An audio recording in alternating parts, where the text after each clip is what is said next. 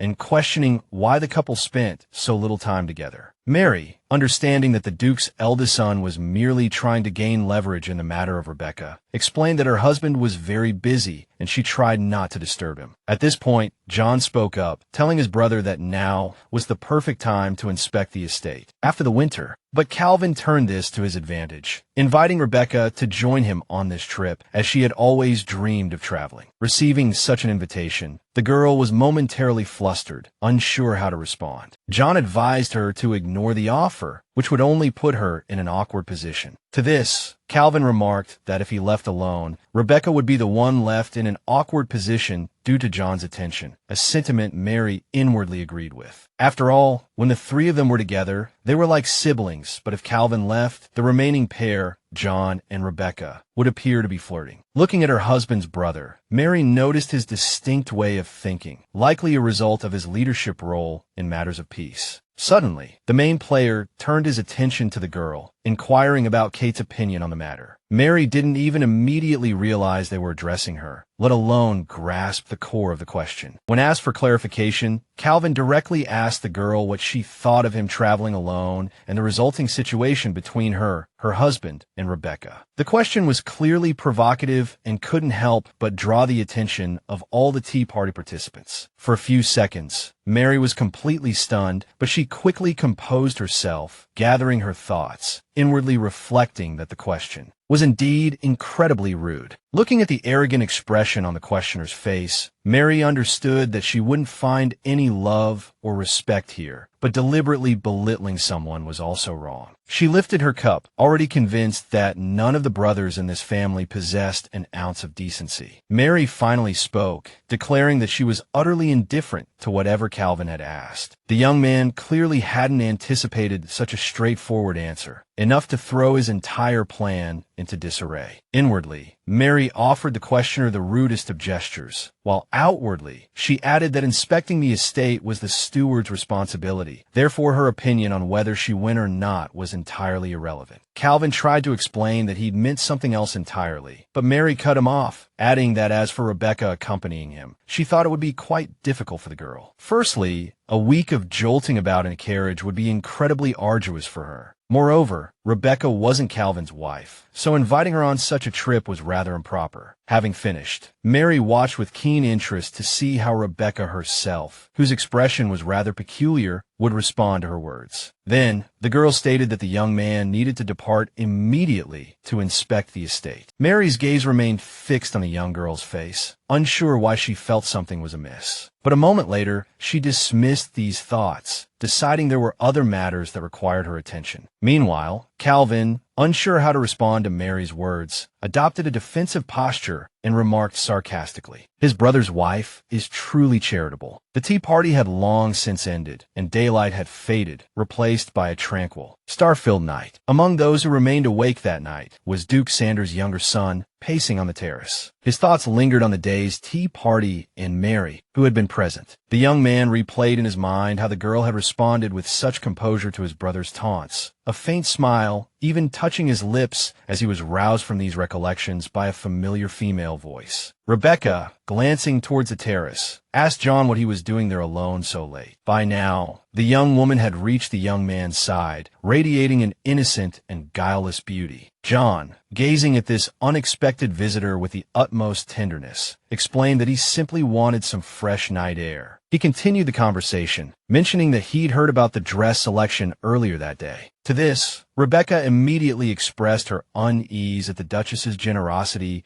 in purchasing so many dresses for her. John explained that his mother had always longed for a daughter and envied families who had girls. Furthermore, it was his mother's way of expressing her gratitude for the care and affection Rebecca showed her. In a household of only sons, his mother often felt quite lonely. Suddenly, Rebecca, in conversation with the young man, remarked that perhaps the Duchess would have been even happier if she had chosen dresses for her daughter-in-law. John, not quite understanding, asked her to clarify. He was astonished to learn that his wife hadn't chosen a single new dress for herself during the selection, instead deciding to have her old ones altered. He could scarcely believe that he was hearing this about Mary Dickerson, the woman who never wore the same dress twice. But John's astonishment quickly turned to anger. He suspected that Mary likely loathed choosing dresses with Rebecca and his mother. He concluded that the spoiled girl probably simply disliked the dressmaker's workshop. After all, she dressed so vulgarly at her wedding and only afterward abruptly begun dressing more modestly than before. The young man also noted that today, these thoughts about the girl hadn't bothered him in the slightest, though in reality, she was a vile, depraved, and wanton woman, yet one who would suddenly claim his words had wounded her. All these alternating thoughts were enough to make the Duke's son's head explode. Rebecca, seeing the contorted expression of the man she was speaking with as he clutched his head, became deeply worried. But when Rebecca asked if he still didn't love his wife, John replied that his wife was like a coiled viper, lying dormant for now, but ready to strike a fatal blow the moment he let his guard down. John mused that sooner or later his vulgar wife would demand he find another studio to cater to her tasteless preferences, and for the sake of the family's honor, he would have no choice but to comply. Susan informed her mistress, Mary, that she was running low on perfume and suggested calling for a perfumer. Mary turned to her maid, Susan, not immediately grasping the meaning of her words. But after a few seconds, Mary realized that perfume and cosmetics didn't replenish themselves. Therefore, she needed to take steps to provide herself with everything she required. This was where the ornaments she had removed from her dresses would come in handy. She could sell them for a good price. Thinking back to her past life, Mary noted that she had no idea how to spend money, as all she had ever done was try to save every little bit. As she recalled how her past life had been spent, Mary's face changed. Back then, she had to hide in toilet stalls so no one would see her trying to apply the remnants of old lipstick to her lips. But now, Mary lived a completely different life, and she cheerfully instructed Susan to summon a perfumer. Soon, a multitude of different bottles, emitting an equally diverse array of scents, were laid out before Mary. Mary herself could hardly believe what she had just heard. Moments before, the perfumer had arrived and was extolling the virtues of his latest perfume, which he had managed to extract from the essence of roses. According to him, this perfume was currently very popular among young ladies. Presenting the bottle, the perfumer added that this particular scent paired perfectly with the aroma of strawberries. After his brief presentation, Mary inquired about the price. When the perfumer mentioned that such a bottle would cost around $9,000, Mary could scarcely believe her ears. In her past life, that sum would have been enough to buy a decent car. Susan, standing beside her, inquired about alternative fragrance options. The man presented another bottle, emphasizing that this particular scent might be a bit strong for a young lady. The perfumer's behavior reminded Mary of a salesman from her past life, who had also tried every trick in the book to sell goods at inflated prices. Meanwhile, the perfumer had already presented a new perfume, which he valued at $20,000 per bottle. Shocked by the price, Mary stated that she wished to keep her original perfume, as she wasn't ready to try anything new. But then Susan joined the conversation, suggesting that Mary blend the two scents. Susan explained that the previous perfume might have been suitable when Mary was single, but now that she was married, a richer fragrance was required. The perfume merchant was also pleased with this proposal, immediately informing them that the cost, in that case, would be only $13,000. Mary fixed the man standing opposite her with a pleading gaze, requesting a discount, settling for $12,000. This request surprised both Susan and the perfumer, with the latter pointing out that he would be making almost no profit at that price. Then Mary suggested they settle at $12,500.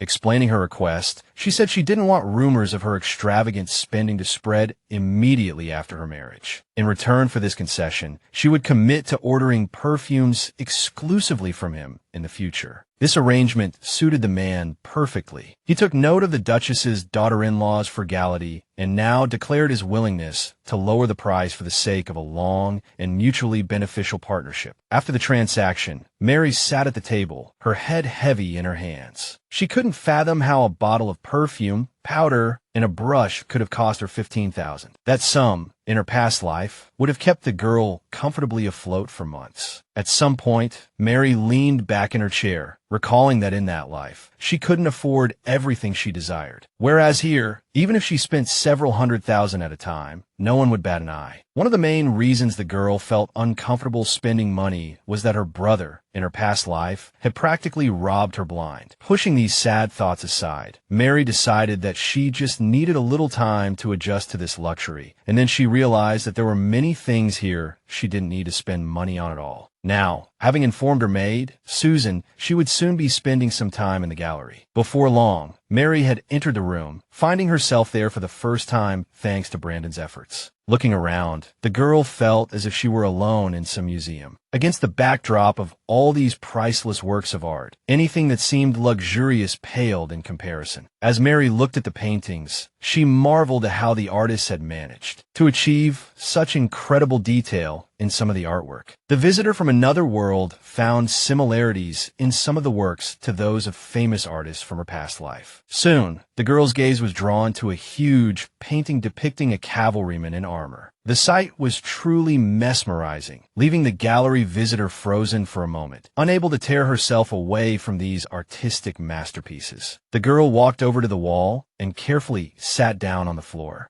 Just as she settled into this position, an exclamation interrupted her, stating that her way of viewing the paintings was rather unusual. Turning around, Mary saw John approaching her. Without even thinking to get up, the girl asked the young man what he was doing here. To this, John, in his usual detached tone towards his wife, replied that there was nothing unusual about it. He had come to admire the relics that belonged to his family. After thinking for a few seconds, Mary agreed with what her unexpected interlocutor had said. Then, a remark from John struck her as quite amusing. He said that it was very surprising that a girl like Kate Dickerson would be interested in art. Mary, not rising to the obvious provocation, replied that she was indeed impressed by the art on display. Looking at the increasingly large painting, the girl noted aloud that she had never seen so much emotion in a single painting. In her opinion, the painting perfectly conveyed the spirit of war, where the man depicted didn't want violence and therefore tried to defeat the enemy as quickly as possible. And in the battle, the Duke's younger son listened silently to everything the girl sitting on the floor had to say. Suddenly, he mentioned that this piece commemorated his grandfather's victory in a certain battle. Only now did Mary realize that the warlike man depicted on the canvas was her husband's grandfather. John was surprised that Kate genuinely hadn't known that it was his relative depicted here. As the girl got to her feet, John asked her why someone who had never been interested in art would come here. Mary explained that everyone's tastes change over time. When asked whose work she liked best, the resourceful Mary replied that she had only recently become interested in art and therefore hadn't yet decided which one. Clearly meant to be another jab at her, Mary added that her family didn't value art at all. At some point,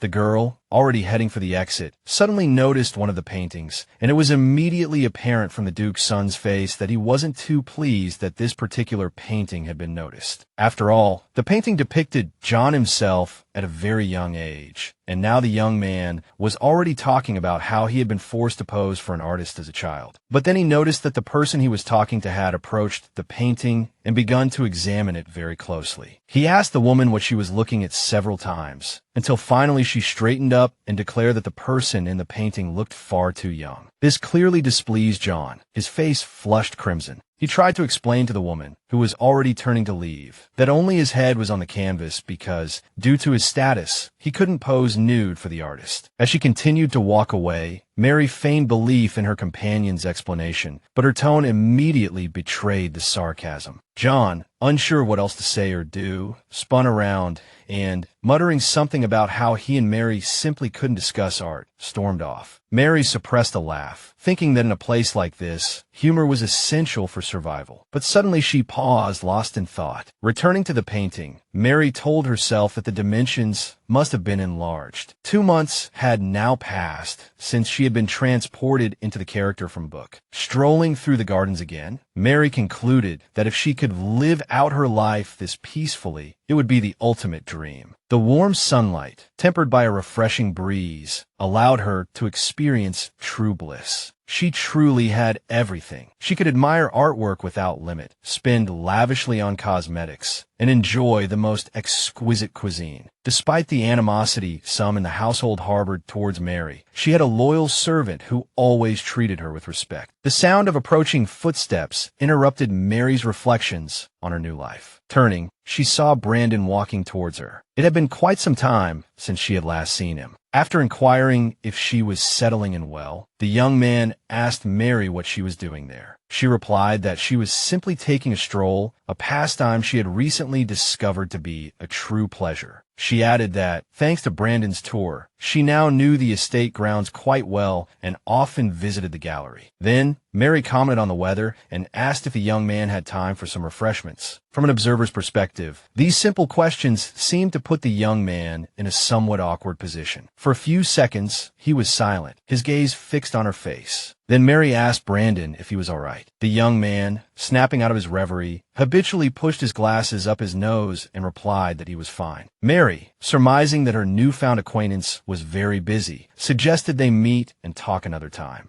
After listening to her, Brandon watched Mary walk away for a moment, pushed his glasses up again, and thought to himself that nothing terrible should happen. Meanwhile, Mary had reached the true destination of her morning garden stroll, a training ground where two men were sparring with swords. Kelvin lunged, his thrust deftly parried by the Duke's younger son. Mary, holding her breath, noted her husband's powerful physique. This was far from the first time Mary had observed the brothers' morning practice, and each time she was struck by John's sculpted form. Though it irked her somewhat, she couldn't deny her strong attraction to the young man, despite Kelvin possessing a similarly impressive build. Mary noted that Kelvin didn't appeal to her at all, unlike his brother, who was just beginning a new round of attacks. Watching a duel involving the man she was attracted to was quite entertaining, but Mary knew she couldn't linger much longer. It was time to return. But suddenly, Mary noticed her husband turn his head, his gaze falling almost directly in her direction. However, that joyful expression was directed at a different girl entirely, who also happened to be passing by the training grounds. Mary felt a pang of disappointment, realizing her husband was still capable of altering his icy demeanor. Mary sat working on documents, thinking that in her entire past life, she had never imagined she would be so utterly captivated. The girl couldn't concentrate on her work at all, the image of John never quite leaving her mind. But Mary finally forced herself to push aside all thoughts and focus on her work. Today, she had received documents regarding the weaponry owned by the Sanders family. Just as she was thinking this was a considerable show of trust, another person appeared in the room. Approaching Mary, Rebecca asked her what she was currently working on. Mary explained that she was transferring the information provided to her into a table. But when Mary heard her interlocutor attempt to pronounce the word table, she immediately realized that this world didn't yet have such a method of data organization. From a historical perspective, tables had existed for a very long time, but the author of this book clearly hadn't delved into such details, assuming that the astute Rebecca would accurately assess the effectiveness of this method. Mary noted how convenient it was to consolidate the data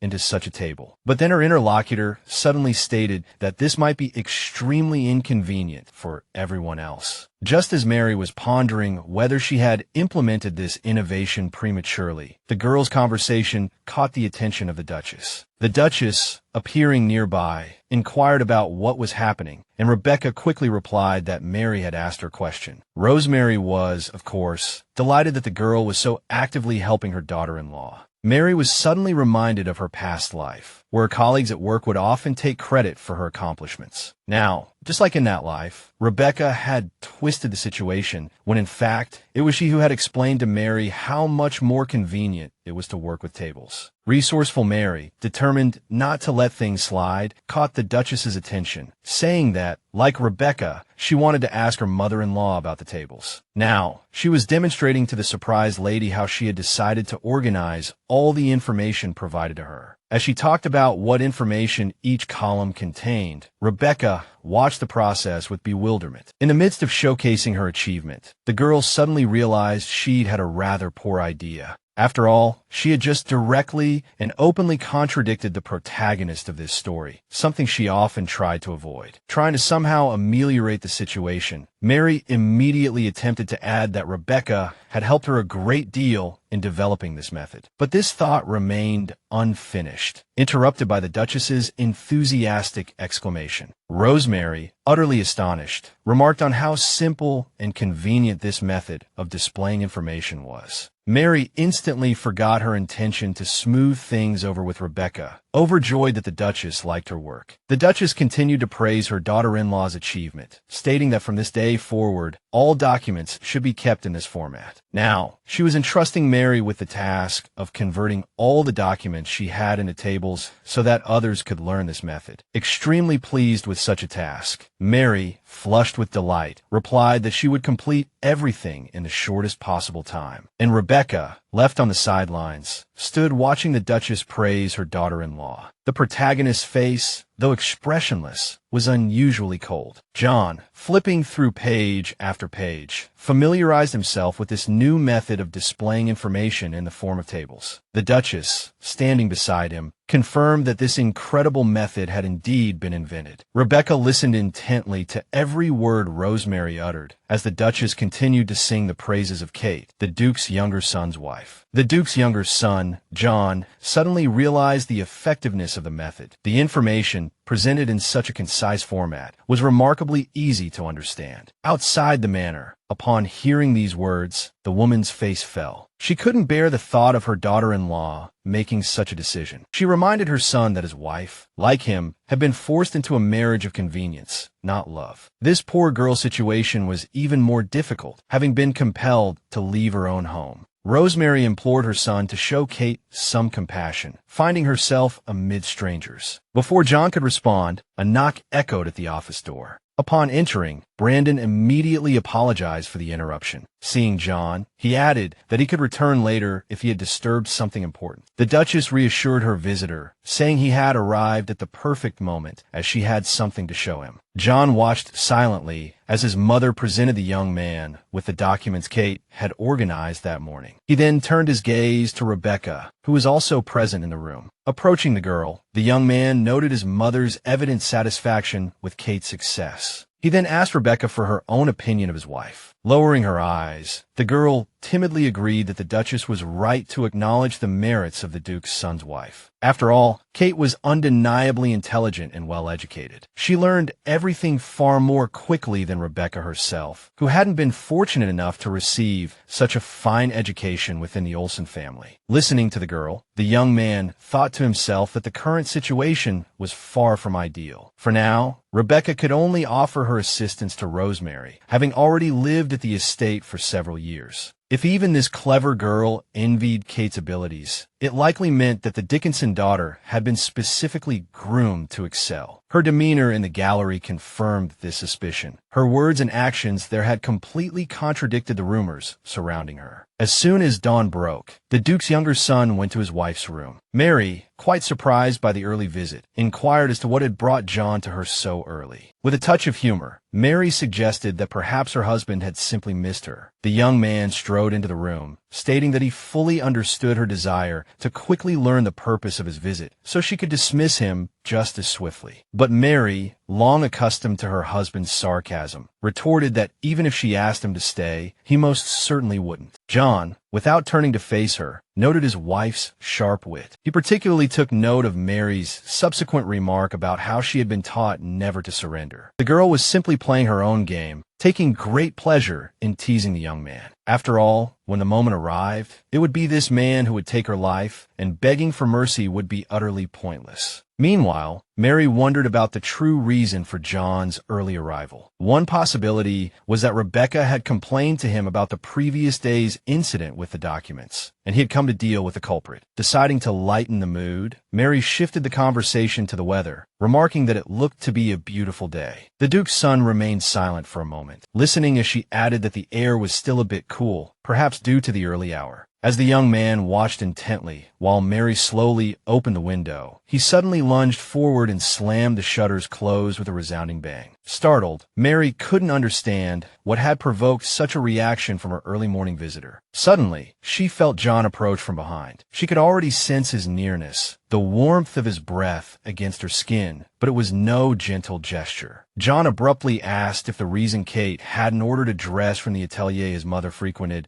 was because they didn't offer anything revealing or wanton. Mary could scarcely believe her ears. Confused and unsure how to respond, she asked for clarification. The young man elaborated, saying that Kate, known for never wearing the same outfit twice, had suddenly refused to order anything new. It seemed incredibly primal, he'd implied, exposing a licentious nature. John's words began to sting, for Mary had in fact discouraged the dresses specifically to reshape Kate's existing image. She turned to her presumptuous guest, her expression a clear reflection of her roiling emotions. In an icy voice, Mary stated that John knew nothing about her. If she disliked the atelier, she was perfectly capable of finding another. She wouldn't be swayed by the opinions of others. She accused John of grasping at straws, desperately trying to convince himself that his wife was unworthy, someone to be despised. The young man, clearly taken aback by her response, listened with undisguised surprise as she continued. From the moment she stood in the chapel, Mary declared she understood everything. John simply wanted to shift the blame onto Kate for his own peace of mind. But in his cowardly attempt, he'd completely forgotten that, besides himself, there was another victim in this bargain struck between their parents.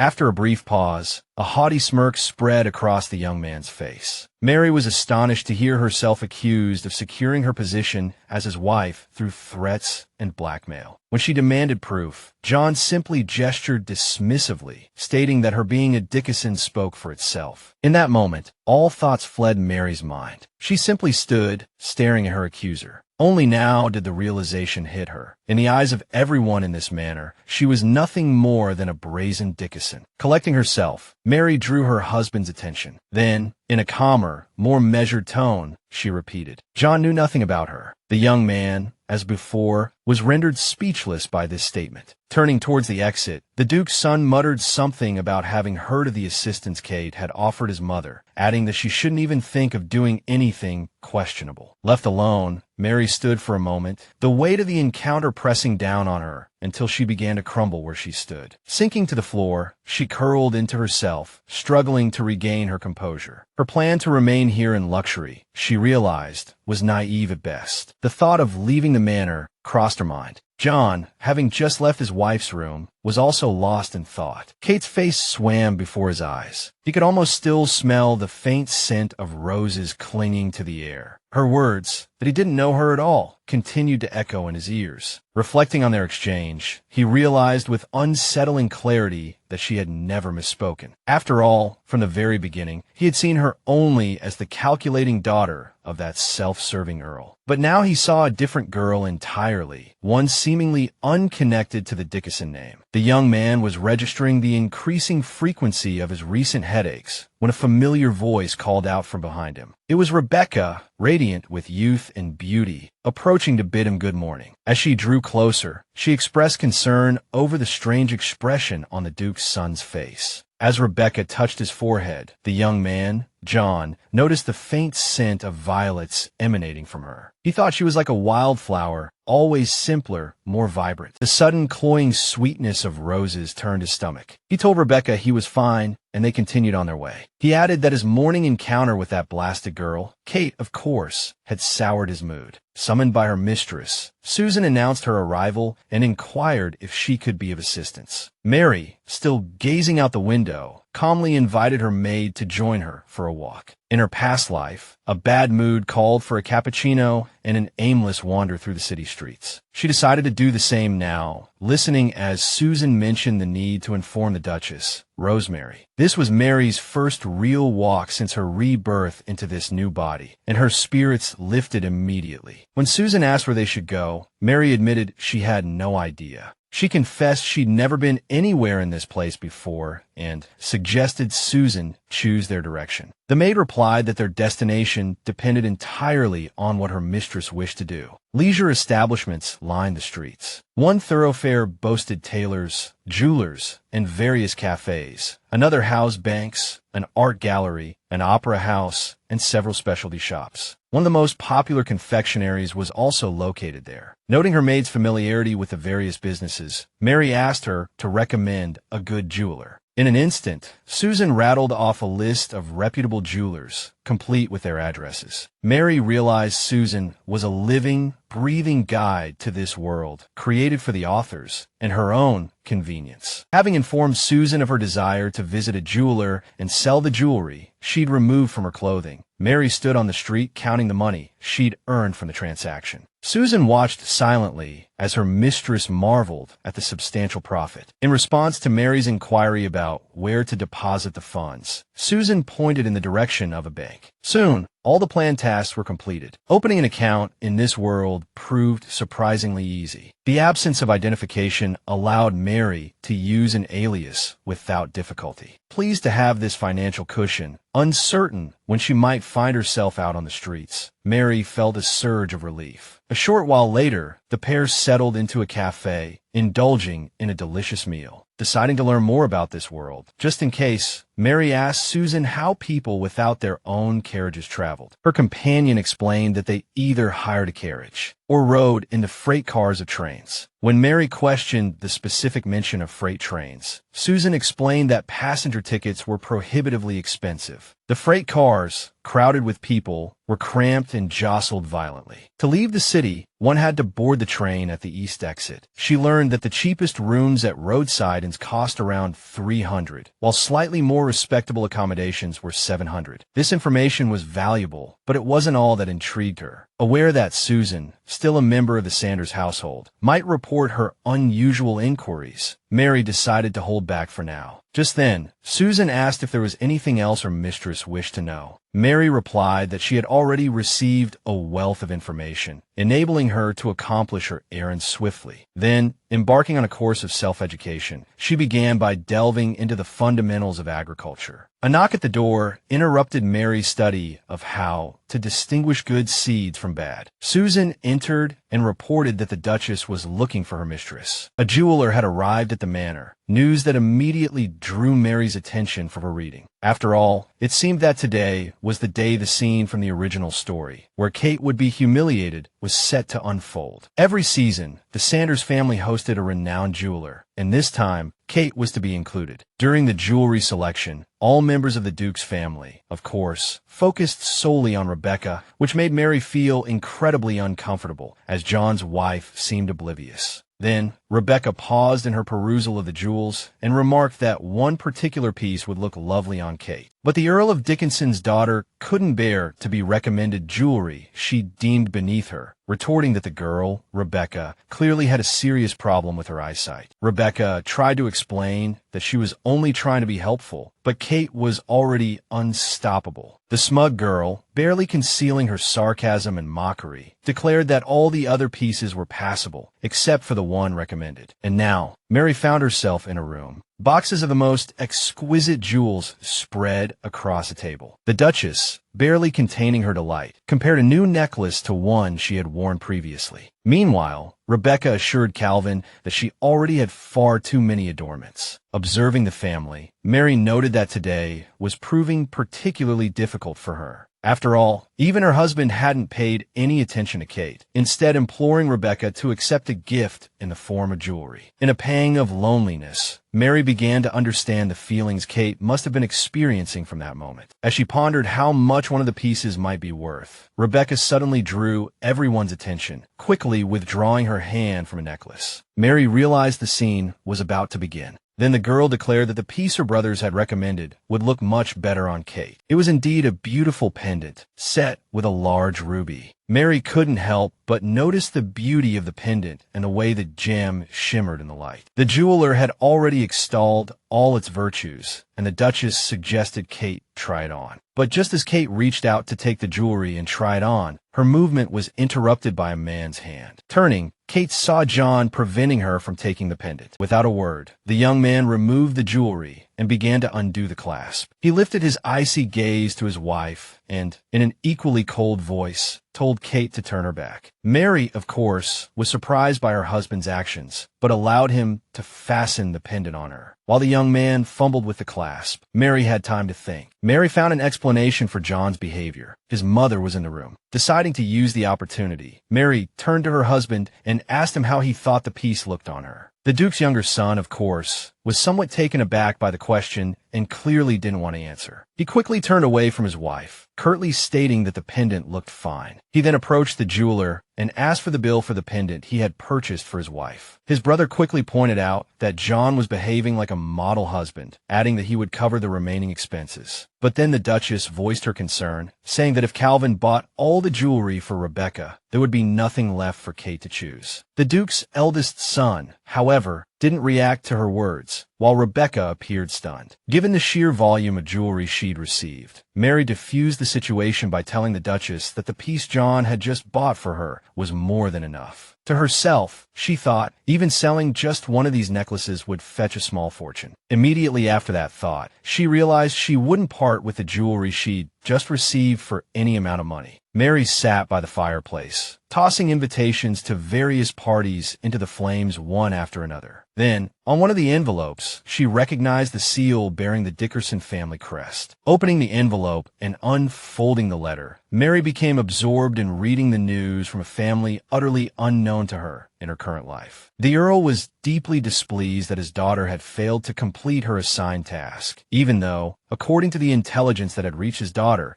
she had gained access to information regarding the Sanders family's armaments. She was then instructed to steal all crucial intelligence, and if that proved impossible, to copy it and send it home. The most critical piece of information within the letter was that Kate's father knew his daughter was assisting the Duchess with her paperwork. This gave reason to believe that there was a secret Dickerson family spy within the manor. Now, to ensure her continued survival, Mary had to carefully consider whether to respond to the letter at all, and what to write. Once the idea took shape, Mary took pen and paper and wrote back. She wrote that after living with the Sanders family, she had become entirely convinced of the steadfastness of their spirit. Mary also expressed her confusion, unable to understand why her father, referring to Kate's father, the Earl, harbored such animosity towards the Sanders family. After all, the Emperor himself could bestow any title upon anyone. Currently, the young Emperor, with the assistance of his sister, was performing his duties admirably, so there was no reason for Grand Duke Shelton to covet the throne. Based on all of this, Mary, in the letter, suggested that acts of betrayal should be abandoned in favor of developing amicable relations with the Sanders family. Having completed this inspired missive, Mary felt a surge of elation. With this letter, Mary, taking Kate's position, openly declared that she did not support her own family, the Dickersons. Now, all that remained was to hope for prudence from the Earl. At that time, Mary was still unaware that a task that seemed familiar would lead her to a completely different set of circumstances. Henry fixed his daughter-in-law, Mary, with an icy stare,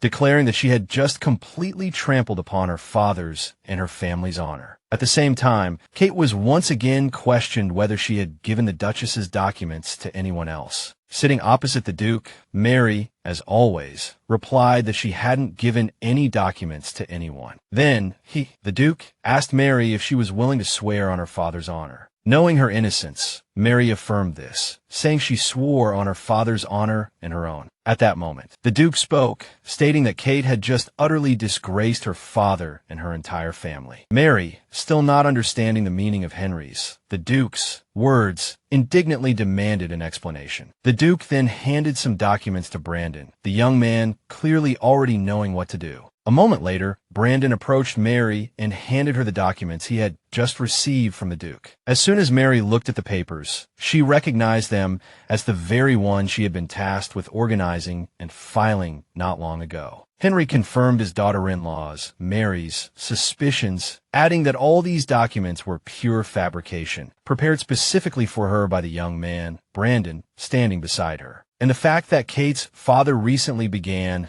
making official transactions based on these fabricated contents directly indicates that he was aware of the content of these documents. But all these words still didn't explain to Mary the suspicions directed at her. Whether she had been entrusted with real or forged documents was utterly irrelevant. It hadn't hampered her assigned task in the slightest, just as the intelligence itself hadn't been leaked at all. The Duke marveled at this exposed spy, who, even caught in such dire straits, still attempted to feign innocence. After all, this fabricated intelligence had passed solely through her hands. These words jolted Mary. So, before everyone, Mary held up the stack of fictitious documents, declaring that at least Brandon, the servants who frequented the study, the Duchess, and Rebecca had seen them. The Duke erupted in fury. How dare this Kate Dickerson accuse those residing within the Sanders family manor? Mary thought to herself, the characters in the original story acted in precisely the same way. No one there had ever called the protagonist Mary Kate Sanders. Then, with righteous indignation, the girl declared that the Rebecca in this house wasn't even a Sanders, not even worthy of bearing the name. The man was speechless at this, only sternly warning the girl to watch her tongue. Mary reiterated that everyone knew she had handled the documents, just as she herself knew they would never trust her with anything of importance. After all, she wasn't blind. She could see how they regarded her. Entrusting such valuable documents to someone considered the family's enemy was utterly absurd, and their accusations today were nothing more than a ploy to pressure Earl Dickerson.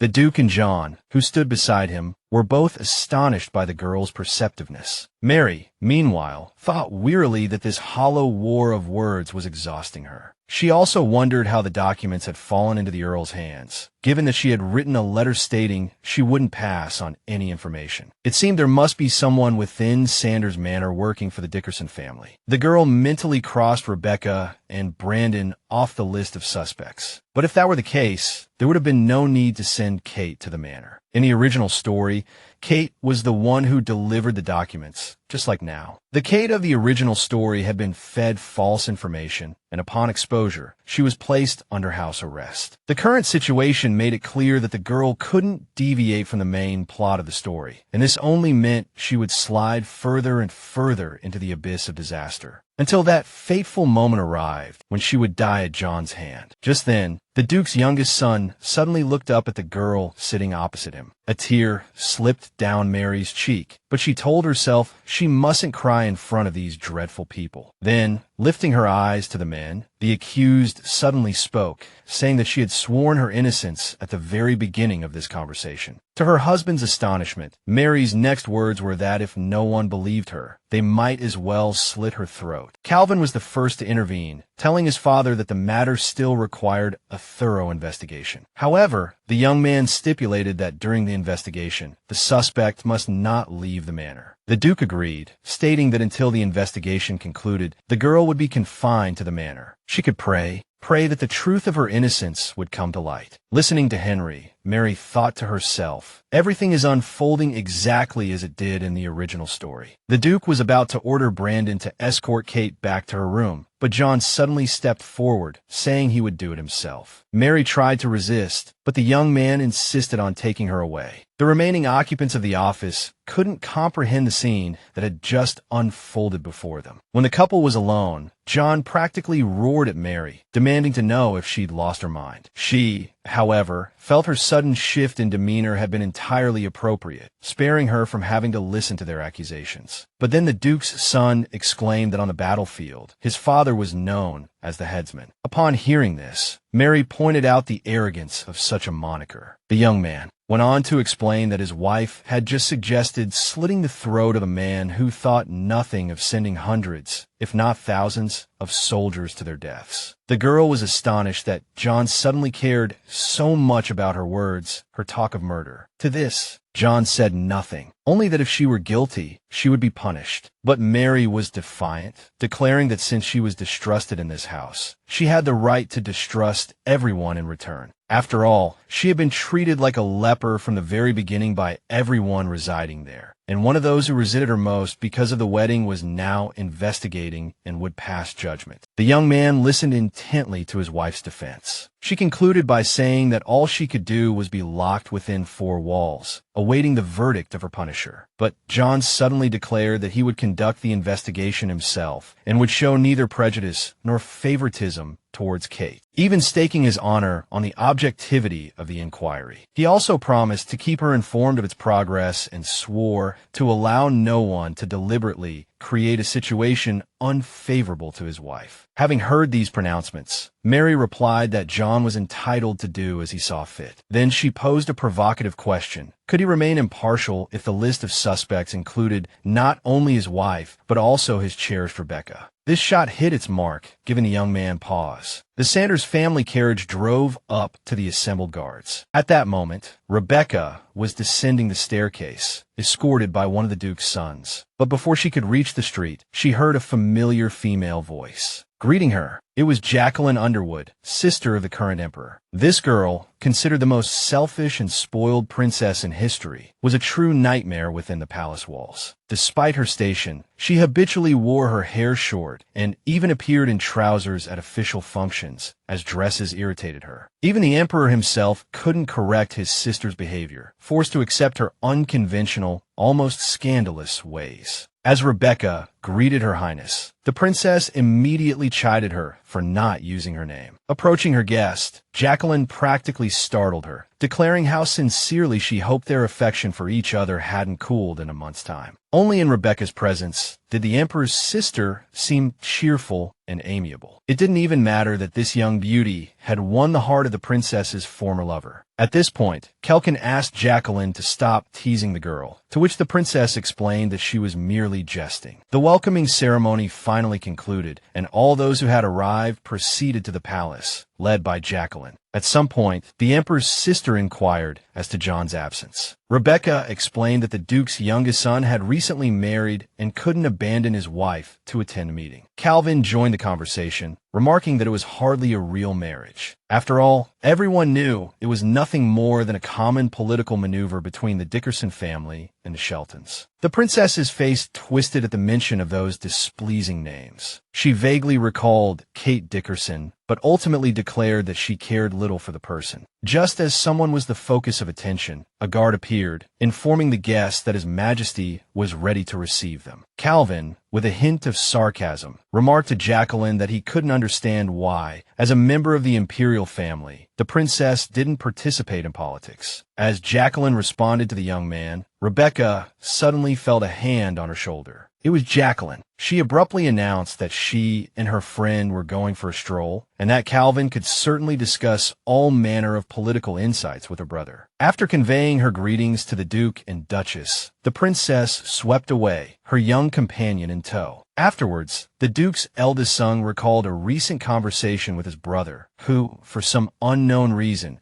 had been complaining of frequent headaches. John was surprised to hear that his brother was going to the palace and suggested they go together. John assumed his brother had been summoned to deliver a report, even though the investigation wasn't yet complete. Calvin started to tell John that the purpose of the visit was different, but ultimately chose to remain silent. Just then, Brandon invited Master Kelvin to accompany him to see His Majesty, interrupting his reflection on the previous conversation. The girl, lying in bed and weeping, suddenly heard a voice ask if she was in pain. Convinced she was alone in the room, she turned around sharply, startled. The voice belonged to another patient in the same ward, who immediately apologized for possibly waking her. Now, the two sick girls sat together on their beds, Linda guessing that Mary was crying out of fear of death. Mary looked away, admitting that she was indeed afraid of such a slow and agonizing death. Perhaps, she mused, it would be better for everyone if she simply took her own life. She had overheard her father on the phone, lamenting the burdens her illness placed upon him. But what disappointed Mary most was her brother, who could have, and should have, been a bone marrow donor. Her brother had declared the transplant procedure too painful, refusing to participate, even suggesting it would be better if she just died. Now, tears welling in her eyes from these memories, Mary once again concluded that it would be better to die quickly. Suddenly, Linda, the girl she had been speaking with, said cheerfully that not everyone gets what they want. Linda herself, for instance, wouldn't have any relatives who could donate bone marrow to her, even in the future, but she earnestly wished to live until her 20th birthday and celebrate it to the fullest. By then, she would definitely have long hair tied back in a sleek ponytail. I'll wear lipstick, put on false eyelashes, and then go for a walk, observing the lives of the people around me. Mary, no longer crying, listened, captivated, as Linda described her dreams. And so, with tears in her eyes, Linda declared that as long as she had goals and dreams, she could overcome any obstacle. At that moment, Mary awoke, feeling tears silently tracing paths down her cheeks. Waking with a start, Mary sat up, her mind replaying the images of the past. Her friend Linda, the one who shared her dreams, had vanished without a trace. Linda had shared her dreams with her. The dreams served as a powerful reminder. Mary gritted her teeth, commanding herself to endure everything as long as she still had breath in her body. After this dream, Mary's life became much calmer. Confinement no longer felt like a punishment, but more like a holiday, a chance to be alone with herself. This tranquility remained until one day, John came to have lunch with her. Mary released a pointed sigh of displeasure and asked her husband what pressing matter had compelled him to visit her chambers. He had not only arrived uninvited,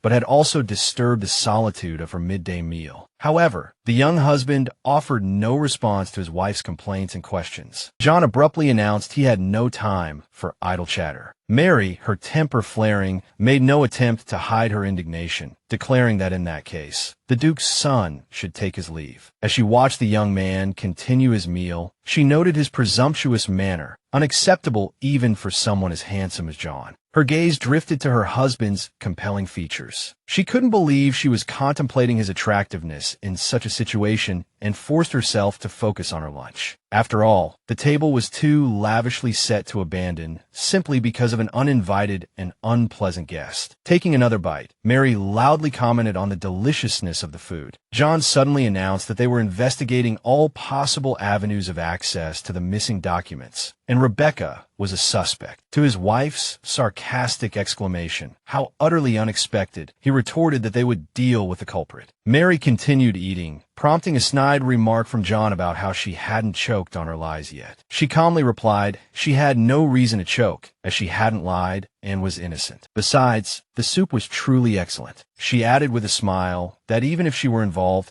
why should that prevent her from enjoying a delicious soup, which, she pointed out, she had now finished? The Duke's son then slid a covered dish toward her. When Mary inquired, he explained it was an extra portion, should anyone desire more. Delighted by this unexpected offering, Mary suggested sharing it with her husband, but John declined, stating that one serving was sufficient. After lunch, Mary lay on her bed, searching for something to occupy her time. Back in her own world, she had enjoyed origami, but in this world, books on the subject were non-existent. She decided to consult her knowledgeable maid, Susan, inquiring about the typical pastimes of the women here. Susan explained that they usually painted or embroidered, while the more active among them might try horseback riding. Mary pictured herself embroidering, but quickly realized she wouldn't last long. She had tried painting in her own world and had once been forced to explain to her teacher that she had intended to draw a cat, not a hippopotamus. Horses seemed like unimaginable monsters, creatures she was afraid to even approach. Having dismissed all the suggested options, Mary asked if there were any other hobbies. Susan thought for a moment, then mentioned the current trend of making clothes and dressing small wooden dolls. This hobby had gained popularity because parents found it useful for children developing basic sewing skills. When asked where they obtained the dolls, Susan replied that they either made them themselves or purchased them ready-made from workshops. Mary's next question concerned the price of the dolls and the materials for making clothes. Mary handed Susan several thousand coins, instructing her to buy a few dolls and everything necessary for making clothes, and to keep the remaining money as a bonus. The maid was taken aback by the mention of a reward and tried to refuse, but Mary immediately chided her for her reluctance to accept a well-deserved gift. Noticing Susan's nervousness, Mary smiled and reassured her that she hadn't meant to frighten her. She suspected Susan's initial task had been to monitor her actions. Nevertheless, the maid, like Brandon, was one of the few who treated her kindly. Continuing to offer the money, Mary insisted that the gesture wasn't a bribe. She requested that it be seen as a token of goodwill and gratitude. The shy maid finally accepted the money, thanking her mistress for her kindness and generosity. And so, Mary had begun her foray into miniature dressmaking. At first, it seemed to be going smoothly enough, but after a while, she realized it wasn't quite as simple as she'd initially thought. Her mind drifted back to a moment earlier when she'd been reading, waiting for Susan to return. When a maid did come back, Mary was quite surprised by the sheer quantity of materials she'd brought for her new hobby. Susan explained that the dolls were sold as a set, and that she'd also purchased patterns to make the process easier. As Mary looked over her handiwork, she noticed the maid's demeanor was much friendlier than it had been initially. Mary also realized that this zaniatai was just a hobby, and not everything in life had to be a resounding success. She could safely call this pastime a true luxury. As she dressed the female doll, Mary reflected that in her past life,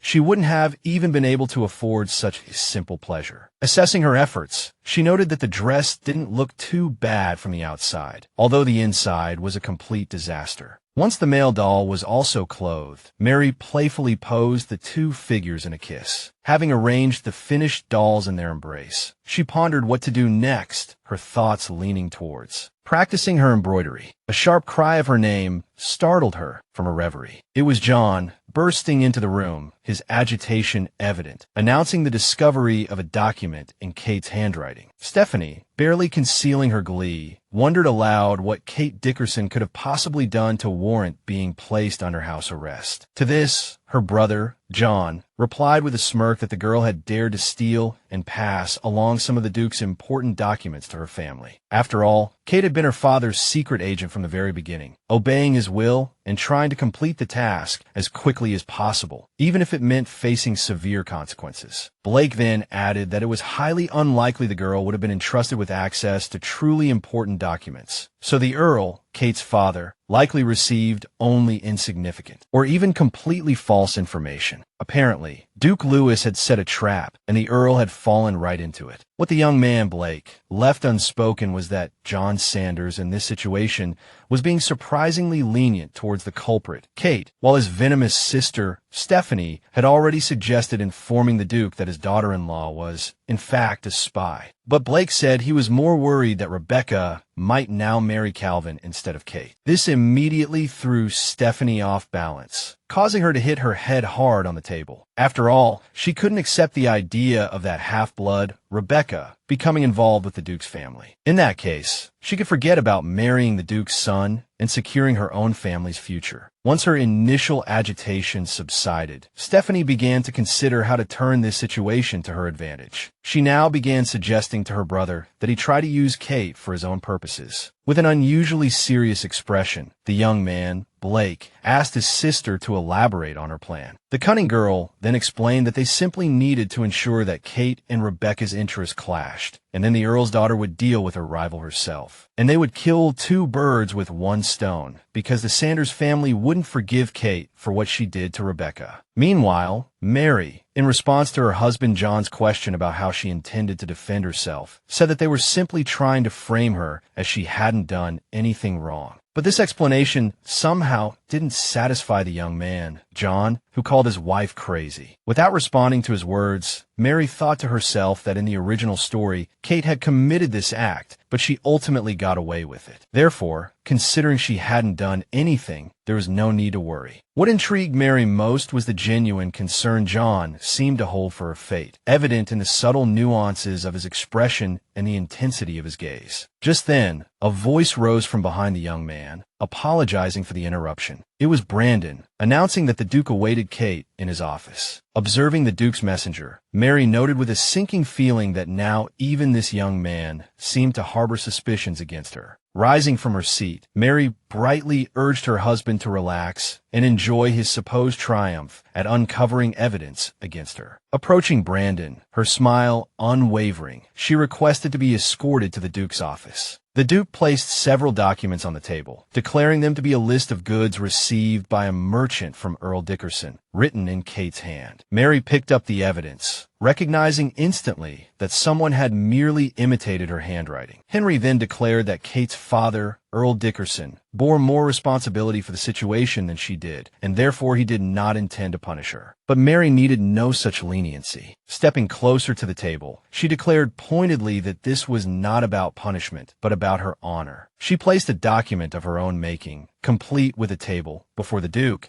drawing his attention to the glaring discrepancies that immediately revealed the forger's ignorance of proper tabulation. To this, Henry calmly replied that Kate might have deliberately altered the table's format. But the quick-witted Mary countered that if she feared exposure, she would have disguised her handwriting entirely, not merely distorted the table. She further pointed out discrepancies in the handwriting on the supposed evidence and requested permission to retrieve her diary. The task of fetching the diary fell to Brandon, whom Mary instructed to contact her maid, Susan, regarding its whereabouts. While awaiting its arrival, Mary continued to scrutinize the forged document. Her thoughts revolved around the fact that both the table format and her handwriting could have been forged by someone who had learned from her. Both the Duchess and Rebecca fit this description. The question of motive also lingered. Why go to such lengths when simpler, more effective methods of disposal existed? The diary was soon delivered to the Duke's office, and the three men compared Kate's handwriting within its pages to that on the documents with keen interest. Taking her own manuscript in hand, Mary personally highlighted the discernible differences in the script. Thus, she concluded, considering all the circumstances, the document supposedly confirming her guilt was nothing more than a forgery. The Duke continued to study the documents, remaining silent save for a few non-committal grunts. Rebecca's sudden appearance in the Duke's office startled everyone. Before John could question her unexpected arrival, Henry interjected, explaining that he had summoned her. Recalling that Rebecca had assisted the Duchess with her affairs for over 4 years, the Duke inquired whether Kate had indeed instructed them in the method of systematizing information, organizing information into tables. Rebecca confirmed this, adding that Rosemary had been quite pleased with the new method. When asked who else might be privy to this knowledge, Rebecca explained that she herself hadn't fully grasped its nuances, and the Duchess might have taught a servant. John and Kelvin also possessed a rudimentary understanding of tables. From this, the Duke deduced that only members of his household were familiar with the method. Having heard the Duke's reasoning, Mary couldn't help but concur with his conclusion. Then, Rebecca inquired as to the reason for the Duke's line of questioning. Meanwhile, Mary noticed a peculiar detail. She'd explained the tabulation process to one of the girls, who'd clearly understood at the time, yet now denied any knowledge of it. Henry, when questioned, stated the matter had nothing to do with Rebecca, adding that Rebecca had actually helped them clarify the issue. With permission to leave granted, the young girl glanced at the accused before exiting the room. The Duke turned his attention back to Kate, pointing out that the situation appeared decidedly unfavorable for her. Kate responded coolly, expressing her disappointment in the Duke's hasty conclusion. The Duke,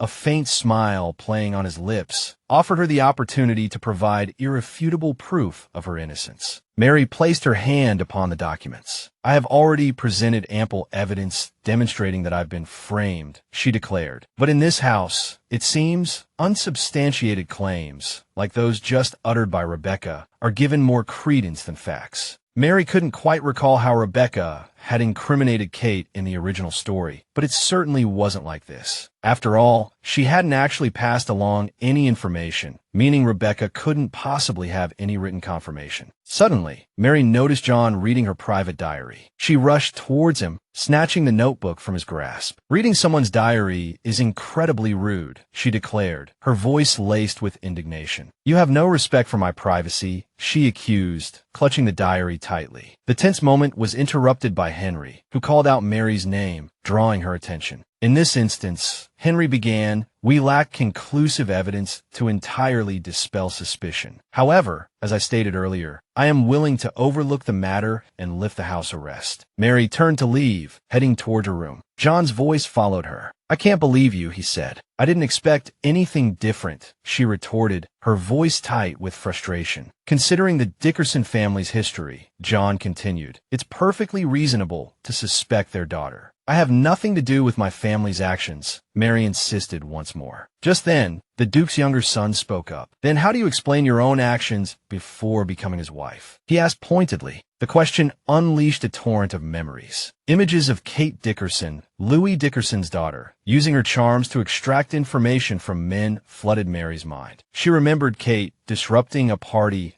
hosted by a family friendly with the Sanders, and even interfering in the marriages of several members of that same family. Why were these memories surfacing only now? Mary wondered, her mind reeling. John stood before her, waiting for an answer to his question. Exhausted by the day's events, Mary continued toward her room. The lifting of the house arrest was a relief, she thought. Just then, a familiar female voice reached her ears. It was Rebecca, asking John what had happened. He explained that Kate had been suspected of stealing documents from their family. Mary was on the other side of her door now, but she couldn't help but overhear their conversation. "Kate would never do something like that," Rebecca insisted. "I wish I could believe that," John replied. The conversation shifted to the circumstantial evidence, and Mary chided herself for eavesdropping. Suddenly, Rebecca spoke again, her voice earnest. "I never meant to cause your wife any harm," she said, offering a more detailed explanation. But John abruptly cut her off, surprising Mary. "The Duke has decided to forget the matter," John said coldly, brushing past Rebecca. "You should too." As he walked down the hallway, he couldn't help but remember the warm, tender words Kate had written about him in her diary. And now, He wondered what the point was of tormenting this poor girl who had been so kind to him. John found his brother in the library and immediately suggested they go practice. Calvin, looking up from his book, regarded his younger brother's face with interest, wondering what could have happened to put him in such a despondent mood. John didn't answer, only reiterating that his brother should join him for their training session. Arriving at the Duchess's door, Mary knocked softly. Upon being granted entry, Rosemary immediately said she had heard of all the girl had endured the previous day and had been eager to see her. Deeply embarrassed by such kindness, the girl replied that these were not the greatest difficulties in her life. But then, the older woman suddenly said that the burdens of the heart are always heavier than those of the body. Mary lowered her head, quietly saying that if it was about the accusations, then she truly hadn't stolen the documents. The girl continued, saying she understood perfectly well that no one in this house would believe her words. Just as she was about to say that she was ready to prove her innocence with her life, Rosemary suddenly took her hand, saying that she believed her. Mary immediately met the understanding gaze of her interlocutor, who added that she fully understood how difficult this time had been for Kate and reiterated her belief in the girl. After all, she could see perfectly well how, despite being in an extremely hostile environment, she was trying with all her might to help and somehow adapt. Touching upon her own past, the Duchess noted that she, too, had once experienced similar difficulties. Finally, the older woman declared that she didn't know who had played such a cruel joke on Kate,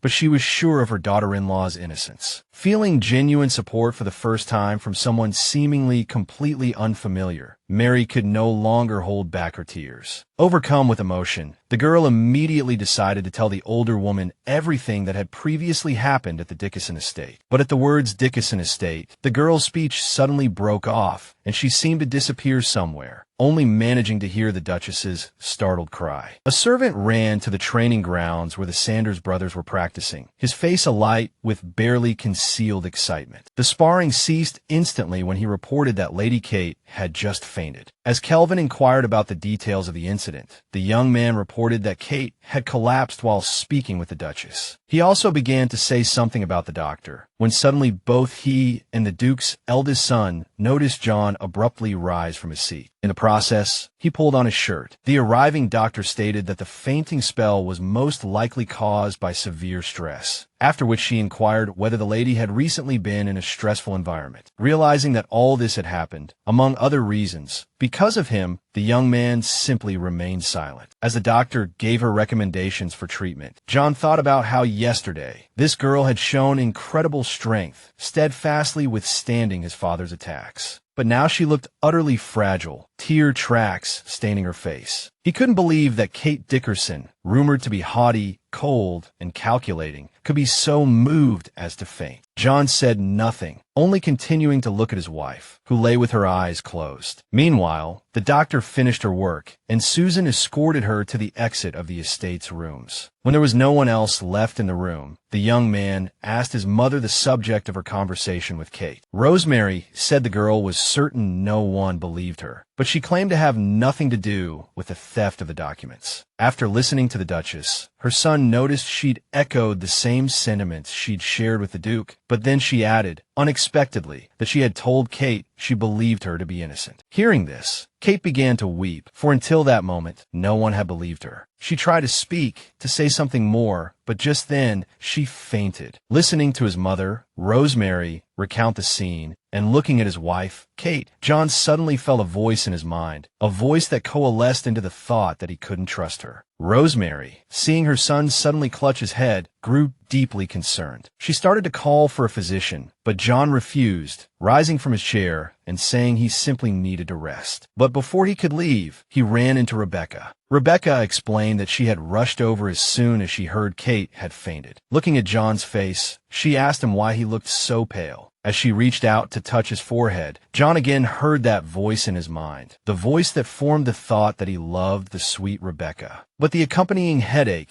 which had overwhelmed him before, didn't take control this time. John abruptly blocked Rebecca's hand. He then stated, rather coldly, that he was fine, his tone towards Rebecca so sharp that even his mother noticed. Leaving Rebecca standing there, John made his way towards the exit, claiming he needed to lie down, due to his indisposition. Mary, while in Kate's body, hadn't completely lost consciousness when she fainted. It was more like she had slipped into some other plane of existence. Finding herself in an impenetrable darkness, Mary was convinced she had died again. Then, a text message appeared before her. Kate Dickerson cannot speak of her secret until a special condition is met. Mary was utterly bewildered, unsure what was happening or what this special condition could be. Before she could demand an explanation, she was suddenly pulled backwards toward a rift that had appeared behind her. A second later, Mary regained consciousness, finding herself back in a body she had inhabited after her death in her previous life, Kate's body. Susan, who was nearby, immediately perked up, relieved that her mistress had finally awakened. But Mary was still in a state of weakness, not yet fully aware of her return to this world. The maid's words, informing her that she had been unconscious for 2 days, shocked her. Mary then decided to try and tell Susan her true identity, but her words were suddenly cut short by a violent fit of coughing. Mary apologized to the maid for frightening her, blaming a dry throat and asking for some water. She also wanted to inquire about John, but decided against mentioning him for the time being. Left alone, Mary began to recall everything that had happened since she realized she was inhabiting the body of a character in a book. She had believed that if she played her cards right, she could change the plot and survive. Perhaps she could even hope for more, like a genuine romantic relationship with John. When her initial hopes were dashed, Mary decided to simply live the quiet life of the Duke's daughter-in-law. But no matter how hard she tried, the original plot of the novel would always readjust itself, bringing everything back on track. Now Mary understood. She had been wrong from the start, thinking she could change this story. But that wasn't the case, because in essence, Kate Dickerson wasn't the protagonist of the book, but a secondary character, a character destined to die tragically at the hands of her husband, John, who had personally slit her throat. Mary's time in her new life was running out, and now she struggled to recall what the next plot point awaiting her would be. After a few seconds, Mary remembered what was supposed to happen next, according to the book. Having felt threatened, Kate had once snuck into her husband's bedroom at night. Now, Mary, inhabiting Kate's body, repeated these actions, quietly opening the door to John's room. Following the plot, the original Kate had only intended to steal a kiss from the sleeping John, hoping to seduce him. Mary, continuing to adhere to the storyline, cautiously entered the Duke's youngest son's chamber as he slept. Standing by the young man's bed, Mary thought that he must see her as a devil from hell, forced to marry her as he was. At the same time, she couldn't stop thinking about how handsome John was. He was her favorite character in the book. Deciding to leave it all to fate, she leaned down towards the young man's head. Her lips brushed John's forehead. She knew he would wake with a certain look in his eyes, a look of disdain, and just as she'd envisioned, startled awake by the kiss, the young man sat up and grabbed Mary's hand. John smirked, pointing out that Kate had dropped her pretense and made the first move. Mary tried to explain, but he didn't give her a chance. With a sudden yank of her hand, he pulled his wife down onto the bed. One hand pinning her down, the other began to unbutton his robe, declaring that he would now see just how beautiful her body was. But then she stopped him, asking if he was sure he wanted this with her. The question gave John pause, forcing him to consider what he was doing. Thoughts began to surface. This girl wasn't Rebecca. Compared to his feelings for Rebecca, Kate was nothing to him. Mary carefully observed the expressions that flickered across the young man's face in response to her question. Then, John leaned close to his wife's face, saying her question was pointless, considering she was the one who had snuck into his room in the middle of the night. No sooner had he spoken than his lips pressed against Mary's, leaving her stunned. She hadn't expected this reaction from him. The kiss broken, John abruptly placed Mary's hand on his chest, pointing out that she must have been dreaming of this moment, often watching him train. It dawned on her then. He knew things from reading her diary. Her face flushed crimson. She wanted to say it wasn't like that, but then her gaze fell to the half-naked man's chest, her fingers already touching him there. As her fingers grazed his firm muscles, John asked if she was satisfied now. Mary started to respond, confused by the turn of events. But then the Duke's youngest son suddenly leaned close to her neck, his lips brushing against her skin, marveling, she thought, at Kate Dickerson's ability to verbally resist while blushing. As her husband's hand slipped beneath her clothes, Mary found herself physically unable to stop him, or herself. When the first rays of sunlight streamed in, she opened her eyes, scarcely able to believe the intimacy that had transpired between her and John. That evening, Avoiding the servants' gazes, the young man discreetly placed a screen around the bed and, once the water was heated, dismissed the servants. Seconds after they left the room, she heard him ask how she was feeling. Before she could answer, Mary found herself in her husband's arms, a subconscious movement of her own making it clear she could walk. But the young man didn't comment, simply carrying her to the water-filled tub, helping her in, and telling her not to be shy, to tell him if the water was too hot. As Mary assured her husband that the bath was perfect, John was suddenly reminded of their first wedding night, when he'd found Kate luxuriating in the tub. The Duke's youngest son looked at his wife tenderly, noting that she clearly enjoyed a good soak. Mary couldn't quite grasp John's sudden shift in demeanor, but she responded to his advances nonetheless. She reasoned that by morning, he would regret the weakness of the previous night. His first kiss should have belonged to Rebecca. So then what was the meaning of the kiss he had given, the intimacy he had offered? But then Mary recalled that in the original novel, Kate's attempt to seduce John had failed. That left only one possibility. The young man had acted out of pity, or perhaps because he discovered Rebecca had chosen Calvin over him. John's voice interrupted her thoughts. He apologized for overexerting his wife the night before, knowing she was still recovering from her fainting spell. Thinking back on the night, the girl mused that considering how much John had detested her since their wedding day,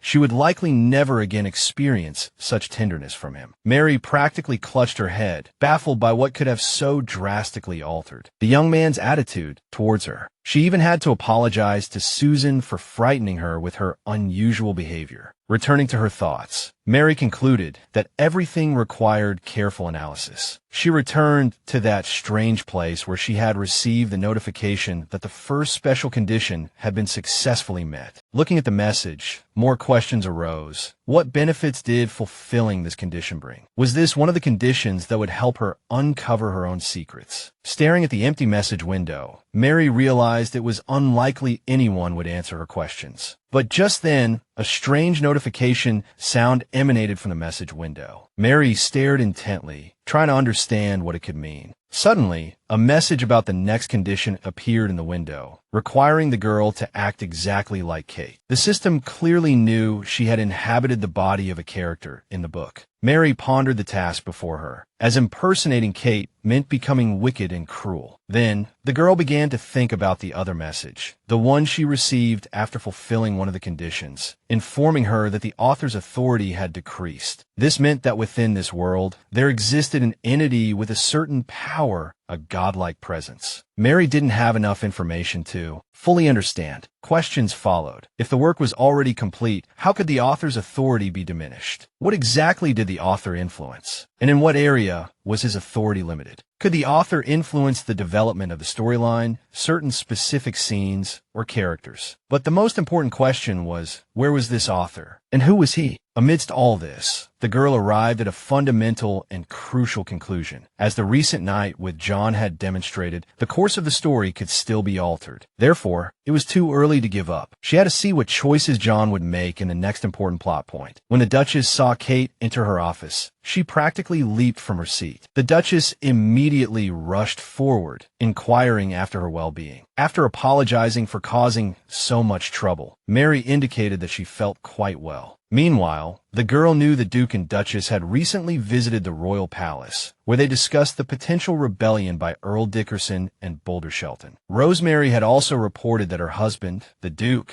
was deeply worried about his daughter-in-law, having previously put a great deal of pressure on her. To this, Mary responded in the conversation that she was indeed well and requested that the Duke be reassured, earning the Duchess's gratitude. Subsequently, the Duchess asked Kate what she planned to do next, mentioning that she no longer needed to handle the paperwork. Listening to the Duchess, the girl contemplated her current situation. After all, if she refused to handle the documents, everyone around her would assume and gossip that, after everything that had happened, she'd been stripped of the privilege. So Mary, still inhabiting Kate's body, replied that she was ready to continue working with the documents, but fearing further provocations, requested someone absolutely trustworthy be assigned to her side. The Duchess responded that she had already considered this and recalled that Brandon McAllister required an assistant. Mary was surprised that the overseer would be someone who handled the family's documents, but wasn't a family member herself. It was this young man who had prepared the forged documents. Her maid, Susan, was one of the few who treated Kate with an open mind. Considering all this, Mary agreed that having this young man's company would be an excellent choice. Upon arriving at the office where she would be working, Mary stood, observing the expression on her new superior's face. The only question circling in her mind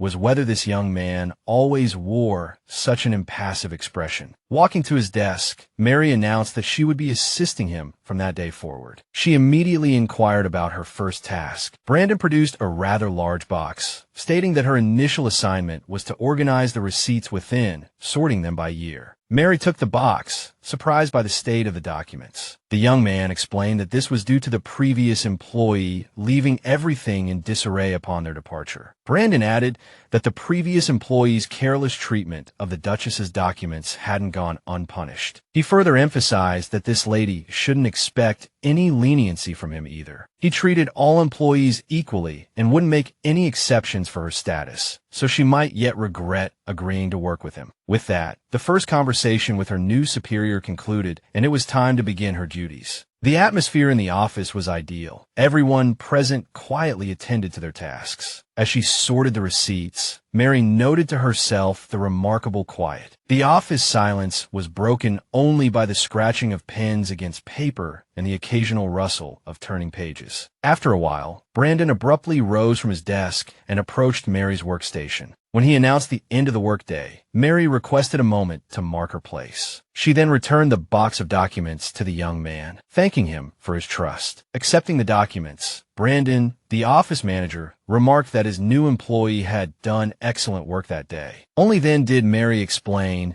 that she hadn't expected any special treatment from her superior. Having experienced a certain degree of prejudice in her past work relationships, she told Brandon she expected only two things from him: competence and honesty. Because, as far as she could observe, these were precisely the two qualities that Brandon himself possessed. With that, Mary bid the young man farewell, saying she would see him tomorrow. Upon reaching the corridor, Mary found Susan waiting for her. Left alone, Brandon looked at the box of documents for a moment longer, then turned his thoughtful gaze towards the window. After apologizing for interrupting Brandon amidst his many duties, Calvin stated he had an urgent question. Before posing it, the Duke's eldest son mentioned he was already aware that Brandon had been assigned to oversee Kate from that day forward. He would be very interested to know Brandon's opinion of the girl. Nearby, John was lost in his own thoughts, trying to understand why, after everything that had transpired, Kate had decided to continue working with the documents and helping his family. Moreover, it was his wife herself who had requested this work and the person assigned as supervisor. The young man was also curious as to why his brother had suddenly taken such an interest in Kate. Meanwhile, Brandon replied that Miss Kate was performing exceptionally well in the role she had requested,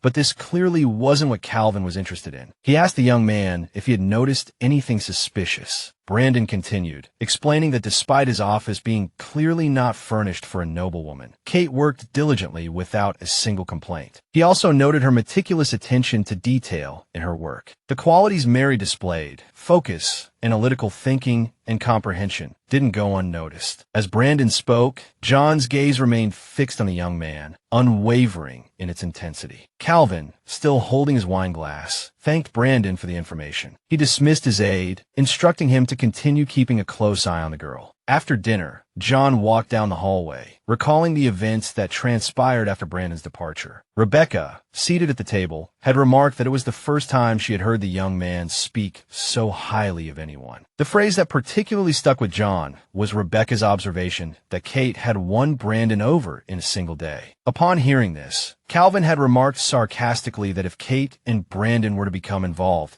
it would be a great humiliation for Earl Dickerson and not a bad outcome for the Sanders family. The Duke's eldest son, a smile still playing on his lips, added that the loss of such a valuable asset as Benjamin would certainly be felt for some time. Then, noticing his brother's expression, Calvin realized John was clearly worried about the fate of his contractual wife. The Duke's younger son quickly averted his gaze, replying that his brother was mistaken. Calvin simply said he was joking. All these thoughts about the dinner conversation swirled in John's mind as he paced the mansion. At one point, he abruptly turned and walked in the opposite direction. A servant attempted to inform him that the carriage was ready, but the Duke's son told him to wait a moment. His thoughts were consumed by the stark contrast between his wife, Kate, and Rebecca's beauty. Kate, he thought, had seemed particularly susceptible that evening. Therefore, while she and Brandon were alone together in a small office, anything could have happened. Troubled by these thoughts, John approached his wife's room. As he was about to knock, he noticed the door was slightly ajar. John pushed it open further and was immediately greeted by the familiar, alluring scent of roses. Stepping inside, the Duke's younger son noticed the room was empty. The first thing that caught his eye was a pair of dolls positioned in a kissing embrace. As John approached for a closer look, beginning to discern a certain resemblance, Mary suddenly appeared beside him, sweeping the dolls off the dressing table. "Just a little hobby," she said quickly. But her next words were a gentle reprimand to her husband for entering her room without knocking. Quickly ordering a maid to dispose of the dolls, she invited the young man to sit down, taking a seat opposite him. John, feeling slightly awkward about sitting on Kate's bed, asked if she was all right. Mary, still a little flustered, replied that thanks to the Duchess's help in securing her work with Brandon, everything was fine. Her embarrassment causing her thoughts to scatter. She asked her husband if he knew the young man. The Duke's younger son replied that the McAllister family had long been like vassals to their own. Initially, the Duke's affairs had been managed with the assistance of Brandon's father, who was later transferred to another estate. Brandon himself had then assumed his father's responsibilities in the capital. From a young age, the young man had grown up alongside the Duke's two sons. Sitting beneath a tree, Brandon watched as Calvin effortlessly disarmed his brother after a failed attack. John now sat slumped on the ground, his elder brother Calvin looking down at him with the air of a victor before turning to leave. Calvin noted to himself that his younger brother needed more training. Meanwhile, John's gaze fell upon Brandon, sitting beneath a tree, and he extended an invitation to train together. John thought to himself that the man must be bored, just sitting there motionless, buried in a book. To this, Brandon replied that he would be happy to oblige if the gentleman so desired. Finishing his brief narration, John remarked that he couldn't say he and his wife's new boss, Brandon, were exactly good friends. Mary, inhabiting Kate's body, was intrigued by the information about Brandon's younger years. While reading the book, she hadn't even noticed this seemingly insignificant character, but it turned out that even such figures could have complete stories in this reality and play a more significant role in all that was happening. Meanwhile, Mary pondered why John had suddenly decided to visit her and broach this topic. As if reading her thoughts, the young man said that she was probably wondering about the purpose of his visit. The Duke's younger son then added that he would soon be departing to inspect the affairs of another of the Duchess's estates. It was a small settlement in the north, a few days' journey from the capital, and this land would eventually belong to the younger son, who would not inherit the Duke's title. Since the journey was long, he had come to invite his wife, Kate, to accompany him. This was an incredibly unexpected proposal for Mary, who, in Kate's body, believed that John genuinely loathed her. As John left his wife's room, a distinct sadness shadowed his features. He replayed Kate's reaction to his offer in his mind. She had laughed, saying it was a wonderful jest to invite her along, but surely just a formality. Afterward, she had wished him a safe journey. Walking down the corridor, the Duke's son felt utterly foolish. He received notification that the Duke was waiting for him. In the courtyard, Mary stretched languidly, pleased to have finished the tasks assigned for the day. Turning, she suddenly noticed a very peculiar look from her boss, Brandon. She turned to him and inquired why he was staring so intently. Brandon averted his gaze, a touch embarrassed, replying that his stare held no particular meaning, then quickly changed the subject, mentioning that the Duchess was waiting for Kate. He watched as she left the office, mindful of not keeping the Duchess, Rosemary, waiting. Once the door closed, the young man rose and walked over to the documents his subordinate, Mary, had been working on. He was genuinely surprised by how well Mary had managed to organize and systematize all the information. The Duchess announced that the annual craft fair was expected to be held the following month. Next month, the Duchess announced to Kate and Rebecca, who stood before her, there would be a gathering at their estate showcasing various embroideries. Mary immediately realized that a significant significant plot point from the book was commencing. These annual fairs were usually held for charitable purposes. As embroidery was considered one of the most elegant skills for noble women, it was a prime opportunity to display their talents. The gathering, held in anticipation of the fair, attracted ladies of high society of all generations and ages. And since the Sanders family held the highest position in the aristocratic world, such gatherings were typically held at their estate. Upon hearing the Duchess's words, Rebecca immediately expressed her insecurity about her embroidery skills, worried she would pale in comparison to the others. While the Duchess consoled Rebecca, Mary was lost in her own thoughts on the matter. After all, unlike Rebecca, who simply lacked confidence in her abilities, Mary possessed no embroidery skills whatsoever. Mary resolved to avoid the event at all costs. In the parlance of her previous life, she began to demur, expressing her complete uncertainty about the necessity of her participation. But her protest died on her lips as she caught the puzzled glances of the other noble women. Just then, Rebecca declared that she would feel much more at ease if Kate accompanied her, a suggestion that the Duchess immediately approved. Realizing the futility of resistance in this situation, Mary agreed to attend. Observing Rebecca's handiwork, Mary inwardly reflected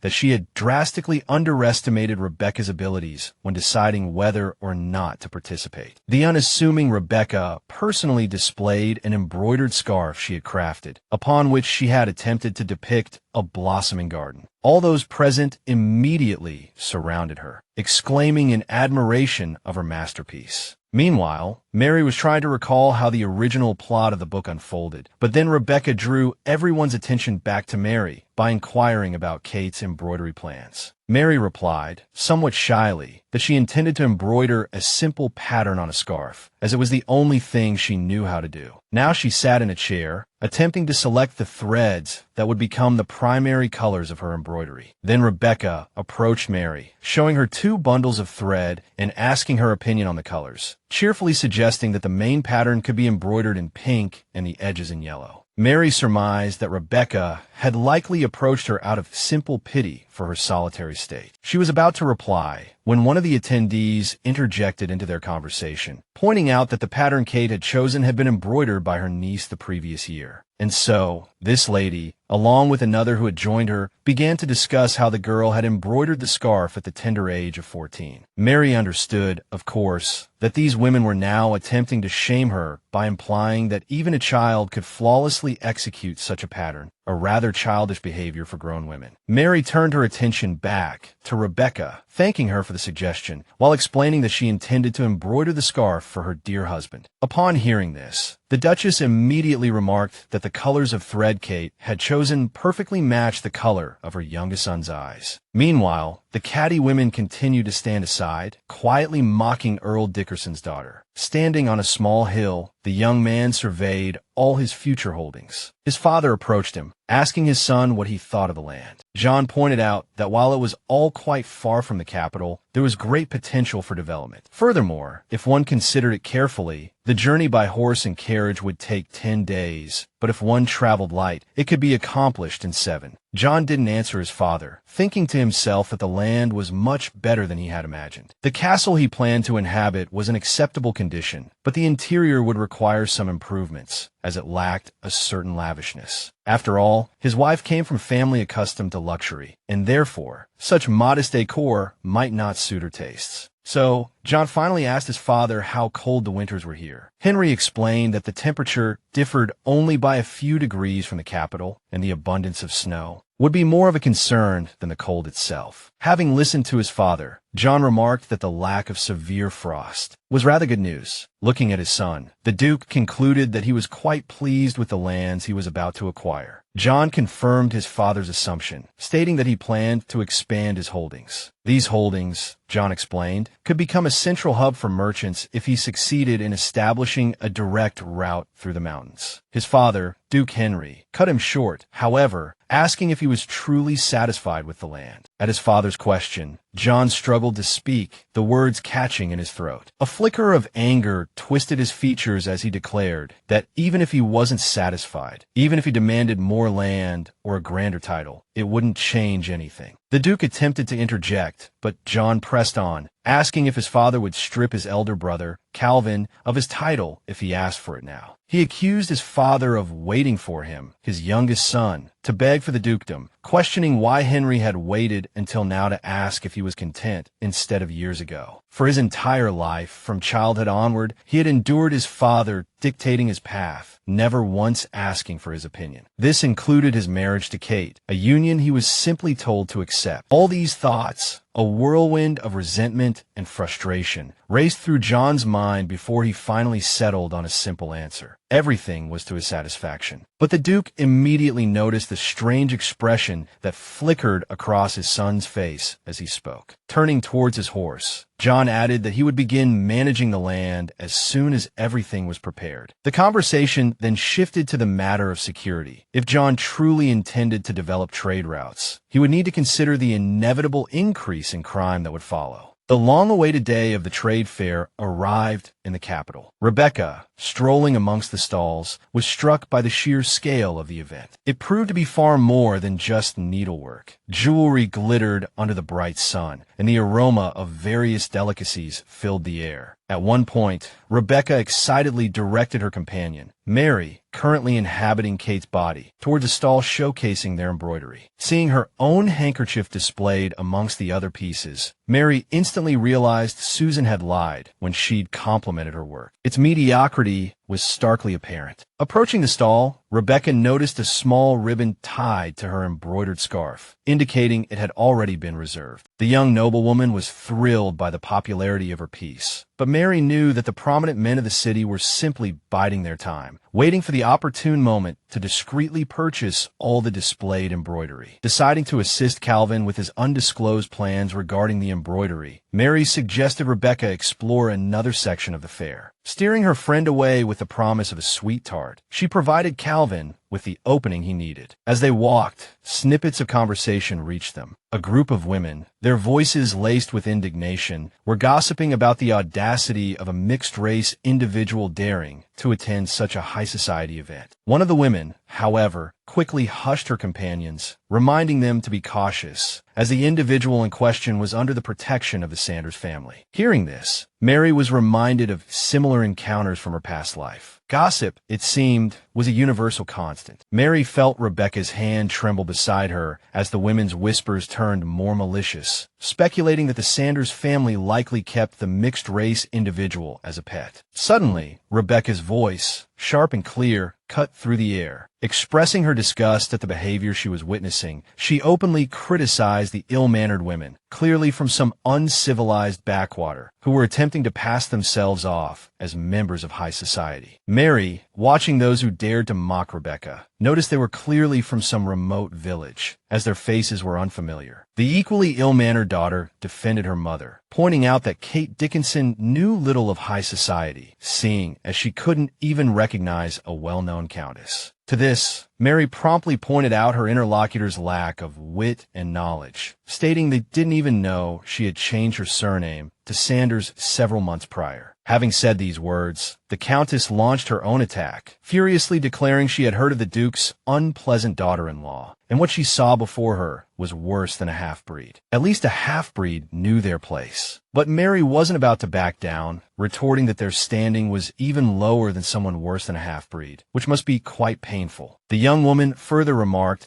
that she would be very interested to see what would remain of their families when these words reached Calvin Sanders' ears. The enraged women could say nothing more, except that they felt deeply sorry for Mr. John, who had married such an unfortunate wife. Turning to Rebecca, Mary asked if she knew these women, mentioning that the lady was a friend of Countess Olsen. The young woman apologized that Kate had to hear so many unpleasant things because of her, but Mary reassured her companion, saying she hadn't taken those words to heart at all. A little while later, Rebecca was surrounded by more amicable ladies, who highly praised her embroidery. Meanwhile, Mary, inconspicuous at the trade fair, could only sit quietly to the side. At the same time, the conversation between the ladies and Rebecca turned to the possibility that the Duchess had long considered her a future daughter-in-law. Overhearing all this, Mary noted that they had apparently decided to completely ignore the real daughter-in-law. Suddenly, the young woman heard a familiar male voice replying to Rebecca's question that he had just returned. Mary was at a loss, for if she approached, John might ignore her. If she didn't, he would attract new negative rumors about himself. Deciding to try and speak with her husband, the young woman approached him. She almost blurted out that she had missed him, but stopped herself in time, asking him how his journey had been. The next moment, she was already mentally berating herself for nearly letting slip that she missed him. But the Duke's younger son didn't answer the young woman's question, only staring intently at her. Growing nervous, Mary asked the young man why he was looking at her so strangely. Suddenly, John's facial muscles relaxed, and he replied that the trip had been quite successful, after which he inquired about Kate's own affairs. And so, the young couple sat down to talk, the young woman telling her husband that she had attempted to embroider something with her utterly non-existent skills in that area. At one point, Mary excused herself to visit the ladies' room to freshen up, when in reality, she had been called away for a few cups of tea. Out of boredom. It would have been a wonderful day if it could have ended on such a pleasant note. But the problem was that girl was already waiting in the restroom.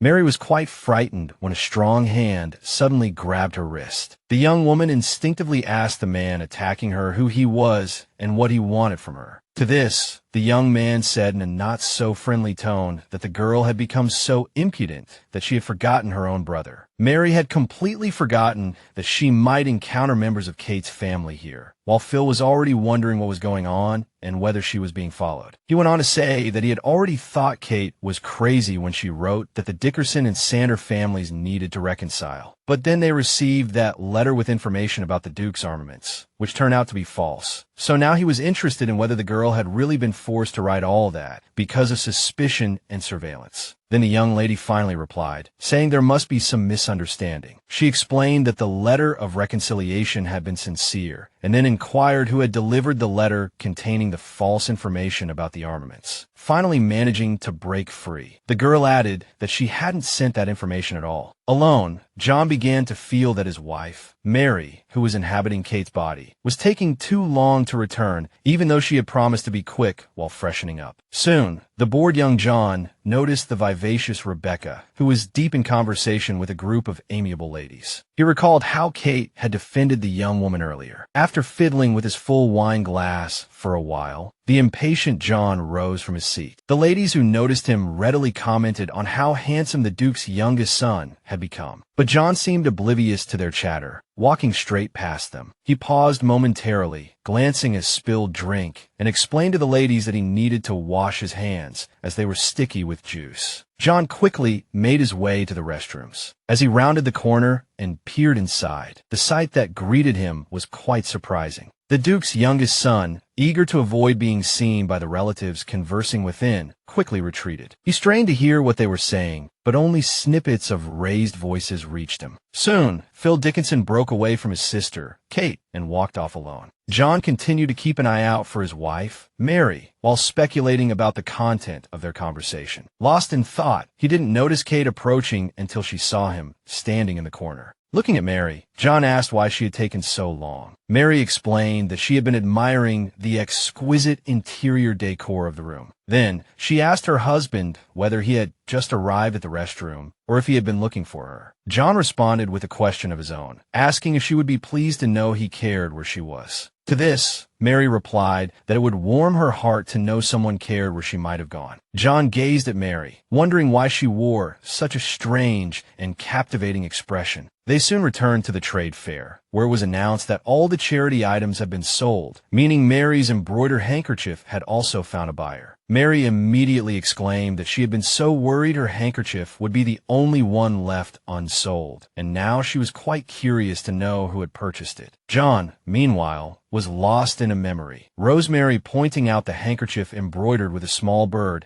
and explaining that Kate had chosen the thread specifically to match the color of Mary's husband's eyes. John clutched the handkerchief in his pocket, the very one he had purchased, he told himself, only to avoid any whispers that their family's charity sale had left items unsold. As Mary left the manor, she wondered at the commotion outside. Suddenly, Mary saw a maid kneeling at the entrance, accompanied by Kate's brother, Phil. Looking at them, Mary wondered what had brought them here so unexpectedly. The maid continued to weep, while Phil apologized for the unexpected visit, explaining that Kate's former maid was frantic with worry for her mistress. After all, they had heard terrible rumors that the Earl Dickinson's daughter was being kept under house arrest and closely monitored, unable even to walk freely within her own home for a cup of tea. Mary, recalling that the letters of refusal had been sent by Kate herself, declared the news of Kate's persecution by the Saunders family to be utter nonsense. Meanwhile, Phil, continuing his charade as a deeply concerned brother, muttered under his breath about his sister not being the sharpest tool in the shed. Even under the protection of the Sanders family, her birth family was still scheming to find the traitor. Suddenly, Mary heard the most dreadful words imaginable. A familiar male voice granted permission for his wife's former maid to remain at their manor. Before Mary could even protest, John had given the order. Gloria would once again be Kate's personal maid in the Sanders household. The young man explained his decision by saying the girl had been with his wife since childhood, and it would put the Earl at ease. Realizing she had to do something immediately, Mary tried to explain that things weren't as the Duke's son perceived them to be. But then the restriction took hold again, preventing her from uttering another word. Noticing her mistress's distress, Gloria rushed to her side. Leaning in close, she whispered angrily, "It's been a long time, hasn't it?" The Duke's younger son's wife's old new maid helped her mistress into the manor. Watching them depart, John ordered a uniform and a room for the new maid. As Gloria and Mary reached the designated room, the maid remarked that she had initially doubted Mr. Phil's words, but now she saw that everything was true. Mary recalled the initial incident. It was because of Gloria that the new investigation into the leaked information had begun and the attempted poisoning had occurred. Now, it was confirmed that the forged documents concerning the duchy's weapon reserves hadn't been sent by her. Her interlocutor concluded that, in that case, the documents must have been sent by someone in the manor imitating Kate's handwriting. Just a second later, Gloria suggested they stop dwelling on unpleasant matters, then abruptly grabbed Mary's clothes. "Now," she hissed, "I'll remind this dog who's forgotten how to sniff who its true master is." Mary, crumpled on the floor after a blow to the stomach, thought to herself, "That hurt a lot more than I expected. My ribs aren't broken, at least," she realized, "and she was careful to hit me where no one will see." Gloria stood over her, sneering. "I can't believe Kate dared to betray her own family." Mary disagreed. "I wrote that letter in earnest," she said. "No one can guarantee Shelton's supporters will win. After all, the current emperor holds power firmly, and his supporters from the Sanders family have proven their loyalty and competence, unlike Shelton." Gloria scoffed. "Kate can be certain the Sanders family will fall sooner or later." Mary countered, "Imagine if Shelton takes the throne. A man like him would immediately dispose of those who helped him, lest they overthrow him in turn. So, even if my father gains the title of Duke, it won't last." At these words, Gloria attacked Mary, raining blows upon her. "If you're of no other use," she snarled, "then you'll just die, and the Sanders family will be held responsible." The next day, Mary went about her usual duties, assisting Brandon, thinking only of how much she dreaded returning to the abusive maid. Gloria not only beat her, but also starved her, taking all the food. Mary could only note the despicable methods her tormentor employed. When a maid remarked that even the dumbest livestock would have understood what was expected of her by now, Mary retorted, "It's truly amusing to hear such words from my father's meek lapdog." This immediately provoked a counterattack. During the beating, Gloria expressed her astonishment at how Kate had become so insolent in such a short time. Recalling all of this, Mary noted that even in her past life, she had never been treated this way. She never thought she would be able to endure such an attitude. But the heroine of her story had lived this nightmare since childhood, and it was these thoughts alone that sustained the girl, giving her the strength to endure all of Gloria's torments. Suddenly, Mary heard Brandon's voice, remarking that she seemed particularly fond of the biscuits today. The girl didn't understand what he meant at first, not until she looked down at the plate in front of her. It turned out she had almost finished everything on the plate without even realizing it. She then told the young man that the biscuits were indeed very delicious. She wanted to offer the remaining biscuits to him, but Brandon said that Kate could finish them herself. She tried to object, but Brandon added that he didn't really have a sweet tooth. Looking at the young man, Mary thought to herself that he did indeed look like someone who preferred simple, boiled foods. At the same time, she felt that, having learned this information, the man appeared almost godlike in her eyes, bestowing upon her his ambrosia, those biscuits. Brandon offered her another plate, but Mary declined. Back in her room, she berated herself for refusing such a kind gesture. Another plate. After all, she hadn't expected the young man to be away on business for almost a week, and now she had to endure, waiting for Brandon's return so she could at least count on something to eat. It turned out that during her confinement, everyone had become accustomed to Susan bringing food directly to her room, so when Gloria did the same, they hadn't suspected anything. And her husband, John, had stopped having breakfast with her long ago. But what bothered the girl most was the reason for John's unusual behavior that day. Why he had so readily agreed to let someone who had served the Dickinson family for a lifetime remain in the manor. Mary couldn't think of any other explanation than that John had believed Phil's blatant lies, and out of concern for Kate. Hunger began to cloud her thoughts, and the girl decided to go for a walk. As Gloria carried Kate's dinner to her room,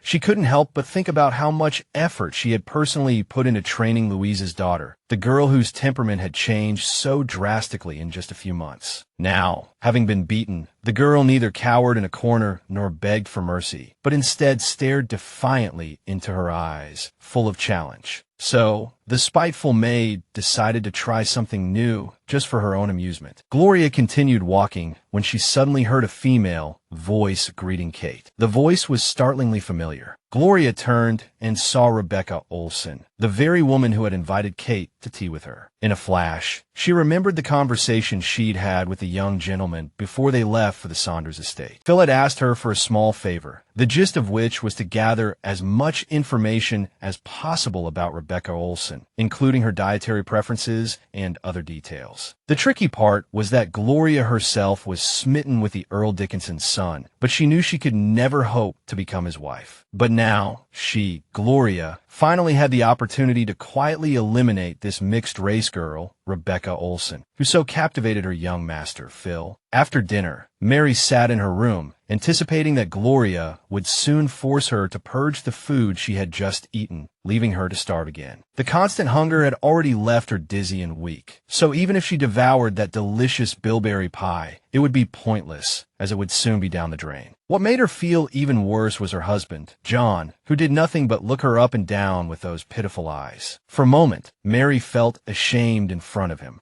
Suddenly, Gloria entered, carrying a tray of food. As a maid approached, the girl, Mary, saw that she was carrying a slice of peach pie. So, she gave the pie to Kate, presenting it as a gift from Rebecca, and decided to let her charge eat it, so that her frequent hunger wouldn't be so noticeable. All of this was incredibly unexpected for Mary, but she could hardly refuse such an indulgence, feeling her strength ebbing away and the desperate need for sustenance. But seconds after the first bite, Kate suddenly began coughing up blood profusely, collapsing onto the floor. Mary realized that, evidently, the exact same scene as the poisoning incident was now unfolding before her eyes. Gloria, however, put on a masterful performance, pleading with her mistress to hold on while stifling a sinister smile. Rebecca, her voice trembling, assured Kate's maid that she hadn't poisoned the pie, but Gloria, continuing her charade, naturally didn't believe her. Mary noticed that everything happening now mirrored the original plot perfectly, where the pie, sent by Kate, had been poisoned. As Rebecca watched the maid attempting to defend her mistress, Mary, with considerable effort, called out Rebecca's name to get her attention. The girl also noticed John approaching to understand the commotion. Seeing Kate stir, Gloria tried to silence her, begging her not to strain herself and to refrain from speaking for the time being. But Mary ordered the maid not to make a fuss and, speaking for Kate, apologized to Rebecca, saying she just had a slight stomach ache, nothing more. Gloria, however, wouldn't be pacified, reminding everyone that her mistress had just coughed up a significant amount of blood. As Mary was explaining that this could be the result of pulmonary edema caused by an allergic reaction, Calvin interjected with a laugh, pointing out the absurdity of the situation, and the young man now ordered a search of the entire room. With his brother's wife lying on the bed, Mary thought to herself that Gloria might have already managed to dispose of the poison, but then the maid announced that she had found a highly suspicious container in the room. The bottle's labels screamed of the dangerous contents within, yet somehow Gloria hadn't even thought to dispose of the poison. Calvin took the evidence from a maid, a smile still playing on his lips, finding the coincidence highly amusing. Mary had no choice but to declare that the bottle most certainly didn't belong to her. Calvin, of course, didn't believe that someone would just happen to stash a vial of poison here, and the girl tried to figure out whether this was Gloria's miscalculation or part of her terrifying plan. But then Rebecca practically threw herself at the Duke's eldest son, begging him to stop and reminding him of Kate's fragile state. The young man then stated that he would return to hear further explanations after dealing with this piece of evidence. When everyone had left, Gloria fumed, wondering how they could have thought to search the room. Then she heard Kate's voice behind her, saying that her tormentor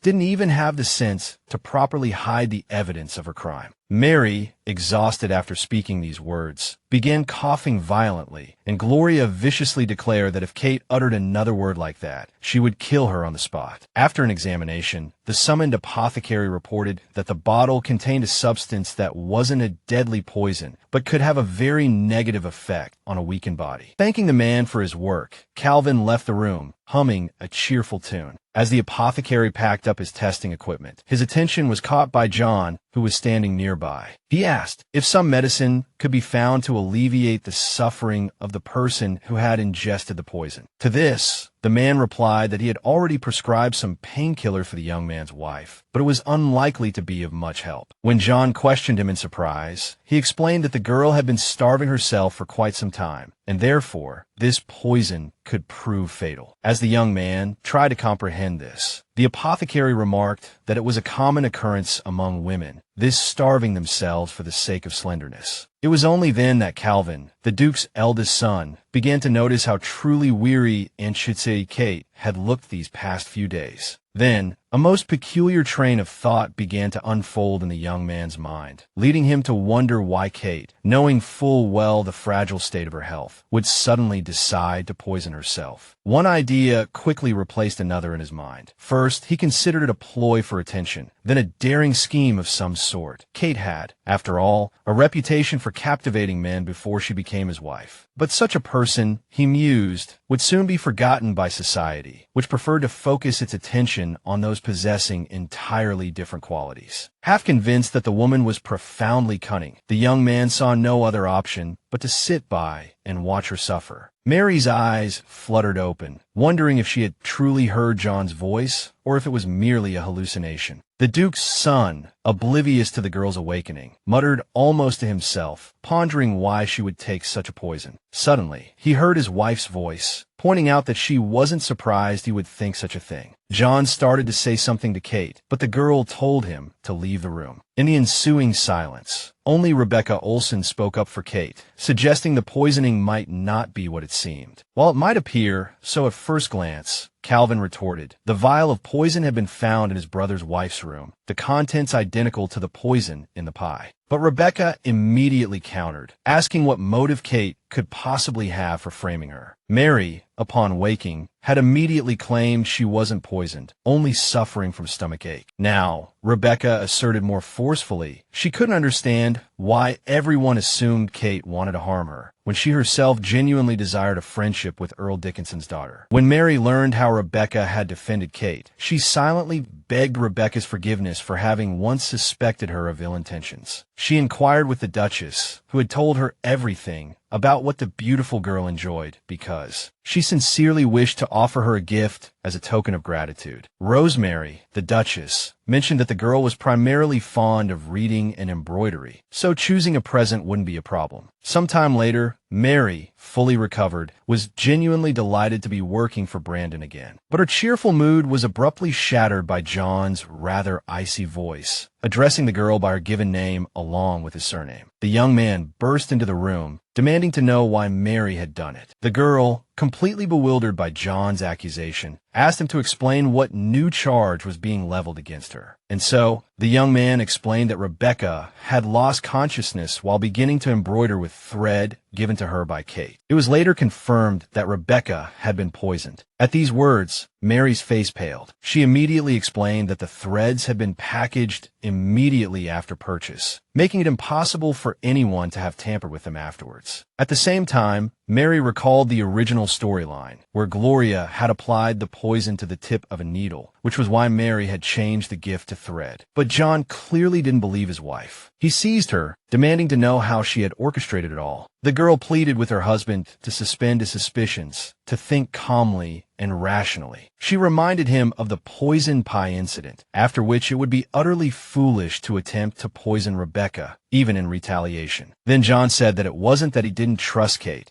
but that there were simply too many strange occurrences surrounding her, meaning Mary. The confluence of these circumstances practically screamed that she had taken advantage of the situation to commit a crime. Mary quickly interjected, saying that she desperately wanted her husband to trust her, expressing her discontent with the maid he had assigned to constantly watch her. Upon hearing this, Gloria instantly perked up, jumping from her seat to demand what Mary meant. Mary retorted that she hadn't committed any wrongdoing, so what she meant was irrelevant. She simply required a different maid. After listening to his wife's defense, the young man's expression softened. He said he would return Susan to her immediately and was already instructing the steward to have Kate attend to Susan once more. This pleased Mary immensely, as the change in maids was incredibly timely. After all, if Gloria remained at her side, she would undoubtedly dispose of her mistress sooner or later. Returning to his wife's side, John said the maid's situation was resolved and asked her to explain the circumstances surrounding Rebecca. He explained that the merchant was already being questioned, but he was a man of considerable standing and wouldn't be so foolish as to ruin his own reputation. Then Mary asked who could have had access to the poisoned threads after they had fallen into Rebecca's possession. To this, John explained that only a handful of maids, his parents, himself, and his brother could have entered Rebecca's room. Mary thought for a moment before saying that, although it sounded outlandish, someone must be trying to frame her in this manner. If Rebecca were harmed, then Kate would be punished, killing two birds with one stone. The young man found these arguments intriguing and asked his wife to elaborate. Mary then revealed that she had heard rumors that the Olsen siblings had made several attempts to harm their half-sister. John immediately exclaimed that this was the first he'd heard of such a thing, but his wife deftly sidestepped the challenge, pointing out that it couldn't be definitively denied. Among the numerous servants within the Sanders family estate, it was highly possible that a spy for Count Olsen lurked,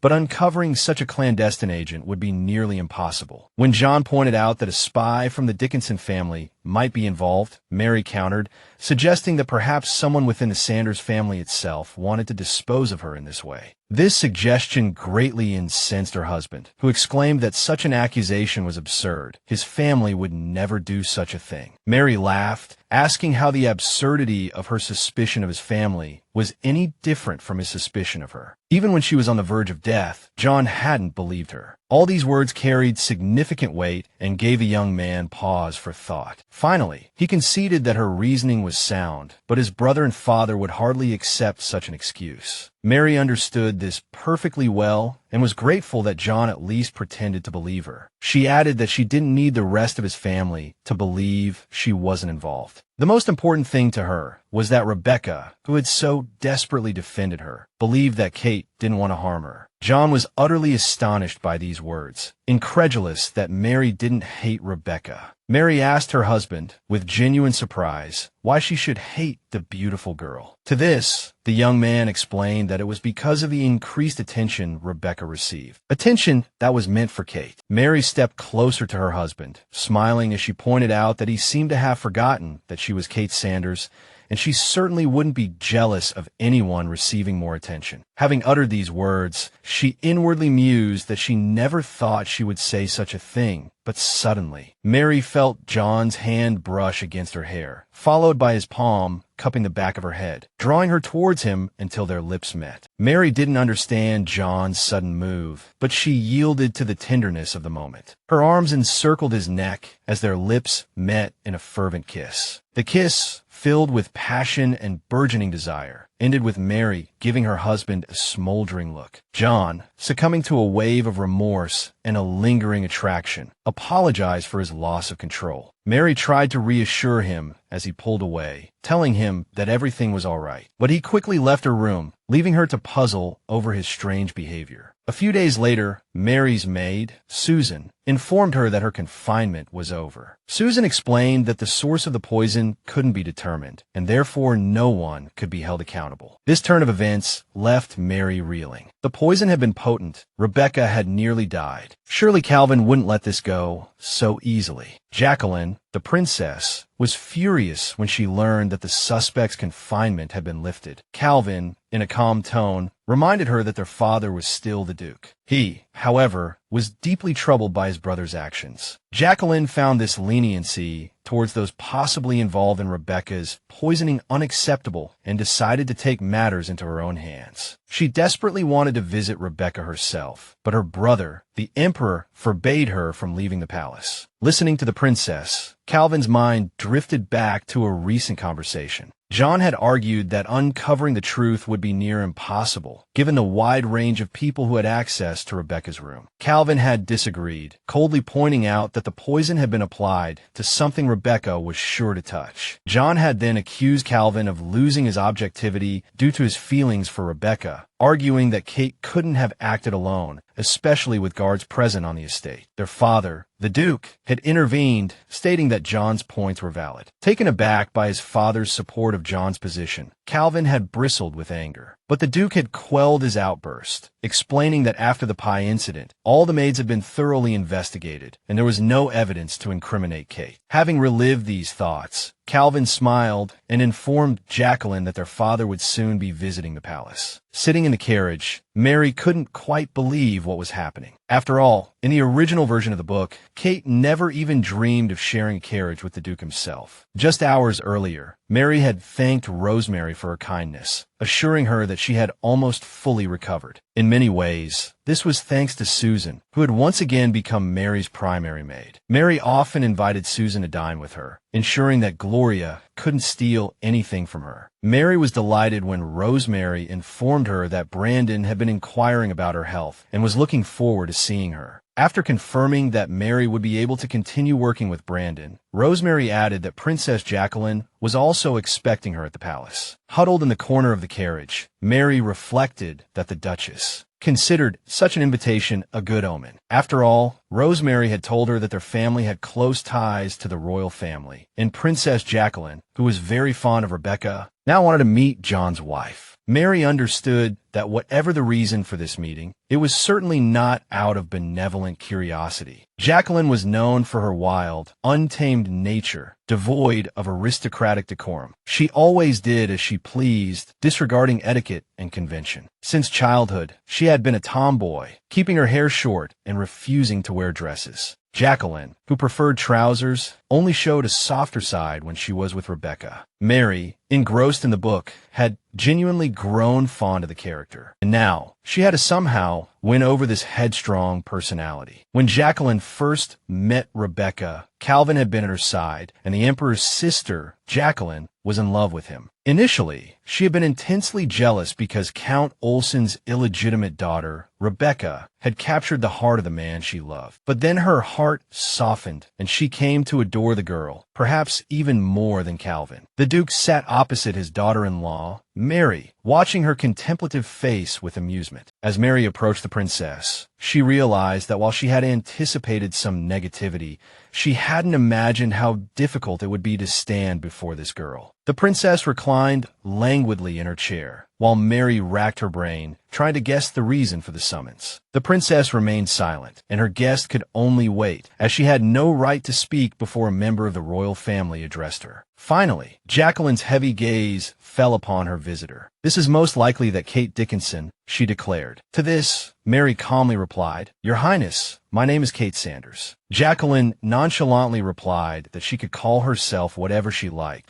then expressed relief that the girl hadn't brought any refreshments, given the rumors of her penchant for poisoning. Mary instinctively clutched her skirt, realizing at once that Calvin had told the princess everything. But Mary was prepared. "While my previous actions may not have been entirely proper," she said, "I have never used poison. All the rumors that have reached your Highness are merely the result of a misunderstanding." Jacqueline continued to goad her visitor. I know nothing of what is happening, she said, and most importantly, your presence is causing John pain. To this, Mary replied, that was my father's decision. I truly regret how things have turned out. Jacqueline smiled thinly. Many wish for the downfall of the royal family these days, she pointed out. So your sweet words, my dear guest, are likely just a ploy to gain trust. After all, Kate Dickinson has pulled these kinds of stunts many times, but she is unlikely to win this game. When the princess finished speaking, Mary smiled faintly. I'm very fond of Jacqueline, she replied. The reader recalled how, after the Shelton Rebellion was crushed, the princess, wanting to go unnoticed, had donned a wig and strolled through the city with Rebecca. It was the first time the character had worn a dress. By the end of the book,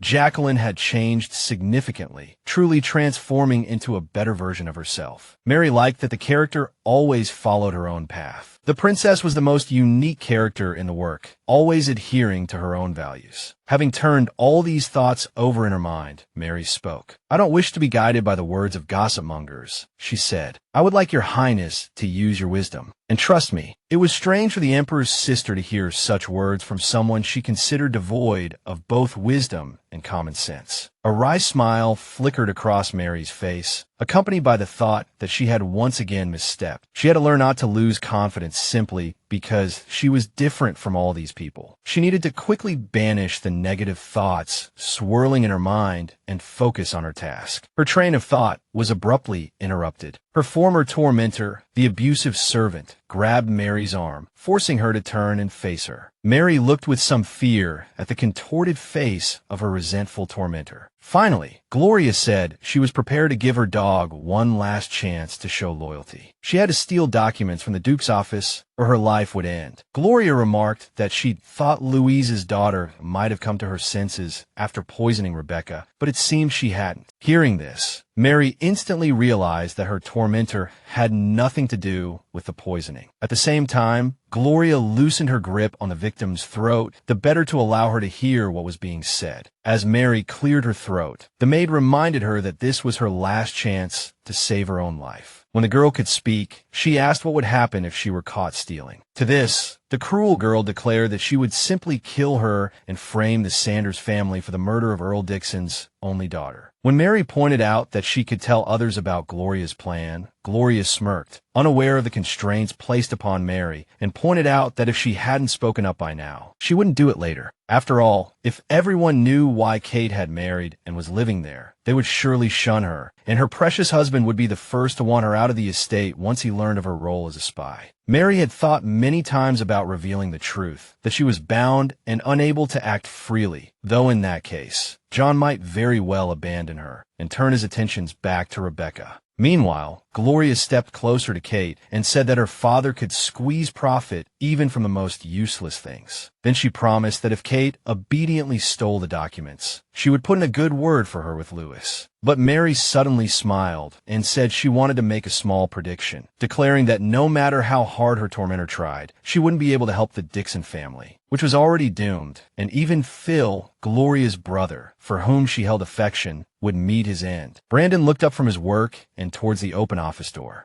It was Mary, late for work because of her meeting with Gloria. The girl apologized to the young man for her tardiness, explaining that she'd had to take extra time to retrieve a handkerchief with the wicked maid's fingerprints on it. After listening to the girl, the young man said it was no big deal that she was late and she could begin her duties. There was a lot of work to be done, but Brandon didn't rush Kate, telling her she could work at her own pace. Thanking the young man, Mary went to her desk, which was practically overflowing with documents. And so, she was once again happily immersed in the office atmosphere, surrounded only by the rustle of papers and the scratching of pen nibs. It was peaceful, and the girl felt how good and comfortable she was right now. Here, no one was watching over her work, no one was gossiping about her shortcomings nearby, and she didn't have to guess what others expected of her. It was the quietest, most peaceful, and safest place she had ever had the good fortune to be in. As Mary approached Brandon to hand him the next batch of documents she had just processed, he suddenly spoke himself. The young man, noting how well and skillfully the girl was performing her work duties. When she said the work wasn't difficult, Brandon added that if everyone worked like this, he wouldn't have to replace so many assistants. While reviewing the results of the work, Mary's superior also noted that the girl was a great help to him. Her approach was very effective, and each entry was described meticulously and impeccably. But when he looked up, he suddenly saw tears rolling down Kate's cheeks, one after another. The girl, not expecting such a reaction, began to apologize for the tears. She was deeply ashamed of such a display of emotion and hurriedly tried to wipe her wet face. But then Brandon stood up and, with a calming gesture, stopped his employee's actions. He immediately assured her that she needn't control her emotions, for no one would punish her for expressing them. The young man pulled a handkerchief from his trouser pocket and wiped Mary's face. He then added that if one constantly hides their feelings and masks their emotions, they will inevitably erupt sooner or later, causing intense pain. Listening to the young man, Mary privately noted that he, quite obviously, was also concealing his true feelings. As this scene unfolded, a secret listener lingered by Brandon's office door, analyzing everything that transpired. It suddenly occurred to Mary that she found it much easier to interact with the insignificant characters whose presence didn't influence the plot. The servants she encountered along the way couldn't understand why Mary suddenly thanked them for all they did at the mansion and wished them a good day. Mary was advancing her plan, aiming to gain the favor of these insignificant characters as completely as possible. The servants, utterly unaccustomed to such attention from their masters, simply offered Mary a curt thank you and departed. Recalling Gloria's words about everyone abandoning her, Mary realized that forging friendships with these often nameless individuals wouldn't save the overall situation,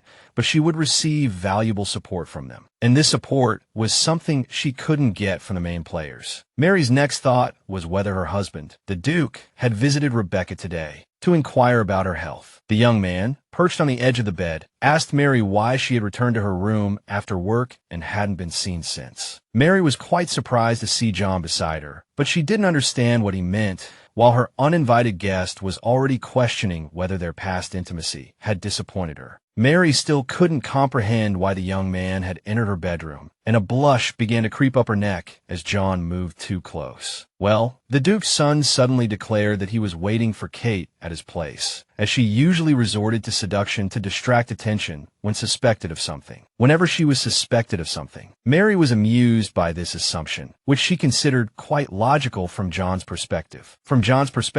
After all, before Kate Dickerson's marriage, she did have a reputation for using seduction to achieve her goals. John went on to say that this method worked particularly well on someone like him. At some point, his words became so absurd that Mary even insinuated that he might have had a drink before coming here. Returning to that night, Mary added that she hadn't been trying to seduce him at all, but rather the young man had completely misinterpreted her intentions. But John couldn't believe that Mary had come to him in her nightgown with the sole intention of kissing him. So he again took these words as an attempt, in Kate's fashion, to express her disappointment with the previous encounter. He suddenly smirked unkindly, adding that since she hadn't received the satisfaction she deserved from him, she had decided to try her luck elsewhere. Such words couldn't leave Mary indifferent, and she immediately declared that she wasn't having any extramarital affairs. But John wasn't reassured, pointing out that his wife was one of the hottest topics of conversation among the young men in the mansion. There, he repeatedly heard how Kate seduced this or that man, and now he was accusing Mary,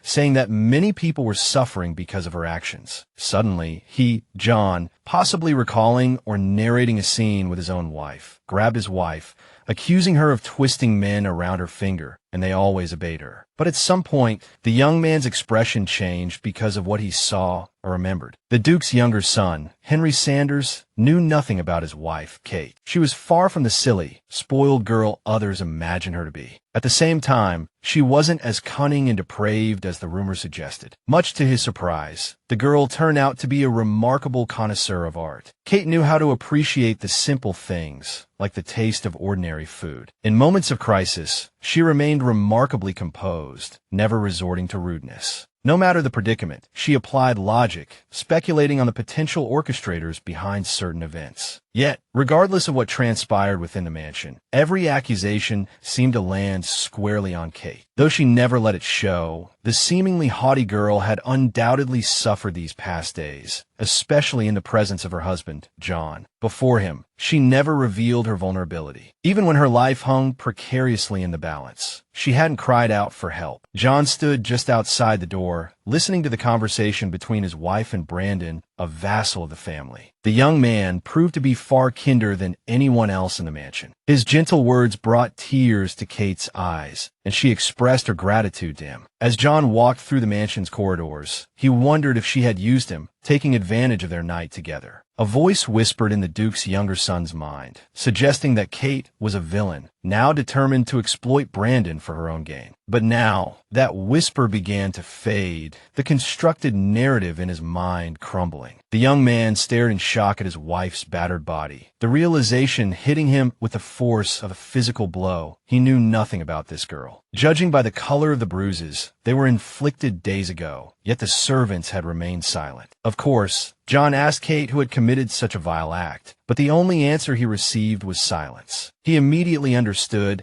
that if it had been someone from his family, she would never have stayed quiet, and he silently thanked her for that unspoken response. From Mary's appearance, one could surmise that she hadn't had a restful night. However, when Susan inquired, the girl replied that everything was fine. In truth, she was disappointed by the very peacefulness of the night. John got out of bed and buttoned his shirt, apologizing for his deplorable behavior. But Mary assured him that everything was all right and that she wouldn't object to it happening again. To this, the young man replied that he couldn't allow himself to inflict further pain upon her by touching her body. Mary remained speechless, accepting that she would certainly have no opportunity to fulfill her marital duties today. The first thing the girl noticed upon waking was a sticky substance coating her back. Touching it, Mary instantly realized that someone had applied an ointment. A wave of frustration washed over her as she realized she must have slept through John's return and that it was clearly he who had applied the balm. Her thoughts were interrupted by a familiar male voice. He apologized for the abrupt intrusion once more, then added that the matter was urgent, ordering someone to be brought into the room. Mary, still unsure of the nature of the emergency, watched the unfolding scene with interest. Suddenly, Gloria fell to her knees before her, her face a mask of confusion, repeating that the Earl had sent her to aid her beloved mistress. But then John coldly pointed out that Gloria, who touted herself as an exceptional servant attending to the mistress, Kate, had somehow failed to ease Kate's suffering. He then seized upon the girl's claim of a close relationship with Kate since childhood. When pressed further, Gloria reiterated that she had been taught from a young age how to attend to a lady. So, the young man inquired, why hadn't such a well-trained servant reported the injuries on her mistress, Kate, nor treated them? He then added that, in his opinion, it was she, Gloria, who was likely responsible for all the bruises and abrasions. As Gloria attempted to deny the accusation, Mary marveled inwardly at how John had discerned the truth with just a single glance at her, Mary, the previous day. The abuser, Gloria, trapped and floundering, claimed that Kate, the mistress of the house, hadn't even mentioned the small bruises. These words stung John deeply, and he instantly suggested inflicting the same pain on the maid. Realizing the young man wasn't jesting, Gloria fell silent. The Duke's son continued, remarking on Gloria's naivete in thinking clothing could conceal the marks, especially given the intimacy between husband and wife that required no such coverings. John understood that this spy of the Earl's was deeply trusted by her master. Otherwise, she wouldn't have so readily agreed to venture into the Sanders mansion, a place fraught with danger for her. At one point, he turned abruptly to his wife, Kate, and declared his intention to banish the servant from the house alone. This was a new side of John that Mary observed, and she recognized within it a flicker of concern for her. He then instructed Susan to attend to Kate while he arranged for a carriage to send the so-called servant away. The girls could only watch as the young man departed. But moments later, Susan asked her mistress, Kate, for permission to examine her body. As Kate's clothes slipped to the floor, the maid recoiled in horror at the sight. Sensing Susan's distress, Mary turned to her, inquiring if everything was all right. Fighting back tears, Susan asked her mistress why she had remained silent about the abuse. Kate turned, her eyes widening as she took in the maid's face. Then, lowering her gaze, she murmured that she would apply a healing salve to the wounds immediately. Only then did Mary realize the depth of Susan's concern for Kate. Meanwhile, the hooded man couldn't comprehend the urgency he felt upon reading that he would be penalized if the new special conditions of the second phase weren't approved today. After some reflection, the man concluded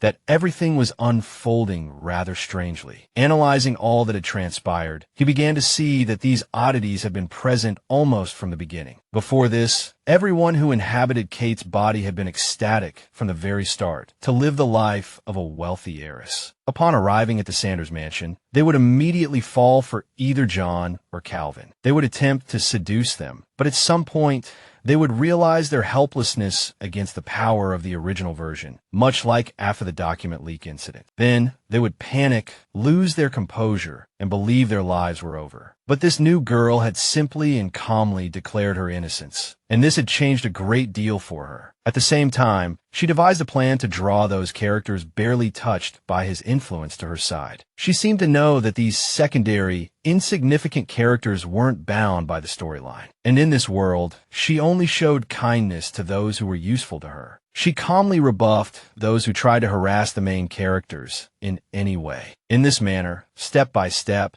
she moved forward and successfully fulfilled all the conditions of the first phase. As the special conditions were met, the dominance of the original version gradually weakened, but in the first phase, the influence was primarily exerted by the secondary characters. This unknown individual was clearly displeased that the new Kate was progressing so smoothly, but he quickly recovered, telling himself that nothing terrible had happened yet. He decided to use everything that had already occurred to further highlight the main characters. He was even amused by the confidence of this new girl inhabiting Kate's body. Setting the new conditions, he declared aloud to the next Kate that she could struggle all she wanted, but fulfilling them would be nearly impossible. The next condition was that Calvin was deeply upset because his brother had just sent Gloria to the Dixon estate, and Gloria was likely connected to Rebecca's poisoning and needed to be thoroughly interrogated. But John explained that questioning Gloria without concrete evidence would undoubtedly appear as harassment of a servant from Dickerson House. Therefore, he had sent the servant, whom he had always disliked, away from their mansion as quickly as possible. This sounded strange, as John himself had initially allowed this spy of Earl Lewis to remain at the mansion. The young man added that this decision had been supported by the Duke himself and discussed with Rebecca. Calvin, surprised to hear that his beloved was involved, asked her why she had supported such a decision. Lowering her eyes, Rebecca softly replied that she simply didn't want to think about it anymore. After all, understanding that she was hated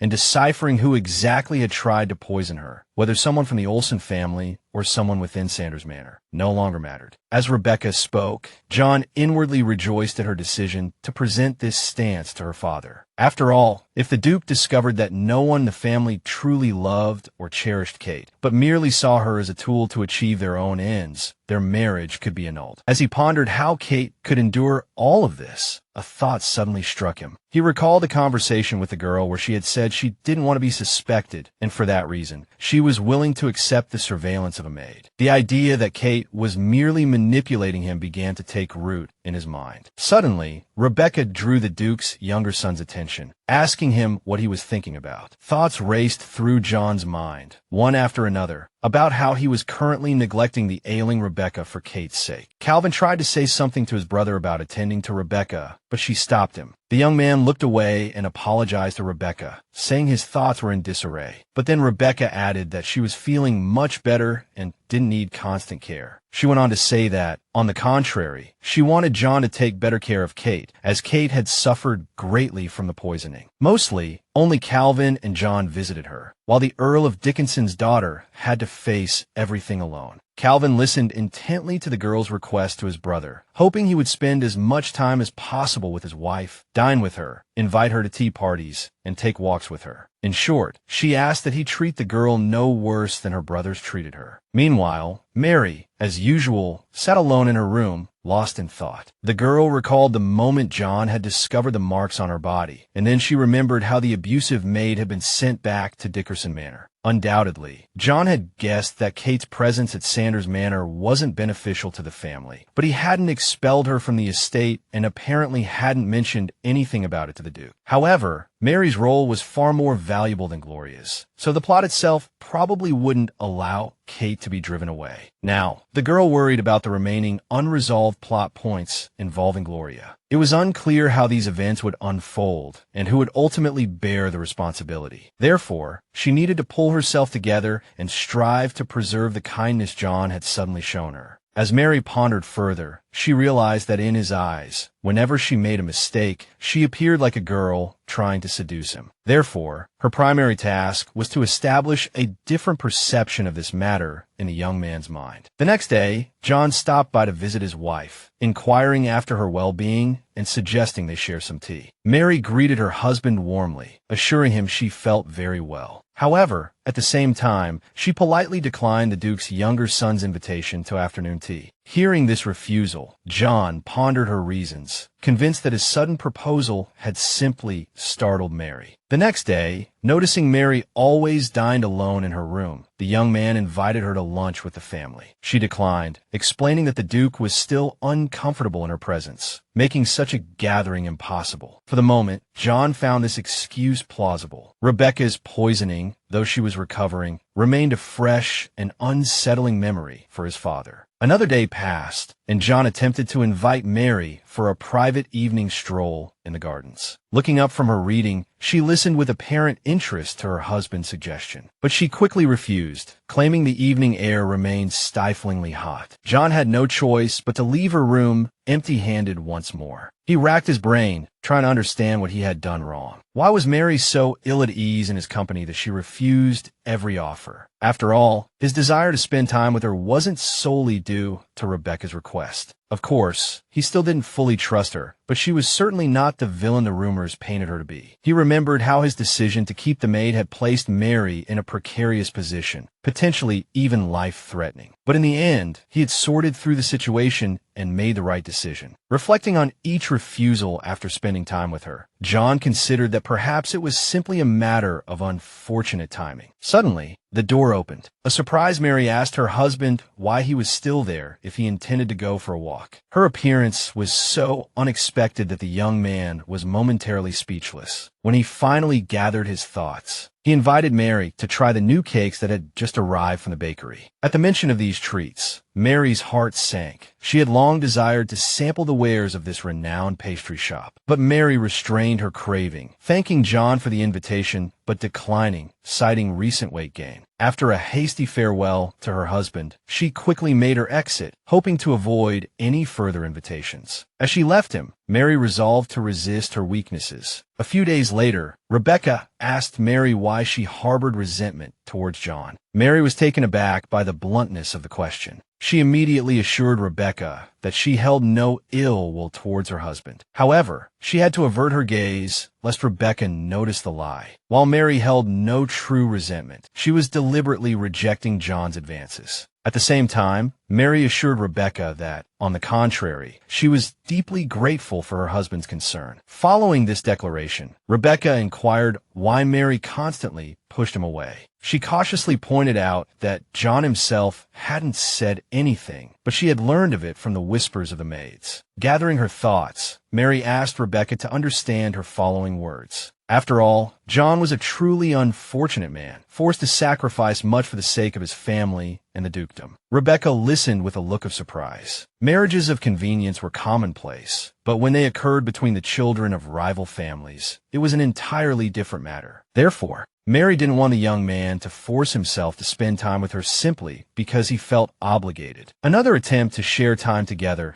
came in the form of an invitation to ride horses, which Mary declined, claiming she didn't know how. Afterwards, John insisted on teaching his wife to ride, a lesson she was compelled to refuse. Matters escalated when the Duke's youngest son, Calvin, arrived at her workplace and simply stood there, observing her. His wife, Rebecca, continued to insist that Kate open up to her husband. Standing before his wife, John firmly stated that he knew Kate had no plans for dinner, which was indeed true, as the girl's every action was solely aimed at helping Brandon. John then invited Kate to accompany him to the opera. He was taken aback that evening when Mary suddenly suggested he wait until Rebecca had fully recovered before attending the opera with Kate. Mary added that she wasn't at all concerned about her husband and the girl, who had always been and continued to be very close. Upon hearing these words, the young man's expression shifted, darkening considerably. At this moment, he made no attempt to hide his anger, demanding to know what his wife took him for. Unsure how to respond, the girl quietly replied that she considered the young man her husband. Seconds later, Mary corrected herself, adding that he was her husband in name only. Indeed, John and Kate were nothing more than a married couple by familial arrangement. Being the Duke's son, this had instantly transformed into a nightmare for John. He was bound by these shackles, destroying all hope of being with the one he loved. Kate Dickinson clung to him like a serpent, consumed by jealousy towards Rebecca. The girl pulled the young man towards her, stating that she was Kate Sanders and she wasn't about to be jealous because of someone else's perceptions. Mary, closely watching John's face, cautiously asked if he was all right. Abruptly, her interlocutor asked if she truly disliked spending time with him or if Kate had already found another man like Brandon. Mary was utterly bewildered, unable to comprehend what the Sanders family's vassal had to do with their conversation. Unable to understand what was wrong with the young man, the girl pleaded with him to stop. John's expression indeed reflected that he was experiencing some sort of mental anguish. Mary attempted to touch the young man's face, but he suddenly grabbed her hand, stating that even if he were her husband in name only, it didn't give anyone the right to treat him like a nobody. He leaned closer to his wife's face, adding that perhaps he should have been more forward and disrespectful all along. It had always been this way, and so he pulled Kate towards him, forcefully pressing his lips against hers. Mary's only thought was that she had to find a way to stop this. Otherwise, John would remain convinced that everything she did was merely to seduce him. However, the young man had already moved to his wife's neck, covering it with gentle, fervent kisses. Somewhat bewildered, Mary read the message notifying her that the special condition for the second stage had been fulfilled. At some point, the girl believed she understood, thinking the condition was met each time she and John were intimate. But when she was informed that the special condition was to refuse John's advances 10 times, the girl immediately realized her assumption was wrong. This meant that whoever set these conditions understood her feelings and was toying with her. Because if she hadn't decided to change her behavior, she wouldn't have been able to fulfill this condition at all. At the same time, Mary was overjoyed that she had managed to deliver a blow to the god of this world, fulfilling a condition he clearly thought impossible. In this, the girl was entirely correct. The one who designed this condition was furiously pounding the arms of his chair. Not only had the condition been met, but it had been met with unbelievable speed. He genuinely couldn't understand how anyone could refuse their beloved 10 times. Taking the Sander brothers' attitude towards Rebecca as an example, the creator of the condition once believed that when a person falls in love,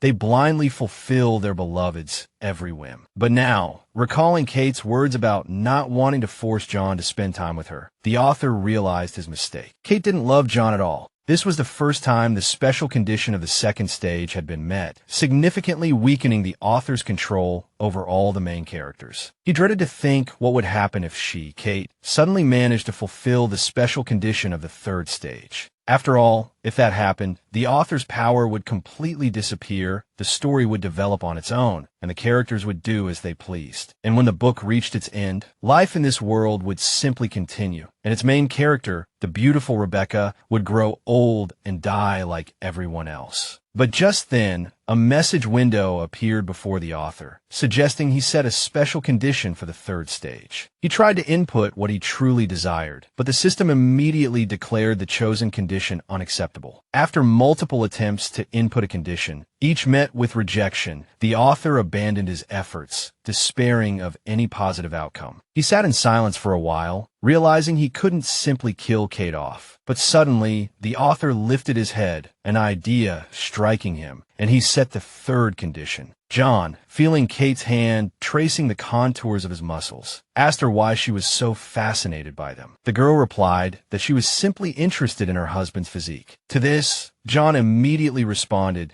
that there was nothing particularly interesting about muscles, as they were merely the product of training. Then, the young man pulled his wife closer, adding that Kate's body seemed far more intriguing to him. Every time he touched her, he noticed how soft and delicate her skin was. He even admitted to a certain fear of accidentally hurting her. Feeling John's lips against her forehead, Kate wondered why he was behaving this way. But then, the young man asked his wife what she truly thought of him. Mary, overhearing the Duke's younger son, John, ask such a question, was utterly astonished. It was as if he genuinely cared about Kate's opinion of him. Of course, it wasn't pity, but Mary, understanding the true nature of this story, concluded that it wasn't love either. Perhaps she thought it was merely a man's physical attraction to a woman. And perhaps this attitude stemmed from John's loneliness after Rebecca had chosen Calvin. John's entire story was one of constantly striving, yet failing to surpass his older brother in anything. Calvin was the protagonist, the first in line to inherit the dukedom, the focus of all their parents' attention. Even the girl John had loved, Rebecca, had chosen his brother. Therefore, the young man had likely realized that in this life, only Kate offered him attention and affection. Or perhaps John believed that only Kate truly understood the meaning of loneliness. But he didn't know that, unseen behind Kate, Mary also knew the pangs of solitude. Then, Kate gently touched her husband's cheek and asked the young man what she could do to finally earn his trust. Mary gasped, delighted by the opulent interior of the opera house. John, watching his wife, couldn't understand the reason for Kate's strong reaction. But the mystery was solved when Mary explained that this was her first time at the opera. This revelation only elicited a surprised response from her companion, John, who couldn't believe that the young woman had never been to the capital's opera house. Mary felt a pang of embarrassment, as she now clearly appeared uncultured in the young man's eyes. But Kate's memories informed Mary that Kate's father had never allowed her to appear in public. There, she had no access to books, operas, or any other forms of art. Today, the audience was witnessing a tragedy, the story of a girl who went into the forest to gather berries. There, she encountered an unknown, wounded young man. Moved by compassion for the poor soul, the girl helped him, tending to and healing his wounds. It turned out he had lost his memory after falling from his horse, and so he remained with his savior. In truth, he was the crown prince of a neighboring kingdom, having fled to escape a power struggle. After some time, the rescued young man had fallen in love with his savior, but her father, wanting to forge a connection with a wealthy family, married her off to a baron's son. The man the girl had saved offered to run away with her, but the baron's son prevented this, tempting her with riches. At some point, John shifted his gaze from the actors to his wife, who was wiping away tears. The girl on stage pleaded with the gods for an answer, torn between love and familial duty, and now she was begging her lover's forgiveness, saying her heart would always belong to him. Mary's eyes welled up with tears as she softly hummed the lyrics, expressing the helplessness of having to abandon love for the sake of family obligations. After the performance, the girl, in response to John's inquiry, said she was fine, and if she had known what emotions awaited her, she wouldn't have refused the first invitation to the opera house. Walking down the corridor, John asked the girl who she would choose if she were in the play's heroine's position. Mary replied that she would choose the baron's son without any remorse and wouldn't kill herself. This clearly wasn't the answer John expected, but then the girl explained that when the rescued man regained his memory, he hid his true identity from his beloved. When John pointed out that the girl in the play didn't love, as she chose between love and money, his companion claimed it was a matter of her family survival. She also noted that her husband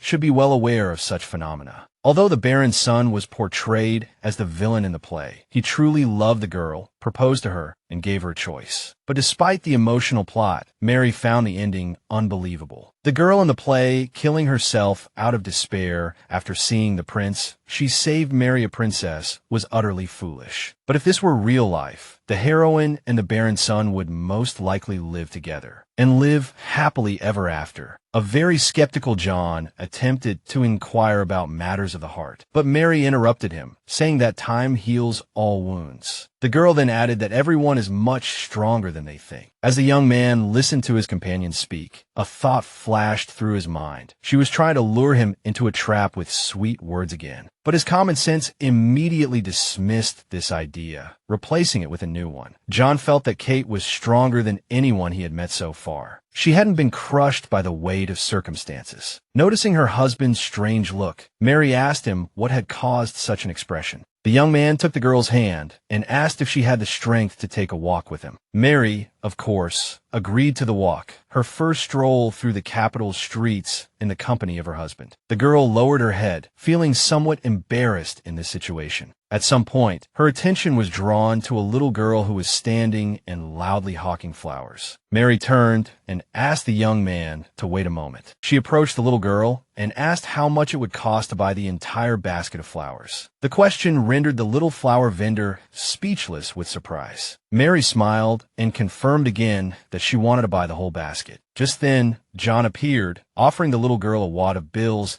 and asking if it was enough. The sum was so large it astonished not only the young flower seller, but also the onlookers nearby. As the girl thanked the kind gentleman for his generosity, John took the flowers and, looking at Mary, remarked that she was the only noble woman he knew who would personally buy flowers while her husband was present. He then presented the bouquet to the girl, who was overjoyed, confessing that it was the first time she had ever received flowers as a gift. Upon hearing this, John commented that, in that case, the bouquet should have been purchased in the morning when it was perfectly fresh, so the first impression would be flawless. But Mary was perfectly content, declaring that everything was just right. The Duke's younger son was once again surprised by how easy and simple it was to bring joy to this girl. Mary herself recalled her past. Buying flowers hadn't been a common practice in her family, as they preferred to spend their money on food. As for her unfaithful ex-boyfriend, she didn't even want to think about him. If one were to consider Kate's life, she had been sent countless flowers by her suitors, but thanks to Phil and Gloria's help, she had never seen a single one. Therefore, this moment was incredibly touching for both girls' lives, and she, Mary, sincerely enjoyed the fragrance of the bouquet. John simply stood by, watching Mary enjoy such a simple gift. He readily agreed to her suggestion to stroll a little further along the shopping street. The girl's mood had visibly brightened. She was practically floating on air, pulling her nominal husband along with her. The young man seemed to genuinely feel the positive energy radiating from his companion. Soon, they came across a candy stall, and Mary was happily licking a delicious caramel. Suddenly, a clown appeared seemingly out of nowhere, startling her, and began circling her. The clown continued his antics, and Mary was starting to feel dizzy. But John, smiling, told the clown to leave his wife alone. Afterwards, John extended his hand to her. Confusion was immediately apparent on the girl's face. She couldn't believe that John had just directly called her his wife. This moment, and everything that constituted it, the weather, the buildings, the people they encountered,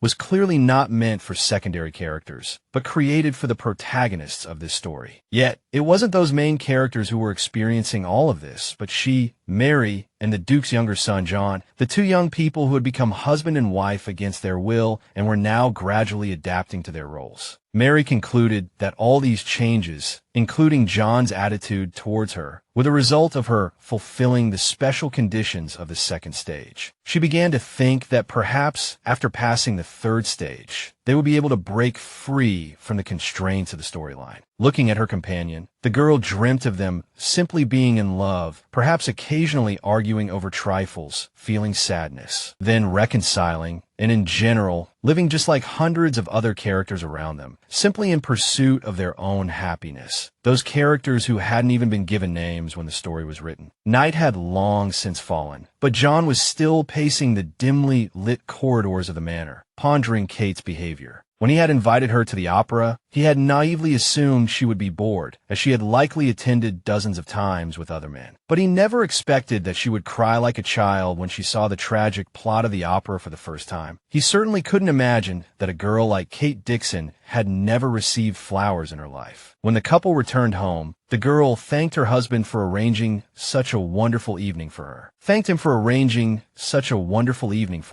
She added that she had gained many new experiences. John found himself thinking that he was glad all of this was happening for the first time for Mary. His thoughts of Kate were interrupted for the umpteenth time by the sudden appearance of Mary, who had noticed the young man pacing around the manor grounds for quite some time. John approached Mary and asked what was the matter, but she replied that it was too late to talk now. The Duke's younger son, realizing he had spent too little time with Mary recently, mostly preoccupied with Kate, said he was ready to listen. Then, his unexpected nighttime companion revealed that someone had seen Kate poisoning the ribbons she had later given to her. A maid had done it, a maid who had suddenly disappeared today, though all her belongings remained. The maid's testimony struck John as rather unexpected and somehow too late. But Mary couldn't answer his questions about why she had remained silent until now, and how Calvin, who was actively searching for the maid, had learned of all this. She added that her brother had said he would investigate everything himself, but she believed the suspect's husband should also know. Mary suddenly exclaimed that Kate could never do such a thing, and that all the rumors about her were blatant lies. But at that very moment, a voice rang out in John's head, insisting that, of course, it was the dreadful woman's doing. The voice was so clear that the young man turned around, bewildered. He wanted to ask Mary if she had also heard the strange voice, but stopped himself just in time. But the hallway was empty, and so John said that of course Kate couldn't have done such a thing, as his wife had no reason to poison Mary. After all, even assuming she had taken on the Earl's task, she would certainly not have targeted Mary, but rather someone from the Sanders family. Of course, one might think Kate had tried to poison Mary out of jealousy, but she wasn't jealous of her at all. It wasn't that Kate didn't desire John's affection. On the contrary, she seemed not to need his attention at all. Therefore, the Duke's younger son asserted that someone must have deliberately prompted the servant to give false information. This suggested that the conspirators had easy access to the servants, meaning it was necessary to speak with the other maids. Mary suddenly resisted this, not wanting the issue to escalate. Then, the young man abruptly turned to his companion and,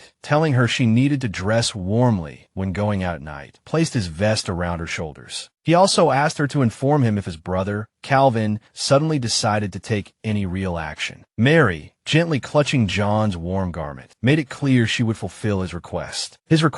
With that, the conversation ended, and the young man allowed Mary to return to her chambers. He had already begun to walk away when Mary suddenly called out his name. John stopped and asked why she had called him, but Mary didn't answer, simply wishing the young man good night. It was the third day John had been keeping his wife company, this time delighting her with a strawberry dessert. Mary turned to her husband, recalling that he had mentioned having some important business to attend to today. To this, her companion replied that he had already taken care of everything and returned early. John's expression was as provocative and alluring to Mary as a red flag to a bull. The girl glanced sternly at the young man and asked, with equal gravity, what was really going on, as they had spent at least every meal together for the past 3 days. To this, John simply replied that he saw nothing shameful in it, as they were husband and wife. But the Duke's younger son, setting down his instrument, said that while he had indeed made many mistakes during this time, he sincerely hoped for a chance to get to know his wife as deeply as possible. And, while others still suspected Kate of all her past deeds, he was now inclined to believe she wasn't responsible. Mary thought to herself, this was definitely the effect of fulfilling the second stage condition. The man who hadn't even let her wear her wedding ring now wanted to understand her better. Meanwhile, John finished his thought, saying he at least hoped his wife hadn't done all that. When he finished, the girl, after a slight pause, sincerely thanked him for such trust. But John felt there was nothing to thank him for, as it was he who should apologize to Kate. Mary was pleasantly surprised when the young man suddenly said that, if she didn't mind, he would like to spend more time with her. Lightly touching the fingers of his conversational partner, John added that to understand a person better, you needed to spend more time with them, and he was interested in everything Kate liked and disliked, even her bad habits. The Duke's younger son, now holding his wife's hand, said he didn't want to miss a single detail. Mary felt extremely uncomfortable, feeling that this was no longer just interest, but a real obsession, but she couldn't refuse, and said that the decision to spend a lot of time together was awesome for her. A word from the 21st century, parasite, which she used, aroused John's genuine curiosity. And so, the couple walked together through the manor's art gallery, discussing how the artist had succeeded or failed to convey the spirit of the landscapes in various instances. Walking together in the garden, the girl would constantly point out how beautifully certain flowers bloomed. It felt as if the wall between Mary and John, on a physical level, had been dismantled. The husband, showing great care for his wife, said that she needed to take a warmer shawl. To this, his companion replied that it was still a warm summer outside. When a young man said she might catch a cold, Mary pointed out that he wouldn't even notice such a thing. But then John, quite sharply, pointed out that if the girl hid her suffering from him again, he would not let it go. But a second later, the young man came to his senses, already apologizing for such harsh words. Rebecca, sitting opposite them, noticed the couple's behavior. Rebecca noted, not without surprise, that John and Kate behaved with each other like a real married couple. Remembering that they were no longer alone, but in the company of Calvin and Rebecca, Mary felt somewhat embarrassed. But at the same time,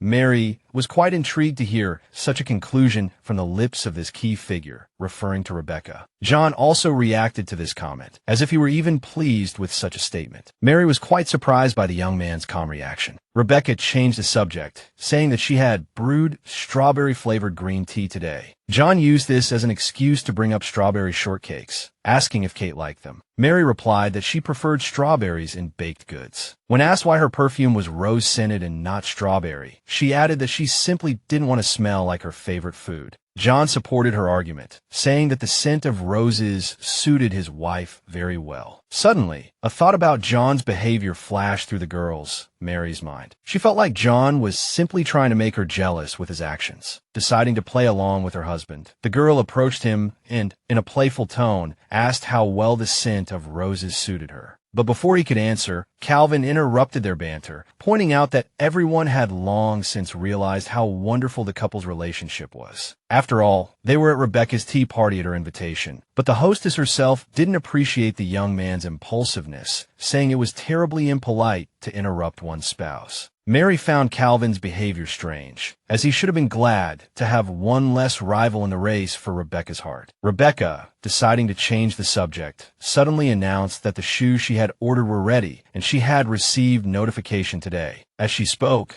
Calvin cast a strangely pointed look at his brother's wife. But Kate, lost in her own thoughts, barely heard the girl say something about going to the shop together. At some point, John, Kate's husband, called out to her, wanting to bring her back to reality. In response to John's concerned inquiry, she assured her husband that she was fine and that these moments of detachment happened to everyone sometimes. Meanwhile, Rebecca's expression suddenly shifted, as if she were deeply upset by something. Lowering her head sadly, the girl softly said that in that case, she would ask Calvin to accompany her. Mary, looking at Rebecca's sorrowful eyes, tried to figure out what she had missed while lost in thought. Then John offered that he and Kate could accompany the girl to buy the shoes, but Calvin immediately interjected, saying that he, their father, and Kate had to go to the royal palace soon, and therefore his wife couldn't join them. Listening to the Duke's eldest son, Mary couldn't understand why he wasn't interfering with his brother's meeting with Rebecca, but rather facilitating it. Meanwhile, Calvin concluded that John and Rebecca would go to the shoe shop alone. After the tea party, the thought that she had clearly missed something kept nagging at Mary. Rebecca had ordered these shoes with John, and according to the usual pattern, Calvin should have been scheming to eliminate anything connected to his rival brother. Mary turned to her husband, wanting to ask him a question, but John, looking off to the side, interrupted Kate, asking her to hold her questions for a moment. He had suddenly noticed a young man he recognized standing near his father and couldn't understand why he was there. Noticing the young men, Blake Olsen turned to them, remarking that it had been a long time since they had seen each other, addressing Mary by her maiden name. Dickerson was here, and Mary wondered inwardly what this character was doing in this place. At that moment, the Duke's younger son, excusing himself, left his wife and walked alone towards where his father and the unexpected guest were standing. As he approached them, John stated coldly and curtly that his wife's last name had long since changed to Sanders. Later, at dinner, John informed Kate that Earl Olsen was planning to acquire the rights to a portion of the Ormond in the South. This surprised Mary, as these rights had been granted to Kate's family after she became the wife of one of the Duke's sons. This was the main reason she resided in the manor, and with the rights transferring to the Olsen family, her position would become extremely precarious. As Mary pondered this, John apologized for having to leave his wife's company earlier than usual that evening. He had already risen from the table, but to Mary's surprise, he suddenly turned and approached her. The young man stroked his wife's hair, his fingers threading through the strands, and finally commented on the perfume she was wearing. He remarked on how lovely it smelled. Mary listened with a touch of astonishment as John expressed his fondness for the scent. While enjoying a delicious piece of cake, she suddenly heard a question directed at her. Did she love Mr. John? But in the next moment, Susan was apologizing for her apparent rudeness. Mary, smiling faintly, realized the maid had misinterpreted her reaction and asked why the girl was so concerned. Susan then confided, with a touch of sadness in her voice, that she'd heard Mr. John had gone out with Miss Rebecca. She didn't know what their errand was, of course, but the street they'd visited was known as a popular spot for courting couples. Listening to the maid's explanation, Mary suddenly understood. Susan's question stemmed from worry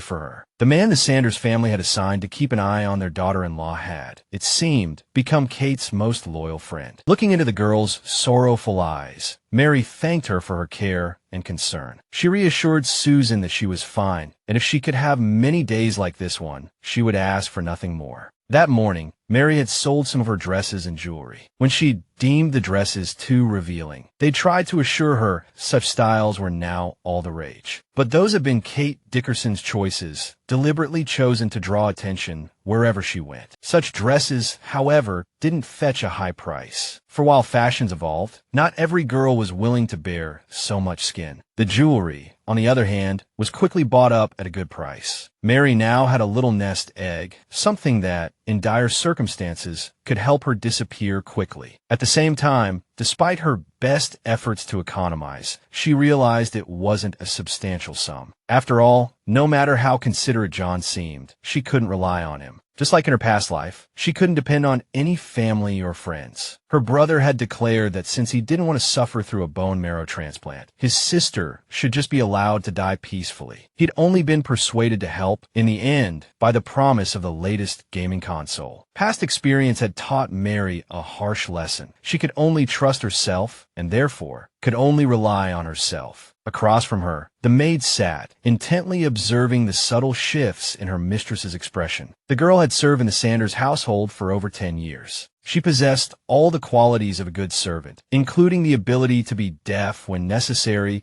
and to blend seamlessly into the background of the aristocratic household. And not seeing what she shouldn't see had become second nature, a kind of invisible cloak within a manor. Servants were extensions of their master's hands and feet, not meant to think, only to do as they were bid or instructed. She had unquestioningly followed the Duke's orders to become Kate Dickerson's maid, to watch her and report any unusual behavior. The lady she'd begun to serve had been surrounded by all sorts of rumors, not always flattering. Not to mention, she'd initially come to the manor solely because of a marriage of convenience. Susan wasn't one to harbor any particular sentimentality towards the nobility. The girl was one of the few who clearly remembered Rebecca's first day at the manor. Yet, seeing the radiance on the face of the girl rescued from terrible relatives hadn't stirred any emotion within her. Susan had learned the meaning of a cruel fate early on, at the tender age of 12, when she first entered service. Thus, the girl understood perfectly well that Rebecca was no unfortunate damsel and felt no sympathy for her. But Kate Dickerson, who had appeared at the manor, was a different story altogether, a different fate. The Mary within her, unlike any other gentleman, had immediately invited her to join him at his table when they were at a cafe. In other words, the young woman made no distinction between herself and the servants, treating Susan as an equal. Mary was always interested in the maid's opinions on various matters, not only listening to their advice, but taking it to heart. In general, she treated the girl not as a tool, but as a human being like herself. Conquered by this attitude, Susan told her mistress that she only wished for her happiness. Mary was surprised to hear such words from Susan, who had never before expressed any particular affection for the gentry. Smiling sweetly, Mary thanked Susan, saying that it was more than enough for her. And so, the two women strolled through the manor grounds like the closest of friends, discussing the merits of the cakes they had sampled. Their pleasant conversation was interrupted by a melodious male voice, familiar to Mary, its tone revealing immediate anger. John was already demanding to know why Mary had sold all her dresses and jewelry. To this, Mary explained that she had simply disposed of all the accumulated and entirely unnecessary things. But the young man continued to reproach her, pointing out that such behavior from a married woman would inevitably give rise to a host of unpleasant rumors. Mary, it seemed, hadn't considered how her actions might reflect on the entire Sanders family. For example, her previously declared refusal to attend parties was already being perceived as a lack of financial means, as it would require at least the purchase of new attire. Therefore, any action of Kate Dickerson, even the most insignificant, would be noticed, distorted, and discussed within high society. Mary was already apologizing for not considering the possible consequences, but she had no other choice, as she simply had no other source of income. These words greatly angered the Duke's son, who demanded to know where she had spent the money allocated to her each month. A fresh blow to the young man was his wife's question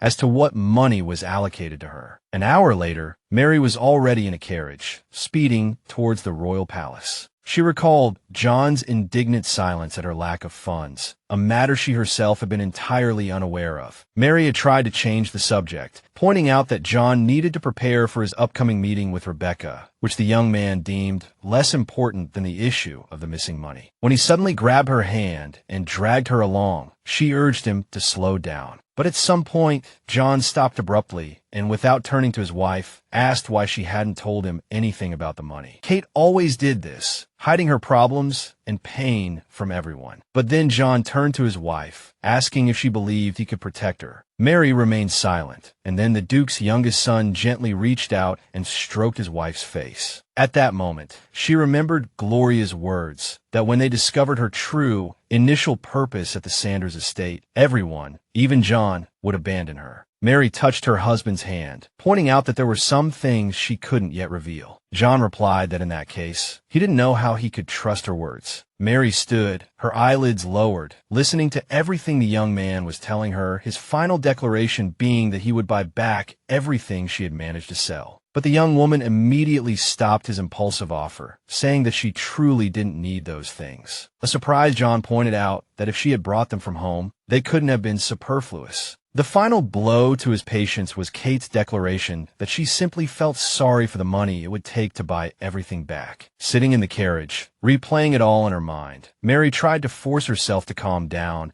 as the Duke's household was already allocating funds to return the sold items. At that moment, Mary decided to focus her attention on something entirely different. She needed to decipher the intentions of the Duke's eldest son, Calvin, who sat across from her in the carriage. The carriage swiftly approached the royal palace. Inside, the young man and Mary remained silent throughout the journey. Calvin was the first to break the silence. He remarked that if his brother's wife looked at him with such suspicion, it would make him nervous. Mary averted her gaze, apologizing for any discomfort she had caused. Calvin continued, pointing out that recently, Kate and his brother, John's, relationship had significantly improved. Mary, reluctant to elaborate, simply replied that their relationship was currently acceptable, but the future remained uncertain. Suddenly, to Mary's surprise, the young man declared that John's interest in his wife would likely fade over time. He added that his brother had a much better relationship with Rebecca, a comment clearly intended to provoke her. Calvin claimed that, all things considered, he still hoped his brother's attention would remain fixed on Kate, as they both desired the same thing. Mary, not entirely grasping his meaning, asked him to clarify. In response, Calvin told Mary there was no need for pretense, as the current situation was clear to both of them. Kate clearly needed John, and Calvin himself was interested in Rebecca. Therefore, they should cooperate to ensure that John and Rebecca didn't even glance at each other. After Calvin finished speaking, Mary replied that he seemed to be mistaken. Although she was John's wife, she had no intention of restricting his interests or freedom. Hearing this, Calvin adopted a defensive posture, replying that although her words words sounded pleasant, he doubted their sincerity. He wasn't sure what would happen if his brother still considered her a cunning viper rather than a person. Upon hearing this, Mary fell silent for a moment, her eyes fixed on Calvin. But then her expression softened, and she asked what he was suggesting. Calvin told her that his brother greatly enjoyed taking his snow white yacht out for excursions. Rebecca used to accompany John on these trips, but hadn't set foot on it since the marriage, nor had Calvin himself. Furthermore, the Duke's younger son had a strong interest in art pieces. Calvin then added that his brother, John, harbored resentment for always being second best, so Mary should praise John's accomplishments more often. Having said this, the young man looked away from his companion. After a while, Calvin finally expressed surprise at Mary's unusually calm reaction to his words. Mary thought to herself that despite the rivalry over Rebecca, she had assumed there was at least some brotherly affection between them, but Calvin's words had dispelled that notion. The carriage came to a stop, and Calvin opened the door, adding that if she used everything he had told her, she would certainly benefit. Calvin had already stepped out of the carriage. He extended his hand to Mary, urging her to consider his words carefully. Mary didn't reply, but gently placed her hand in his. Once she had also alighted, Calvin suddenly asked if she knew a maid named Claire. The name was new to Mary, so she asked him to describe Claire's appearance, as she might not recognize her by name alone. After the young man gave a brief description, and seeing that Mary didn't recognize her, he quickly ended the conversation. Calvin stepped aside, muttering under his breath, "It would have been good if she had known her." Then the young man turned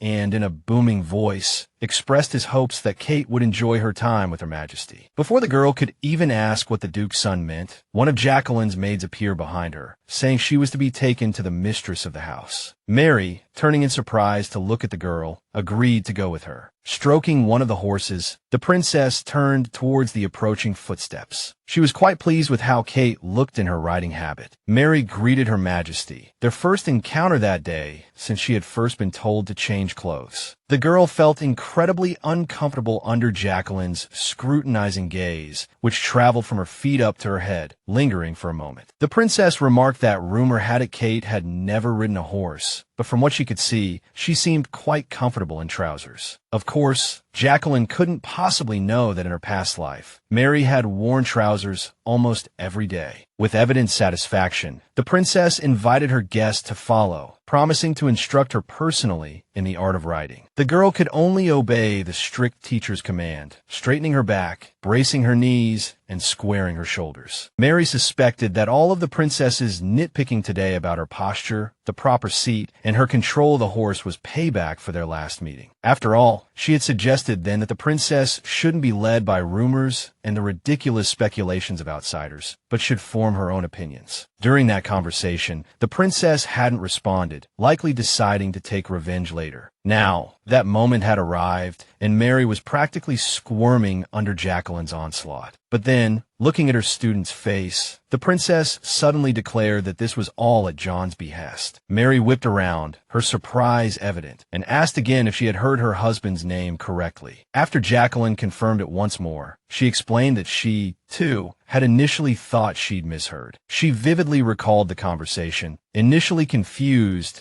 as to why John had requested to speak with her privately. To her considerable astonishment, the young man had asked her to teach Kate Dickinson to ride, pointedly noting that she was no longer a Dickinson, but a Sanders. John had practically insisted that the princess understand his request. He explained that the lands that would belong to him were destined to be very snowy, and therefore, Kate needed to learn to ride so she could traverse areas where carriages would get stuck. He had, of course, considered teaching her himself, but for some reason, he thought she might be uncomfortable with that. He had once tried inviting her for a ride, and upon discovering she couldn't ride, he offered to teach her, but both offers had been refused. Therefore, he turned to Jacqueline, as he had no one else he could trust with this matter. After listening to the young man's explanation, the princess asked him why he was doing all of this. Jacqueline pointed out that she herself had never been particularly interested in politics, nor involved in it. But even she understood that John's marriage was merely a strategic move, a necessity, after which he was supposed to rid himself of his undesirable wife. But her interlocutor was taken aback when the young man, rather coldly, asked who had called his wife temporary, the Duke or Calvin. He dismissed it as gossip. He also stated stated that he was very disappointed in the princess, having not expected her to believe such idle rumors. To this, Jacqueline retorted that just a few months ago, Kate was a Dickinson, just like all her good-for-nothing relatives. And in just a few months, her nature surely couldn't have changed. To this, John replied that Kate was worlds apart from her family, and somehow, she didn't seem to belong to that family at all. He added that he couldn't divulge the details just yet, but asked his friend to trust him. He also requested that his friend meet his wife, marry Kate, and try to get to know her better to deepen their acquaintance. Jacqueline then declared that, from Mary's demeanor, she could clearly see that the societal rumors painting her as an irredeemable harlot and villain were grossly exaggerated. Jacqueline's next words were a request for forgiveness, as she had previously assumed Mary had intentionally placed John in a difficult position, with the incident involving Rebecca playing a significant role, and she, completely unaware of the circumstances, had treated someone who had shown her respect with prejudice. But she, as a member of the royal family, shouldn't have displayed such prejudice in the first place. Having finished this verbal self-flagellation, the princess asked Mary if she would forgive her. Suddenly, Jacqueline smiled, for she had just confirmed John's words. His wife was far gentler and kinder than she appeared. After all, at this moment, tears welled up in Mary's eyes upon hearing these words. Meanwhile, her husband, John, was strolling down the shopping street with Rebecca. After looking at a shop Rebecca intended to enter, the young woman was quite upset to find it closed. But John pointed out that Rebecca was only meant to be picking up her shoes, and they still managed to reach the shop, albeit a little late. The delay was due to his accompanying Mary to visit Brandon to discuss financial allocations. Now, with a touch of coolness in his voice, he remarked that if Rebecca planned to go elsewhere, she should have informed him beforehand. Finally, the young man reached the cobbler's shop, where they were already inspecting the finished shoes. John was the first to pick up the shoes, carefully examining the cobbler's handiwork. Afterward, he looked at Rebecca and invited her to sit down. While helping her try on the finished product, the Duke's younger son mentioned the saying that good shoes take you good places. A few seconds later, both shoes were on Rebecca's feet. John finished his task, noting that the new, custom-made shoes suited Rebecca perfectly. Their first encounter had occurred in their distant youth, when John, practicing his swordsmanship, had suddenly noticed Rebecca's hair caught on a branch. At that time, all he could think was that if this enchanting girl would only look at him, he would want for nothing more. It was the first time he had experienced such a feeling, and he believed it to be true love. Mary's image flashed before his eyes. Echoing her word, his wife, Mary, asked playfully why he was looking at her like that. This incredible girl had burst into his life, occupying all his thoughts. John stood up and praised the craftsman's skill. When he inquired about the time required to make 4 pairs of winter boots, he was told it would take approximately 2 months. John wasn't ready to place an order yet, as he needed to bring Mary for a fitting, but he felt 2 months was too long. Overhearing the men's conversation, Rebecca immediately perked up, asking John where they were going and for how long to require so many boots. To this, the Duke's younger son replied, barely concealing his joy,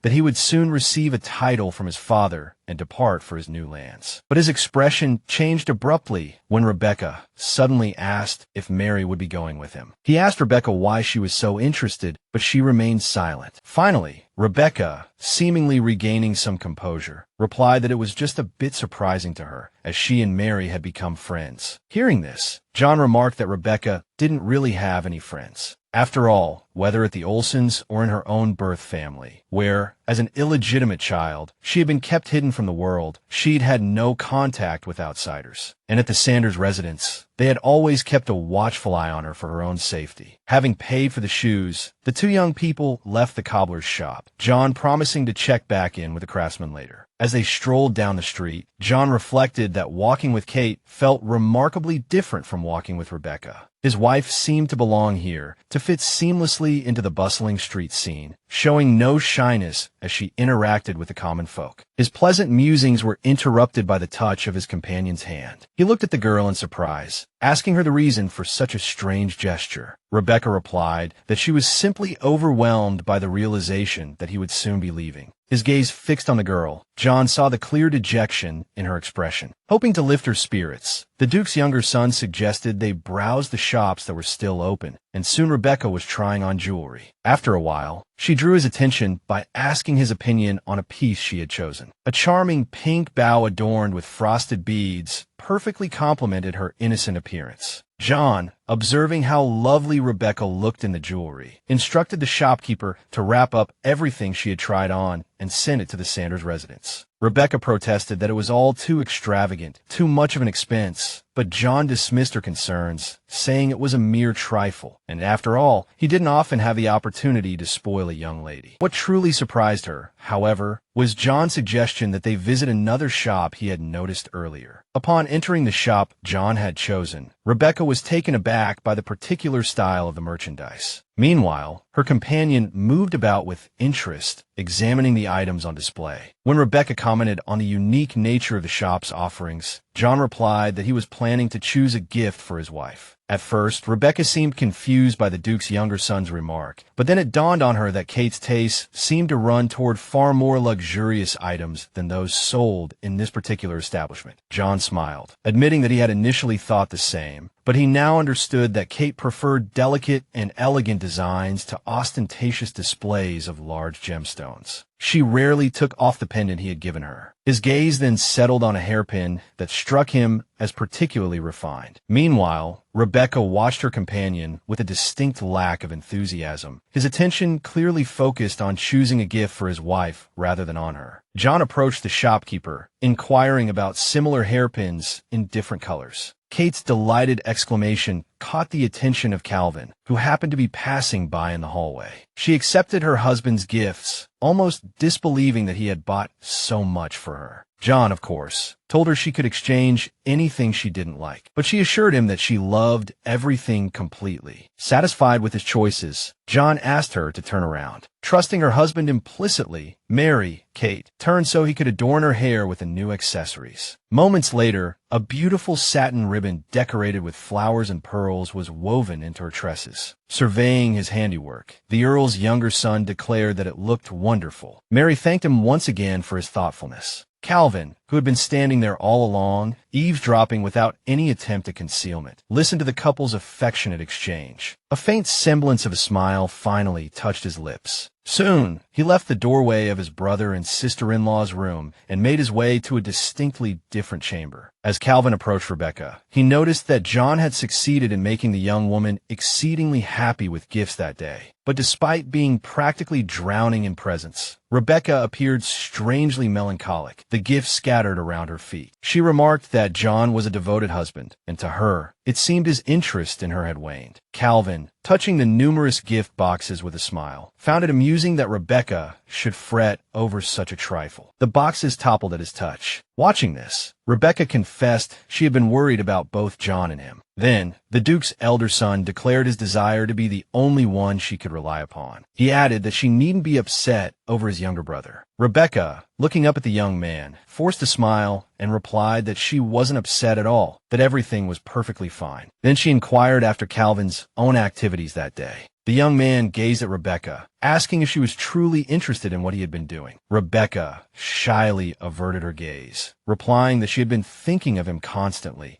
and concluded that it would have been better if she had accompanied him to buy shoes. Calvin, visibly pleased by her words, abruptly changed the subject, mentioning an interesting conversation he'd had with Mary, Kate, on the way to the royal palace concerning John's yachting trip. Rebecca expressed curiosity as to why the Duke's elder son would discuss such a topic with Mary. But instead of answering, the young man stepped closer to Rebecca, declaring that he existed solely for her. The Earl of Olsen's illegitimate daughter lifted her eyes, listening intently to every word. Taking her hand, Calvin professed his willingness to give her anything she desired. He addressed her affectionately and tenderly as his only goddess. Suddenly, she bade him look at her, and only her. Several days after returning from the royal palace, Mary, while sipping tea, engaged her husband in conversation about how long it had been since he last visited the lake. The young man was rather surprised when Mary suddenly mentioned that the weather was perfect for boating. When questioned by her husband, she pointed out how much she would enjoy a trip on a yacht. Mary finally decided to heed Calvin's advice, although she had doubted until the last moment whether it was worth doing. In her past life, she had never been on a yacht or a ship. As his brother had said, John used to go yachting regularly during warm weather, but hadn't been once since the wedding. This worried Mary greatly, so she finally decided to bring it up with her husband. Finally, John stated that traveling by ordinary boat was rather dangerous, but he had a yacht they could use together. Without further delay, the young man proposed fulfilling her wish to go out on the water the very next day, to which she readily agreed. Looking at John, Mary wondered what would have happened if she hadn't suggested the yachting trip. Meanwhile, the Duke's younger son had already turned to Susan, instructing her to relay his orders to Bertrand to prepare the yacht for departure tomorrow. Noticing Mary, Rebecca caught her attention and inquired where she was going. As she complimented John's wife on how wonderful she looked, Mary explained that she and John were going yachting that day. This triggered a memory for Rebecca, recalling how the Earl's son used to take her yachting every year and how he would also fish while there. When she asked if John planned to fish today, Mary explained that he hadn't mentioned anything of the sort. But at some point, Rebecca suddenly noticed a certain heightened interest that Mary displayed towards John. Yet at the same time,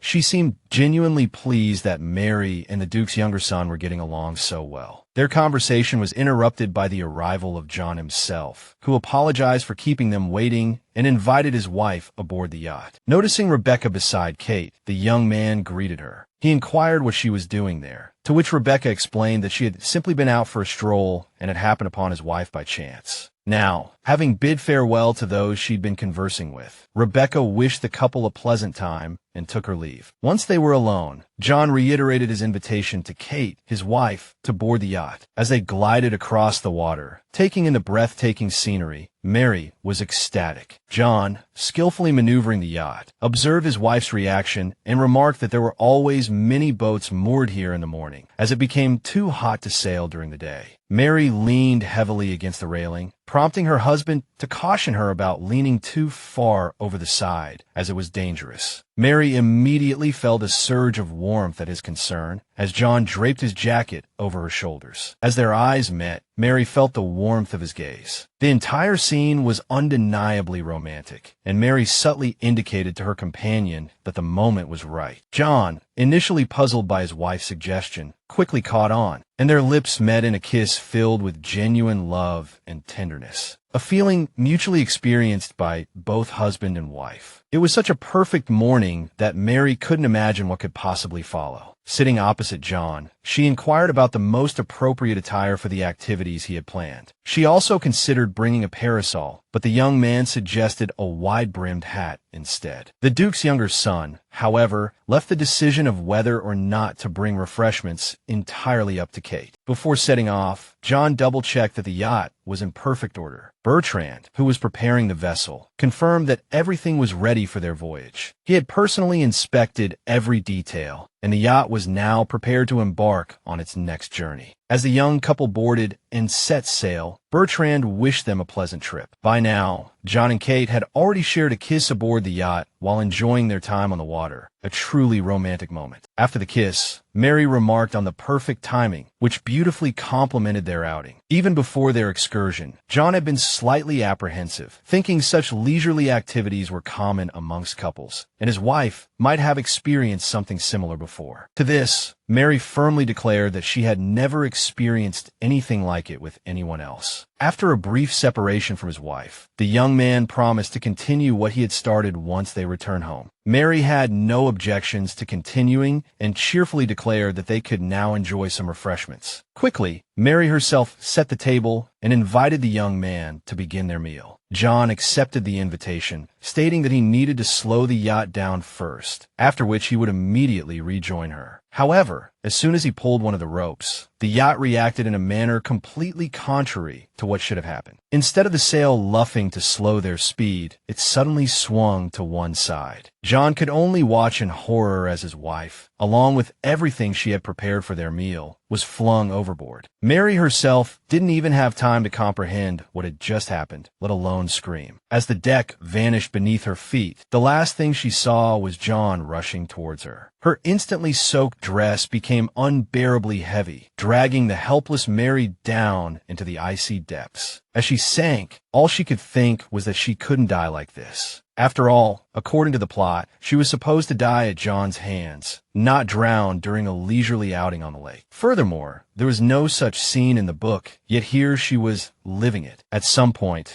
Mary saw a system message appear, informing her that in a few minutes she would die, and history would return to its starting point. Lost in a whirlwind of confused thoughts, the girl sank deeper, consciousness slowly slipping away. Her last thought was of how John would react when her body was pulled from the water. With a struggle, she opened her eyes, beginning to recognize the familiar details of the room. Susan, sitting beside her, immediately perked up at the sound of her beloved mistress's voice. The girl, having narrowly escaped death, now pondered how to make sense of everything that had happened. All in all, it clearly demonstrated the author's antagonistic attitude, who was doing everything in their power to ensure Mary couldn't deviate from the storyline. It was the framework of the original work that constantly restricted the characters' attitudes towards her, and even the development of events themselves. But in the end, a completely unplanned accident had put her life in danger, and the author clearly possessed considerable power and could steer the course of events to a certain extent. Such speculation could lead to prolonged depression, so Mary decided to dismiss these thoughts. Then, the girl remembered how, while unconscious, she had once again found herself in that place where she saw the system message. There, she learned that due to the disruption of the original plot, the author's influence had become more limited. This was good news, as it clearly indicated that the original plot and the author were not working in perfect harmony. Pulling herself from her thoughts, Mary asked Susan where John was now. The girl hesitated, but then said that the young gentleman was currently interrogating Bertrand. Mary didn't immediately understand who her husband was interrogating, but she quickly remembered that this was the man who had prepared the yacht for their sail. Only now did it begin to dawn on Mary that this might not have been an accident at all. Then she remembered the system message. If Kate, Mary, died, the story would return to the beginning. This made her realize that this incident wasn't the fault of any particular character. Suddenly, Mary noticed Susan crying, saying that Bertrand wasn't the kind of person who would orchestrate such an assassination attempt. This only confirmed Mary's suspicions that the incident wasn't the fault of the characters in the story, and they shouldn't suffer because of the author. So, she instructed the girl to tell John that she had awakened and wanted to see him very much. The moment Kate/Mary fell into the water, the young man's heart skipped a beat, and everything around him seemed to freeze. Terrified for her life, John watched in horror as his wife quickly sank into the dark depths of the lake. As he pulled Kate ashore, he prayed that she would breathe, that she would live. He pictured her sweet face, back when she had thanked him for buying her so much jewelry. After a moment of reflection, the young man suggested they go on another trip together sometime. He also recalled the times he had distrusted Kate and hadn't treated her well, and how she had told him, for the 100th time, that there was no need to compare her to the others in his family. Before that, he had repeatedly accused his wife of supporting her family's despicable schemes. And even earlier, John had almost directly called the girl not a person, but a cunning snake. All of this flashed through the Duke's younger son's mind in an instant. Looking at Bertrand sitting before him, John noted that in all the years he had worked for his family, he had never betrayed his trust. But the incident with the yacht had opened his eyes to many things, and now the young man demanded that Bertrand tell him. The man behind him remained silent, infuriating the Duke's younger son, John. He was about to explode when his aide interrupted, announcing the arrival of his wife's maid. The young man listened with relief to the report that Lady Kate, Mary, had awakened. Hearing the familiar, almost familial voice calling her name, Mary stirred. Before the girl could even speak, John was at her side, embracing her tightly. The suddenness of it surprised Mary, but it was also intensely welcome. She returned his embrace, utterly absorbed in the warmth, both emotional and physical, that he had exuded from their very first encounter. As the initial wave of tenderness subsided, Mary looked at her husband's face, puzzled by his pallor. John explained that she had nearly died. When she asked what had happened, he told her about the damaged sail controls. and that since Bertrand was responsible for the yacht's equipment and its inspection, he was currently interrogating him to discover who had orchestrated the vile deed. At this, Mary interrupted, saying she didn't believe Bertrand was responsible at all. Of course, John himself didn't trust the loyal man to commit such an act, but one could never truly know another's thoughts. However, his wife pointed out that Bertrand couldn't possibly be unaware that he would be discovered quickly and dealt with. Mary also pointed out the similarity to the poison needle incident. But in her own mind, she had already realized that the author, bearing her ill will, simply wanted to eliminate her by creating an incident outside the established plot. It remained to determine who had carried out the attempt. Mary already knew that the less significant a character was in the story, the less influence the author had over them. After all, if the author could control Susan's thoughts and actions, there would be no point in orchestrating such a complex assassination attempt on the yacht. It was as if the author themselves were bound by the possibilities of the plot's development, unable to simply kill off an unwanted character. In this situation, they would either use minor characters who initially disliked Kate, or those who weren't particularly friendly towards her, but had greater opportunities and importance within the unfolding narrative. Bertrand hadn't even been mentioned in the original narrative, so he certainly couldn't have had anything to do with the assassination attempt. Of course, the girl couldn't explain all this directly to her husband, so she used the poison needle incident as an example, suggesting that Bertrand might simply have been framed. Listening carefully to his wife, the young man understood there was something to consider in her words. Soon, he returned to the dungeon where interrogations were usually held and spoke to his aide. Now, Bertrand listened in astonishment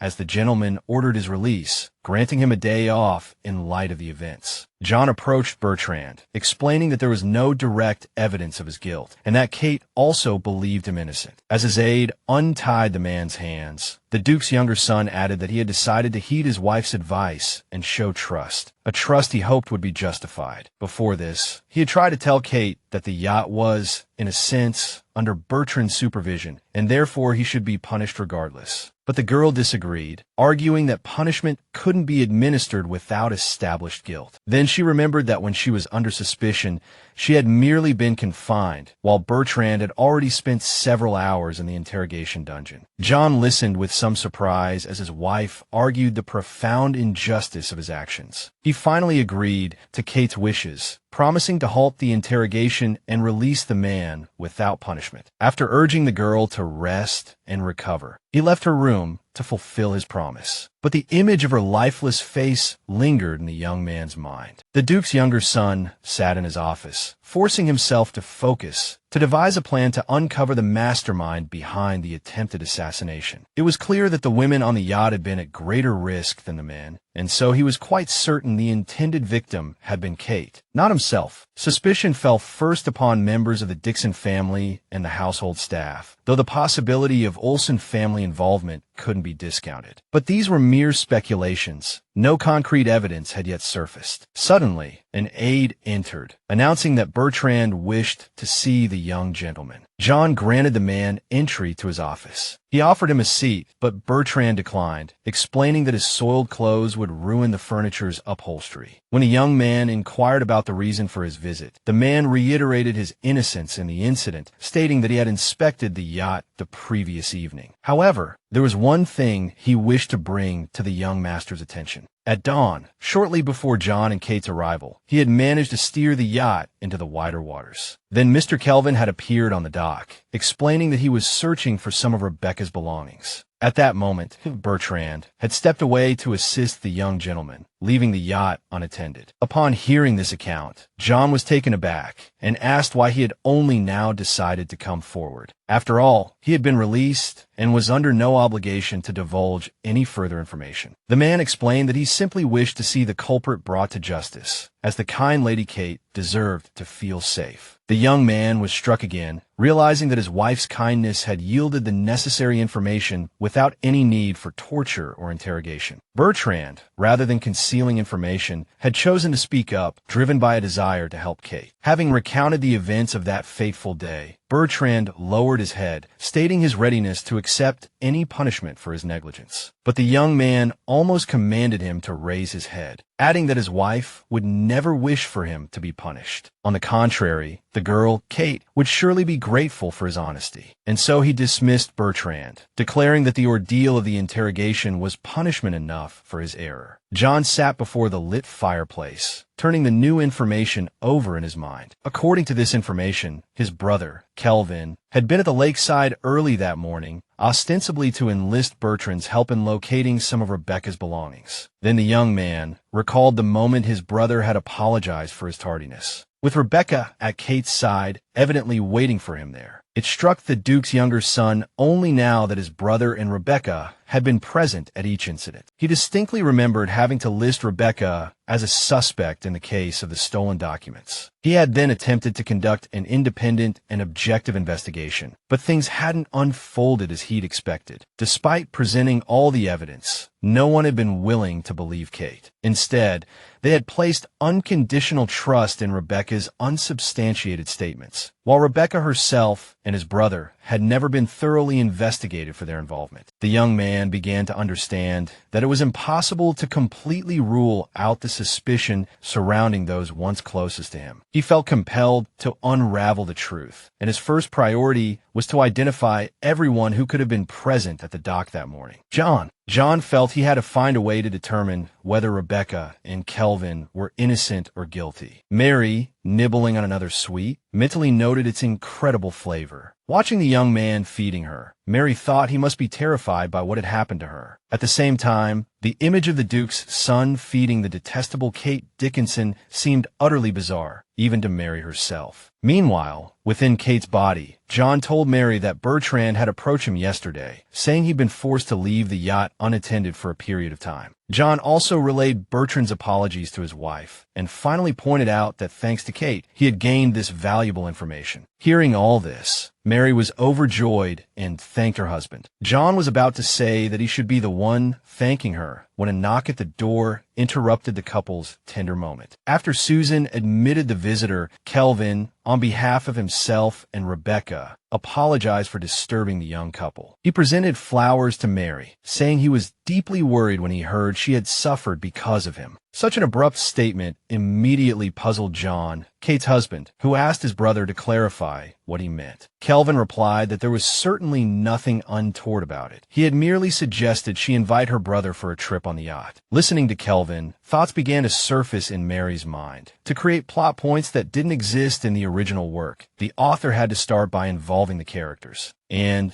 the more significant a character's role in the story, the greater the author's influence over them. Satisfied with his brother's explanation, John instructed that the flowers be put in a vase. He then mentioned that he had heard Kelvin was also at the docks that morning. His brother confirmed this, saying Rebecca had dropped something there and he had gone to retrieve it. Mary, not truly delving into the substance of the conversation, mentally reviewed all the major characters in the book who could be subject to the author's influence. Meanwhile, John was already wondering what his brother had been looking for at the docks that morning. At some point during the conversation, Rebecca joined them, noting how pale Kate looked. She also explained that she had wanted to visit Mary yesterday, but hadn't been allowed. When Mary asked who had prevented her, John explained that the doctor had recommended plenty of rest. As Mary herself had been unconscious, he had personally relayed the doctor's advice to all visitors. He then turned to his brother and Rebecca, hinting that Kate was in dire need of quiet rest now. The hint was taken, and the young couple moved towards the door, wishing Mary a speedy recovery. As John watched them leave, a strange unease settled over him. Kate's voice pulled the Duke's younger son from his negative thoughts. Looking at her husband, Mary tried to reassure him, saying she was indeed all right. But this provoked a rather strong reaction from him. He pointed out that she would remain in danger until the culprit was caught. She gently touched his hand, calming John's agitation. Mary also asked him when he had last slept. Stroking his cheek, she noted that he looked very pale. She then added that he shouldn't have so thoughtlessly put his own life in danger to save hers. However, upon hearing these words, John removed Kate's hand from his face, declaring that he wasn't about to stand by and watch her die. But to this, Mary declared that that was precisely what he should have done, stood by, and not interfered. After all, if in a critical situation, not one, but both people died, the situation wouldn't be any better. Mary encountered unprecedented politeness and attentiveness from everyone she met on the way, greeting the young woman and wishing her a good day. Mary couldn't understand what had happened during the time she'd been confined to her room, recovering from the incident. She turned to Susan, asking if she knew the reason for the servant's behavior. To this, Susan explained that it was all thanks to Mr. Bertrand. After all, the generous gentleman was beloved by all the servants in the mansion, as he was always ready to lend a helping hand. Susan then recalled Claire's disappearance a few days prior. Hearing the name, Mary immediately remembered the person Kelvin had asked her about. Rumors had once circulated the mansion that Kate had done something to the person who claimed to have seen her poisoning the online world. But after Kate saved Bertrand, all suspicions about her were dispelled. Gathered around a table, the ladies were discussing Kate Dickinson's recent near drowning on the yacht. As they talked about what had happened, some began to insinuate that it might not have been an accident at all. Only Stephanie secretly rejoiced, thinking that someone in the duchy had decided to deal with the impudent Kate, perhaps even John himself. But her face changed when one of the storytellers mentioned John Saunders bravely jumping into the water to save his wife. This news, unexpected by the spiteful and jealous woman, made Stephanie tense. No longer listening to the storytellers, Stephanie wondered why John had decided to save Kate. But then the conversation shifted to who the culprit behind the incident might be, which again caught Stephanie's attention. The girls at the table mentioned that there were no reports on the progress of the investigation, but it was certain that the person who had prepared the yacht hadn't been punished. Stephanie couldn't believe that after such a serious incident, the person not only hadn't been punished, but had even kept their job. Now she openly expressed that this raised some serious doubts about Kate's position within the Saunders family. The Duke's daughter-in-law almost drowned, and no one was punished for it, which probably meant that her life wasn't taken seriously at all. Stephanie threw this new piece of information into the discussion, rather smugly pointing out that whoever wanted to kill Kate had made it clear she was of no use to the Duke's family. As Mary stepped out of the carriage, she asked Susan why there were so many people there today. To this, the maid explained that Mr. Kelvin had invited a lot of tailors. The task was to sew a dress for Rebecca, one worthy of the royal family. When Susan asked her mistress what she would wear, Mary inwardly realized that she had completely forgotten about her own attire during the carriage ride. But there was very little time left before the festival. The Duke had already mentioned the festival, saying that there was only a month left. Kelvin then pointed out that they should pay attention to Grand Duke Sheldon's actions, and Henry agreed that he might use the festival to demonstrate his power, and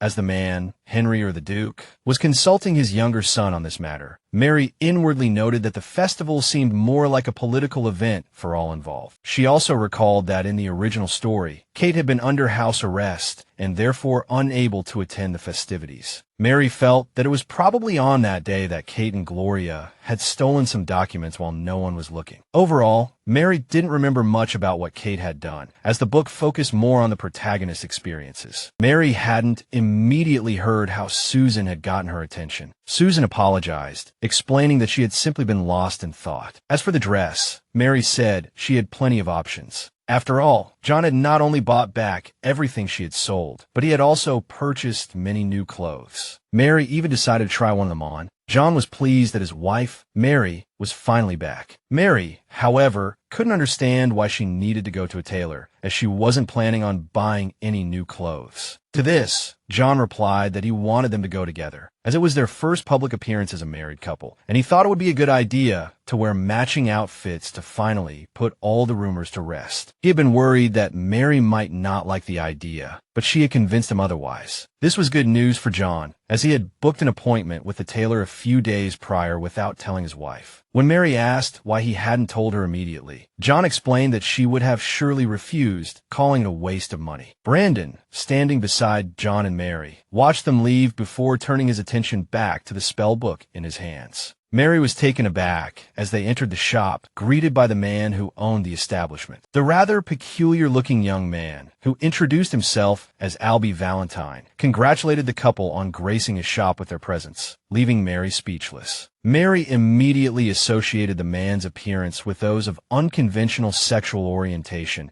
as the elaborately dressed and made-up man invited his guests into his kingdom. Flipping through the catalog, Mary was once again shocked by its contents. She noticed with dismay that John didn't seem to be bothered by the designs at all. When she questioned John about it, he said he was there because his wife liked the kind of dresses she used to wear. When asked how her husband knew about this place, her companion, John, recalled an incident from not long ago when he asked a passerby where they had acquired such gaudy attire. The person had no choice but to admit that the place had been recommended to them. Returning to the catalog, John pointed out that, overall, it was a rather reputable clothing workshop. Afterward, John suggested a good option for Mary. Before the couple could even speak, Albie suddenly appeared behind them, loudly declaring that they had made an excellent choice. He then immediately offered them to try on the outfits he had already prepared, as if sensing the customer's desires. Albie exclaimed with unconcealed joy that the dress had finally found its owner. As Mary examined herself in the mirror, Albie continued to exclaim that he always recommended other styles to customers, as if he knew this particular one was meant for Mary. Mary, meanwhile, thought to herself that her husband had good taste. During this time, John stood silently, watching his wife try on the fashionable new dress. Mary felt a surge of excitement, noticing that the dress seemed a bit provocative. She wanted to ask her husband if the dress suited her. John's brother, on the other hand, could simply summon designers directly to the mansion for new outfits. That's how he treated the protagonist of this story. Now Mary wondered why John had decided to bring her to this particular shop, whether he was just trying to keep up with his brother and Rebecca, and then John declared that the dress looked beautiful on his wife. Mary was momentarily speechless by John's sudden words. As he approached Mary, John added that it suited her even better than he had imagined. Stepping very close, the Duke's younger son prompted Mary to turn her head to the side, but Mary suddenly asked him if he wanted to try on any of the suits they had there. Mary reminded him of their plan to wear matching outfits and asked the designer to pick something out for her husband. Upon hearing the couple's plan, the designer, Albie, was overcome with an incredibly tender emotion. John couldn't understand why Mary had suddenly withdrawn from his affectionate attention. After the fitting, when the newly married couple stepped outside, she had already joined Albie, engrossed in examining the selection of suits. The Duke's son expressed some doubt, suggesting perhaps they had been too hasty in their decisions. But Mary reassured him that their choices were perfect and that her husband possessed impeccable taste. Upon hearing his wife's praise, the young man remarked that he often received compliments on his sense of style. After inquiring whether Mary was tired, John suggested they choose a few pairs of shoes for her. Moments later, the two young people entered a shoe shop where they were greeted with enthusiastic welcome. The smiling man who received them immediately recognized John and recalled his previous visit to inquire about ordering several pairs of winter boots. As the men began discussing their prior conversation, Mary was momentarily lost. Catching her husband's attention, she asked why she needed several pairs of shoes. He explained that where they would be living later, the winters could be long, and immediately declared that they needed to order more shoes suitable for winter horse riding. There was no stopping John, and now the shoemaker was already busy taking measurements of Mary's feet. This time-stamped content is already included in 8056. While the shoemaker worked, Mary pondered the cultural and economic conditions of her future domain. After all, the book she had read offered few details about the place. At one point, Mary noticed her husband gazing intently at her, smiling. She asked him why he was looking at her that way.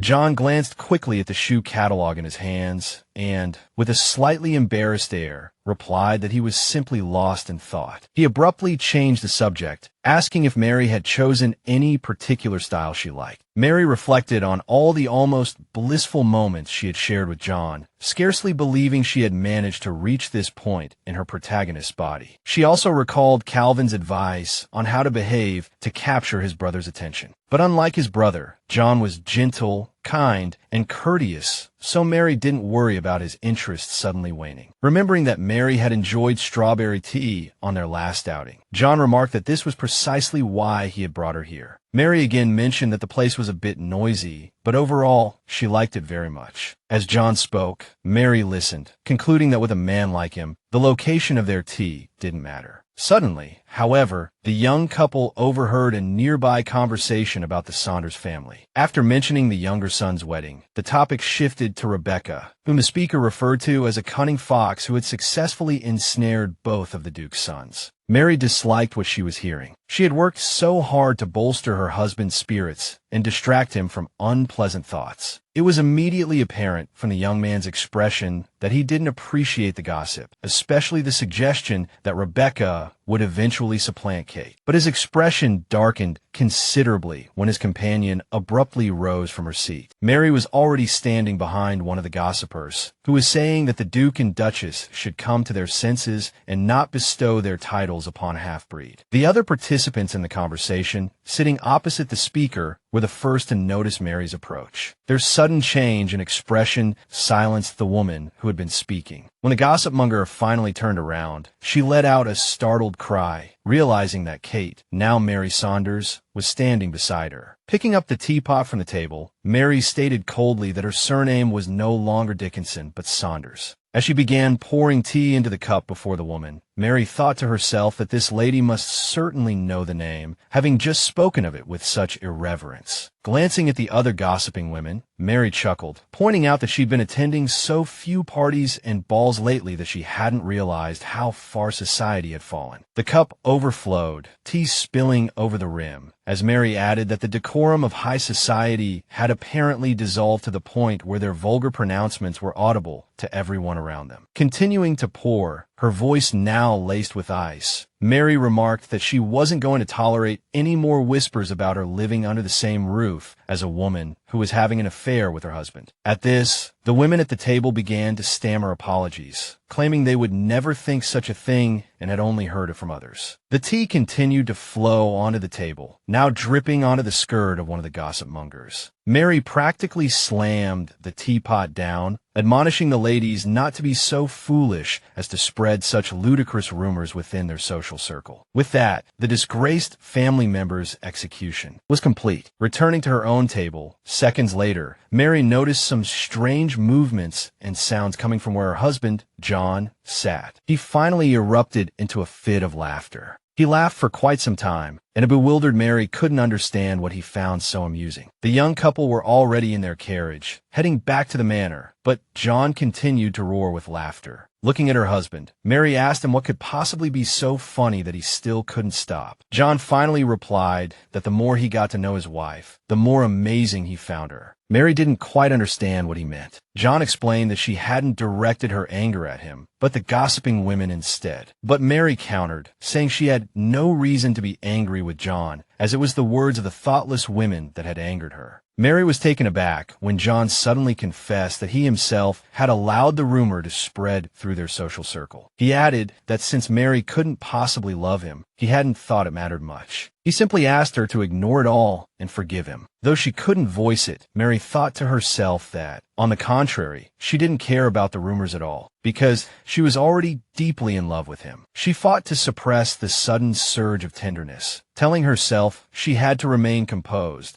because the man sitting opposite her wasn't meant for her, but for Rebecca. The rest of the journey passed in silence, each lost in their own thoughts, and they arrived at the manor in the same subdued mood. Walking through the rooms, Mary noticed that things still seemed somewhat amiss, even though all the tailors should have long since departed. Then, Brandon and Susan, Kate's maid, appeared in the couple's view. These two characters, insignificant to the original story and previously engaged in conversation, greeted them upon noticing John. Brandon then informed John that the Duke and Duchess had retrieved a diamond necklace from the vault that day. The necklace, also known as the Blue Lagoon, was the oldest and most precious heirloom of the Saunders family. Rebecca would be required to wear it in public, thus declaring her a member of the Saunders family. Suddenly, as if seized by madness, John grabbed his wife's hand and pulled her along behind him. He flung open the study door without ceremony, immediately attracting his father's attention. John's gaze swept across everyone gathered in the room, his voice menacing and cold as he demanded to know why the decision to retrieve the jewelry had been made. Rosemary was taken aback by her son's outburst, while Henry chastised him for his rudeness. John apologized, saying he might have misunderstood something, but he had indeed heard about the retrieval of the Blue Lagoon the moment he stepped through the door. The necklace had been retrieved without his or Kate's knowledge, while they were preoccupied with choosing their attire. He now directly asked Mary if the jewelry would be worn. Mary was astonished by her husband's words, as the necklace was intended for Rebecca. John explained that, according to tradition, the necklace should be worn by the daughter-in-law of the family during her first official social appearance. Since the upcoming event was effectively Kate's debut, tradition dictated that she should wear the Blue Lagoon. He had suggested that Kate choose earrings to match the necklace, but she had tried to decline his arrangement. John persisted, however, until Kate finally cried out that the necklace simply wouldn't suit her. The rest of the family, along with Rebecca, watched this strange scene in silence. Kate quickly explained that her dress had gold embellishments that clashed with the blue diamonds. She then apologized to everyone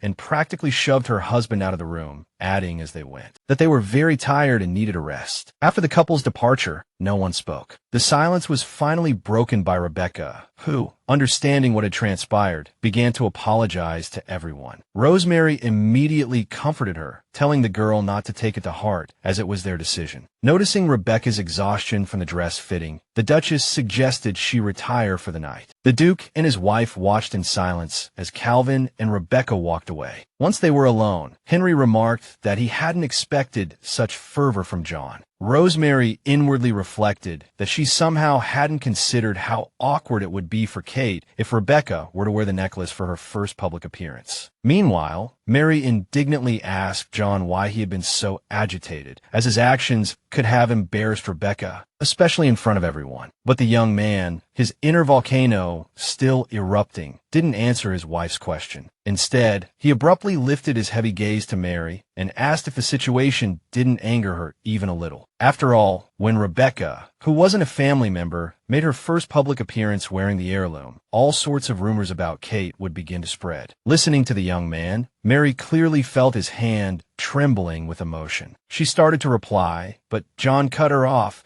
saying that there were already unsavory rumors about Kate, and after the holidays, there would be more, and they would be even worse. Mary responded quite calmly that she no longer cared much about what people said about her. As Mary began to list words like vulgar, loose, and vain, John tried to stop his wife. Disgusting, not even human, a snake. When Mary finally finished, John said that this time, the rumors would be of a completely different nature. When Mary asked what kind of rumors they would be, John explained that, first, they would talk about their less-than-normal marital relationship, and then they would say how poorly Kate treated Rebecca, since the family decided to give the jewelry to someone other than the daughter-in-law. When the young man finished speaking, silence hung in the air for a moment. Mary broke the silence, saying that she didn't care about those rumors either. She would handle everyone, just like she had dealt with those women at the cafe. The memory of the cafe incident immediately brought a smile to John's face. The mayor's office echoed his sentiment, adding that Mary was perfectly capable of starting a scene at the festivities, but then the young man, John, suddenly approached her and gently caressed her cheek. John, the Duke's youngest son, confessed that when everyone told him he'd married poorly, he'd braced himself for a life of misery. He'd never imagined that, thanks to Kate, his life could be so wonderful. Then, he added, perhaps now was the time for Mary to close her eyes. Of course, in reality, Mary was deeply worried about what people would say about her during the festival. Thinking about this, she recalled how John had stood up for her in front of his family, ensuring she wore the necklace. Feeling her beloved's lips once more, Mary wondered when John had become so tender and considerate. After a moment, he pulled away from her. John worried that Mary's health might still be delicate after the yacht incident, but she assured him that even horseback riding didn't affect her, meaning she was fully recovered.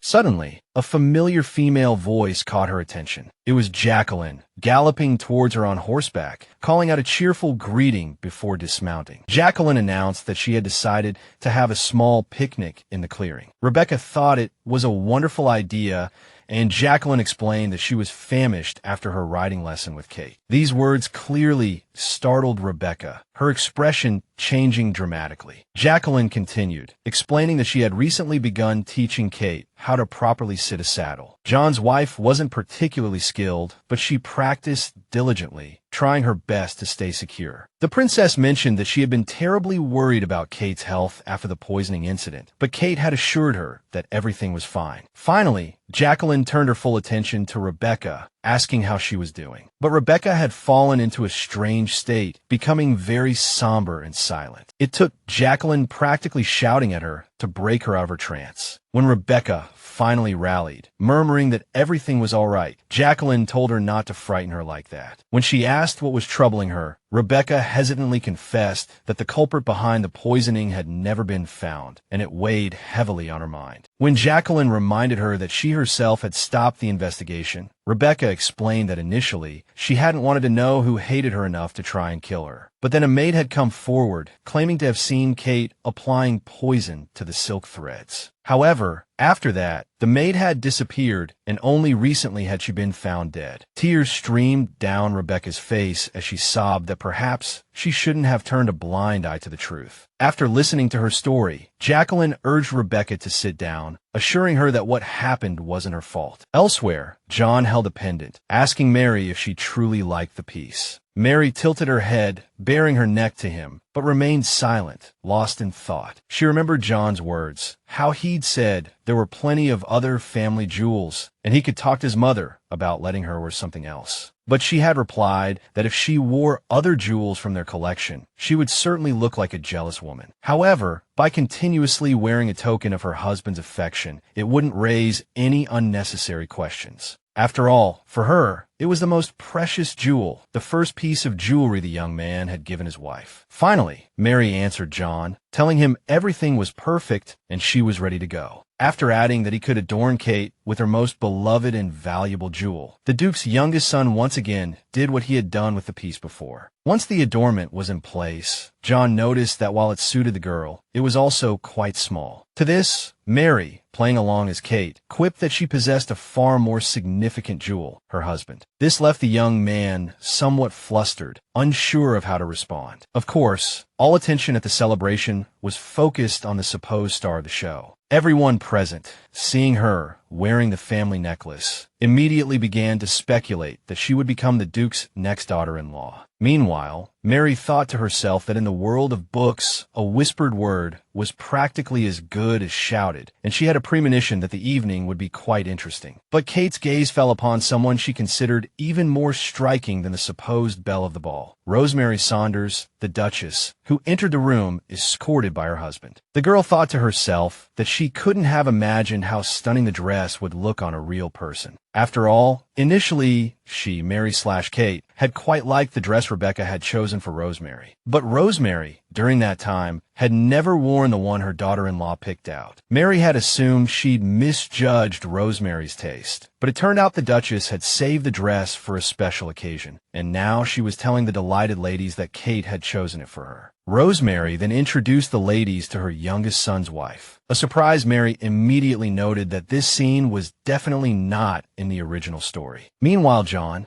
at her side, invited Kate forward to make acquaintances. Now Mary, as Kate, was introducing herself to the ladies surrounding the Duchess, who politely introduced themselves in return. The Duke's youngest son watched with a degree of satisfaction as high society embraced the woman who, only months before, had been considered an irredeemable hussy. Soon, the room filled with the lilting strains of music, and the young man invited his wife to dance. As they began to twirl, John asked Kate how she felt after these initial social encounters. To this, Mary, still playing her role, explained that she had already forgotten the names of everyone she'd met, and after her dance partner said that the most important thing now was to remember the steps, she playfully asked him if he was afraid she would step on his handsome shoes. After all, he shouldn't forget that he was dancing with Kate Saunders. Mary found that Kate's body had a perfect mastery of all the steps. She only needed to lose herself in the music to twirl gracefully with her partner. Looking directly into her partner's eyes, Mary asked him again if he was still worried about her stepping on his feet. John had once insinuated that she had learned to dance by frequently dancing with other men. Throughout all of this, Stephanie watched the young couple dance with an unfriendly gaze. Her dear brother added fuel to the fire by pointing out that John had seemed to want to get rid of Kate, yet here he was, dancing with her. Another source of annoyance for Stephanie was Rebecca, who appeared at the event wearing a family heirloom, giving reason to believe she might become Calvin's wife. Stephanie was practically biting her nails in frustration, completely bewildered by the turn of events. Blake, too, privately noted Kate's somehow drastic change and transformation. Previously, she had always seemed somewhat gloomy, but now she was practically radiant, something that wouldn't happen in a marriage of convenience. And his sister, Stephanie, continued to glare at Kate and John, thinking that the man should have been hers. But the dance ended, and the young pair bowed to each other, thanking one another for the dance. Watching the flush creep up John's face, Mary teased him brightly, suggesting her dancing might be a bit too energetic for her partner, what with the perspiration beading on his forehead. John, admitting the truth in her words, turned to Mary and suggested they step aside for a moment. But the moment Mary turned her head, her expression shifted dramatically. Noticing his wife's strange reaction, John tensed, unsure what had upset Kate. Then, he heard footsteps approaching from behind. It was Earl Louis Dixon, wearing a deceptively amiable expression, remarking that he hadn't seen the young couple since their wedding. He went on to say how much he'd missed his daughter and requested a moment alone with her. Mary was flustered, unable to even look the man in the eye, likely a lingering effect of Kate's true nature resurfacing during the dance. Suddenly, she felt a hand clasp hers. It was John. He declared that he saw no need for a private conversation, as he didn't believe the Earl would say anything he shouldn't hear. John's actions greatly irritated the Earl, who had intended to reprimand his daughter privately. He insisted that he simply wished to spend a moment alone with his daughter, and the Duke's son shouldn't interfere. But then John inquired about the servant Louis had sent to their estate. Caught off guard, the Earl, eager to deflect, claimed his daughter had a fiery temper, so he'd ask Gloria to teach her some manners, Gloria being a rather strict instructor. As the men spoke, Mary could scarcely believe John was standing up for her. But at the same time, a nagging doubt remained. Perhaps he merely suspected her of something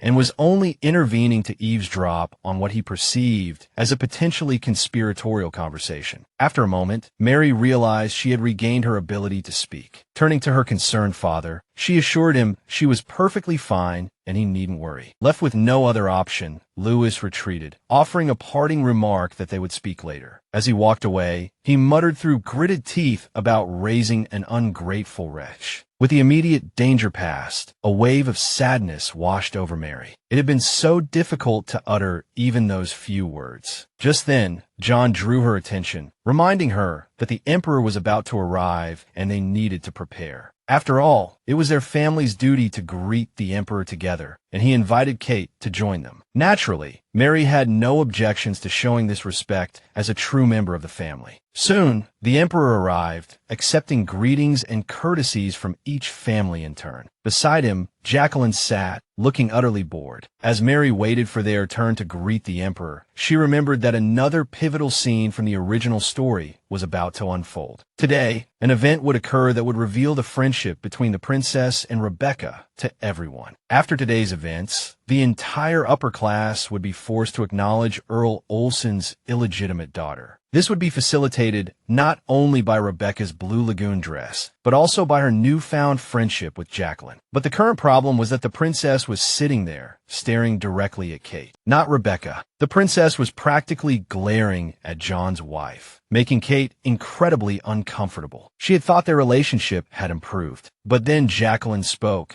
declaring that her only joy in this ostentatious event was seeing all the people she cherished. She listed the members of the Saunders family one by one. She mentioned Rebecca, of course, but no one expected to hear Kate's name. The princess pointed out that John and Kate were wearing coordinating outfits today, which refuted all the rumors about them. From this day forward, everyone would see that the couple was living in perfect harmony. Jacqueline then added that she would now invite not only Rebecca, but also Kate to spend time with her, much to the Duchess Rosemary's delight. Rosemary thanked Jacqueline for her consideration, while Mary, still masquerading as Kate, was stunned by the princess's words. Rebecca's expression also shifted noticeably. Noticing this, Calvin asked Rebecca if she was all right. The young woman replied that she was merely nervous because of the emperor's greeting. After the official proceedings, John, the Duke's youngest son, approached his wife, Kate, Mary, with a glass of wine and asked how she was feeling. Replying that she was fine, Mary thought to herself how different the emperor's greeting was from the original story. In the book, Rebecca was supposed to be the sole focus of attention. But now, she had to share that honor with someone like Kate Dickerson. Mary still didn't know the special condition for the next stage of the story, so she thought the distortion of the plot might be related to it. The girl's attention was then drawn to the voice of Kate's father, Earl Louis Dixon, who was speaking to someone about impeccable bloodlines. He was praising Archduke Shelton as a direct descendant of the royal family. He was also, Louis continued, the most loyal and devoted to the now-deceased emperor, a man whom he had been close to.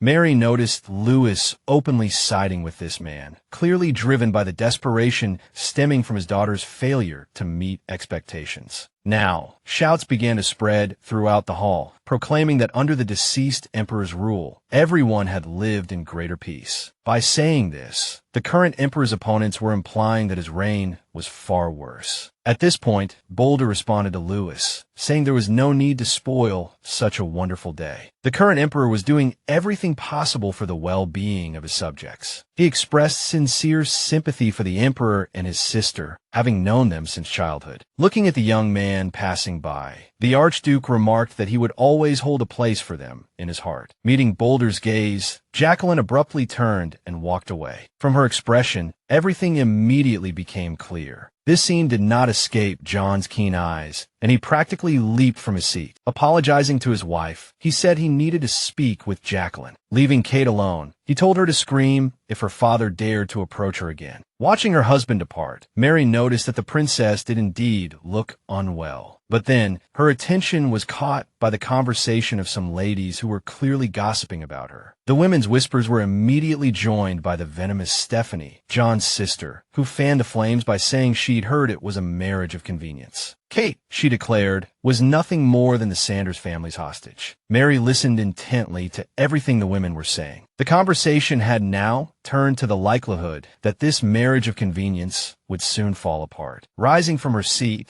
the girl walked towards the gossiping women, interrupting the flow of their foolish pronouncements. With the haughtiest expression she could muster, she declared that no matter what, it was she and no one else who had become John Sanders' wife. She then pointed out that the gossips had probably not heard the rumors that, in the event of a divorce, she would be entitled to her own mansion and a generous settlement, allowing her to live comfortably, eating, drinking, and enjoying herself until the end of her days. And, being beautiful, she would be rich enough to have lovers, and then, if she wished, she would marry again. When she finished, Stephanie called Kate a parasite clinging to the Sanders family. To this, Mary laughed and pointed out that her adversaries had always lived that way, first depending on their parents and then on their husbands. This bitter truth, of course, couldn't help but sting the women deeply. Stephanie shrieked that even so, they were nothing like Kate. The young woman agreed, stating that she wasn't the sort to lose sleep over someone marrying John Sanders, leaving her rival speechless. Just then, the Duke's younger son himself returned to his wife's side. As the young man approached, Mary playfully inquired whether she had truly been flirting so outrageously in front of him. John, having missed the crux of the conversation, was bewildered by Kate's words. And when she explained that she was being accused of exactly that, he declared that as his wife, she was perfectly entitled to such behavior, but only directed towards him. Hearing this, Mary nestled closer to her husband, murmuring that there couldn't be any other option, as no other man compared to him. The disgruntled women could only watch in silence as Kate carried on, and Stephanie's nerves finally frayed, causing her to retreat from the scene of the argument. Watching her rival depart, Mary mused that the more she attempted to embody the role of the audacious Kate, the more she enjoyed it. But then her attention was drawn back to John, who wanted to clarify something with his wife, just in case. He reminded her that he and Jacqueline had only ever been childhood friends, and nothing more had ever existed, nor did it now. between them. He explained this with a certain insistence, until Mary assured him of her complete trust in her husband. After all, even the protagonist of this story had become convinced of his honesty and steadfastness. As John finished speaking, Mary gazed at his face, feeling a surge of happiness for the strong bond that had developed between them. But the system wouldn't allow her to fully relax, informing her that a special condition of the third stage had to be met in order to expand her abilities. Upon learning the required condition, Mary momentarily abandoned all hope, ready to flee the estate. Flashes of a new life flickered before her eyes, a life where, at one point, the Duchess had begun to believe her. Another beacon of light was Brandon, who had told her that feelings shouldn't be suppressed. There was also Susan, who wished for her mistress to find simple human happiness. Even the princess herself had offered her friendship. Therefore, Mary essentially had no reason to abandon all these people. It was entirely possible for her to find happiness with the very man who was supposed to have killed the female protagonist she was portraying, the man she had fallen deeply in love with and had just boldly invited to dance again. When John asked her why she was looking at him like that, the room looked as if a brawl involving at least 5 people had just taken place. But the sole cause of this disarray was Stephanie, who couldn't fathom that her beloved John Sanders had ultimately chosen Kate. However, at some point, Stephanie noticed a seemingly sealed letter on the windowsill. Upon opening the envelope, Stephanie discovered a letter addressed to her, in which an unknown individual proposed she join the fight against the vile leech clinging to the Sanders family. Together, they would, by their combined efforts, have to get rid of Kate Dickerson once and for all. Following the instructions, Stephanie quickly arrived at the designated meeting place. Alone in such a terrifyingly gloomy place designated for their meeting, Stephanie felt incredibly uneasy. When the door in front of her suddenly opened, Stephanie jumped, letting out a startled cry. The young man who appeared in the doorway stated that he was awaiting the arrival of his guest. As he invited Stephanie inside, she noticed a brooch bearing the Sanders family crest pinned to his clothing. This calmed Stephanie, realizing that there was absolutely nothing to fear now, as within the family itself, there truly was someone who loathed Kate. Leaving her servants behind, the young lady of the Olsen family declared her readiness to meet the well-wisher. And as Mary entered the room, she cheerfully greeted the young man there. Brandon looked up from a document and returned Kate's greeting. At that moment, Mary noticed an open book lying on the table, which captured her attention. The pages depicted magical diagrams, a surprising detail since the storyline hadn't hinted at anything magical. But before Mary could delve deeper into the book's contents, Brandon abruptly slammed it shut. Suddenly aware of their close proximity, the two young people pulled away from each other. Brandon stammered, explaining that the gentleman had asked him to study the information within the book. Mary apologized for putting the young man in such an awkward position. The conversation then shifted to how Kate had recently handled the Empire Day events. Brandon mentioned that rumor had it Kate was so exhausted she'd remained in her room all day yesterday. Recalling John carrying Kate to her room, boasting about retaliating for her supposed seduction of him, Mary felt a blush creep up her neck. After all, every servant nearby had heard John declare that Kate wouldn't be able to get out of bed the next day. Mary quickly changed the subject, mentioning that she hadn't been to work in a while, a fact her conversational partner, Brandon, didn't find unusual. He then added that, as a lady of noble birth, she didn't need to work at all. Mary was surprised when Brandon, her superior, suddenly announced that, starting today,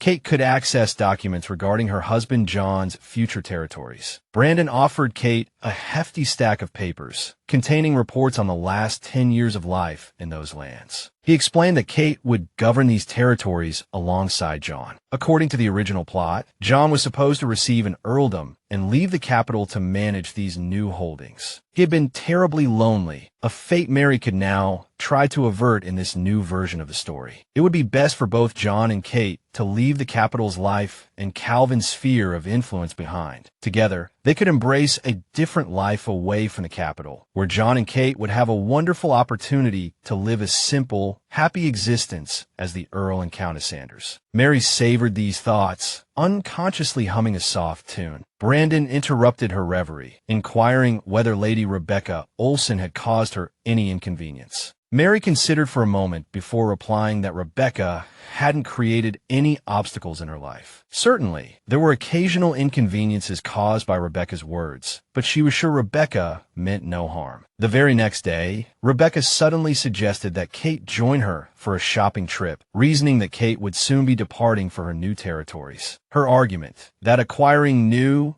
beautiful things would be much more difficult after moving to the countryside, was hard to refute. Mary listened, bewildered, as Rebecca chattered away at Kate, mentioning things like the streets still needing decorations after the recent festivities. She thought to herself how, in the original story, Rebecca would have invited Calvin, not her, and she, Mary, would have loudly excused herself with "I'm busy." If this were the original story, Rebecca would never stroll around with a girl like Kate. In the original narrative, Rebecca managed to capture the hearts of both of the Duke's sons. But when it came to friendships with other women, Rebecca wasn't so fortunate. The sole exception was Princess Jacqueline. She was the only character who befriended Rebecca and accompanied her on shopping trips. But at a recent event, it became clear that Kate had successfully inserted herself into this friendship, which likely resulted in the shopping invitation being extended to John's wife instead of the princess. Now it remained to be seen what would happen if Kate tried to refuse this invitation. Sure enough, Rebecca adopted her innocent, distressed expression, humbly apologizing for any inconvenience her proposal might cause. It all vividly reminded Mary of scenes from the original story where Jacqueline had been in Kate's current position. And then, Mary's thoughts were interrupted. She noticed an open book lying on the table, which captured her attention. Despite her resolve to stick to the original narrative as much as possible, Mary agreed to the stroll. Rebecca was ecstatic, thrilled at the prospect of finally experiencing the bustling streets with a true friend, a place brimming with exciting possibilities. John was taken aback when he learned of his wife's plans to go shopping with Rebecca. Mary explained that it was simply a friendly outing between two companions, nothing scandalous. The young man attempted to join them, but Mary reminded him of his planned visit to the royal palace. Her clinching argument was the princess's own expressed desire for her two friends to reconcile and spend more time together. However, as she offered these explanations, Mary noticed a distinct shift in John's demeanor upon learning of the outing. At one point, she concluded that he might still harbor fears of Kate harming Rebecca.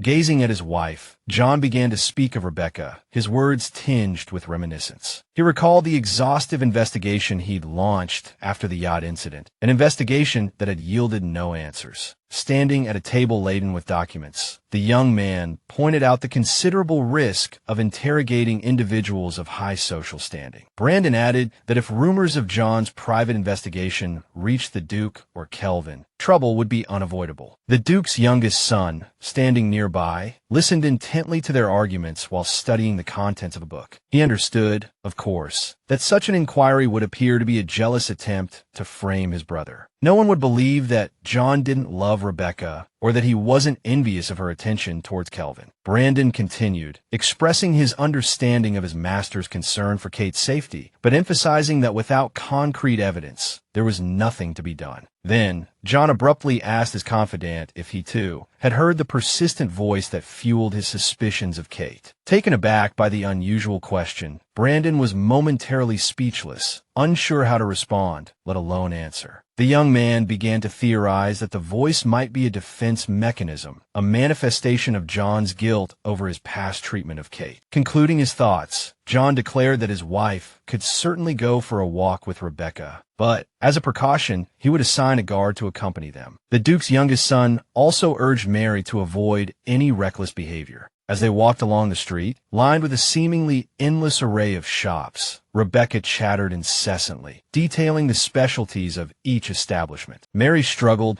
to keep up with the relentless stream of information. Politely, and with an apologetic air, Mary denied Rebecca's suggestion that she was tiring her. Explaining that she was merely lost in thought, she inquired how Rebecca had become so familiar with the street. When Mary implied that she must frequent the area with Kelvin, the girl shyly denied it, explaining that the shops published catalogs almost quarterly, which she enjoyed perusing. As Rebecca spoke of her dreams of one day visiting these shops with a true friend, Mary drifted into her own thoughts. She suddenly realized that the girl's actions weren't intentionally malicious. but rather influenced by the author who held such sway over her. Reflecting, Mary noted that fulfilling specific conditions had already earned her the loyalty of characters like Susan. Furthermore, she had successfully altered the attitude of a key player, the princess, towards Kate. It would be beneficial, then, if she could grow closer to the main characters of this narrative. Mary practically pounced on Rebecca, taking her companion by surprise. Rebecca hadn't expected such a reaction. Thrilled at the prospect of spending more time with Rebecca, Mary suggested they visit every shop they could possibly squeeze into their day. And so their joint shopping spree began. Their first stop was a charming boutique overflowing with a dazzling array of hair ornaments. After a flurry of trying on various pieces, the girls each selected their favorite adornments and, spirits high, continued their excursion. Their next destination was a bookstore where Mary offered a critique of a particular novel, mentioning a few rather risque scenes from its sequel. Mary found it amusing how flustered the protagonist became when recounting these suggestive scenes and their implications. But then, the seemingly demure Rebecca asked Mary if she was familiar with works like Secret Temptations, the subject matter of which wasn't difficult to guess. Mary was utterly shocked to discover that adult literature existed in this world as well. She carefully turned to Rebecca and inquired if the shop carried such books. Rebecca replied in a hushed tone that this particular store did not, but there was another establishment, a place even Calvin frequented on the sly. Mary, realizing such a place was best entered discreetly, summoned Susan. She practically whispered her request, asking Susan to create a diversion for Rebecca's maid so they could slip away unnoticed. Rebecca, she explained, desperately wanted a particular forbidden book and didn't want anyone to know. Soon, everything was arranged, and the girls made their way, clandestinely, to the purveyor of risque literature. Mary still couldn't quite reconcile the proper Rebecca with knowledge of such a place. She also noted that, of course, such an escapade was never depicted in the original story. Once she and Rebecca separated within the stacks of adult books, Mary became engrossed in a volume she'd pulled from a shelf. Lost in the pages, she didn't notice the time flying by. At a certain point, she practically forced herself to close the book, resolving to return to it another day. Having selected 3 other books to purchase, she began searching for her companion, realizing that in such a place, calling out her name might not be the wisest course of action.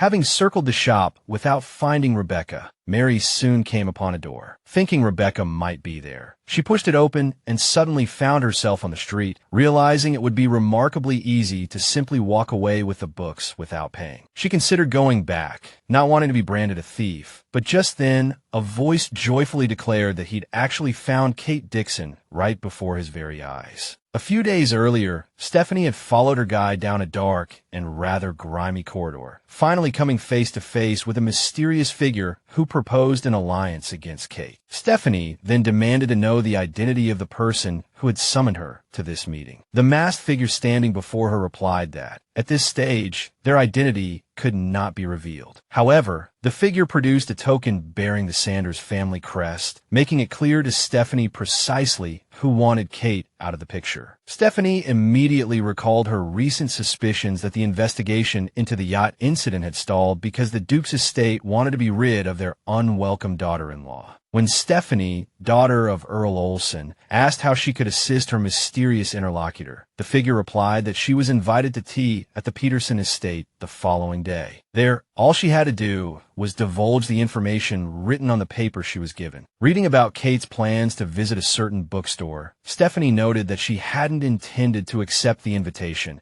as someone she intensely disliked would be present. Meanwhile, Stephanie couldn't understand how this would help eliminate Kate, but her mysterious interlocutor assured her that once the information reached certain ears, everything would fall into place. Rebecca's maid had been distracted by Susan and sent to the bakery with instructions to have the strawberry and blueberry tarts packaged separately. A considerable amount of time passed, and still Rebecca and Kate hadn't returned. Mary, the maid, looked around and asked her companion if they thought something was amiss. Her companion, however, laughed pleasantly and remarked that gentlemen always did as they pleased and always would. The wild-eyed young man noticed Kate regaining consciousness and looked immensely pleased. Clutching a dagger, he declared with unconcealed delight that it had been a long time since they had last seen each other. Mary, bewildered, asked the man who he was and what he wanted from her. Her captor chuckled, replying that he was merely one of those who had once knelt before her, so it was no wonder she had forgotten him. He added that after he had provided her with information about the railway construction,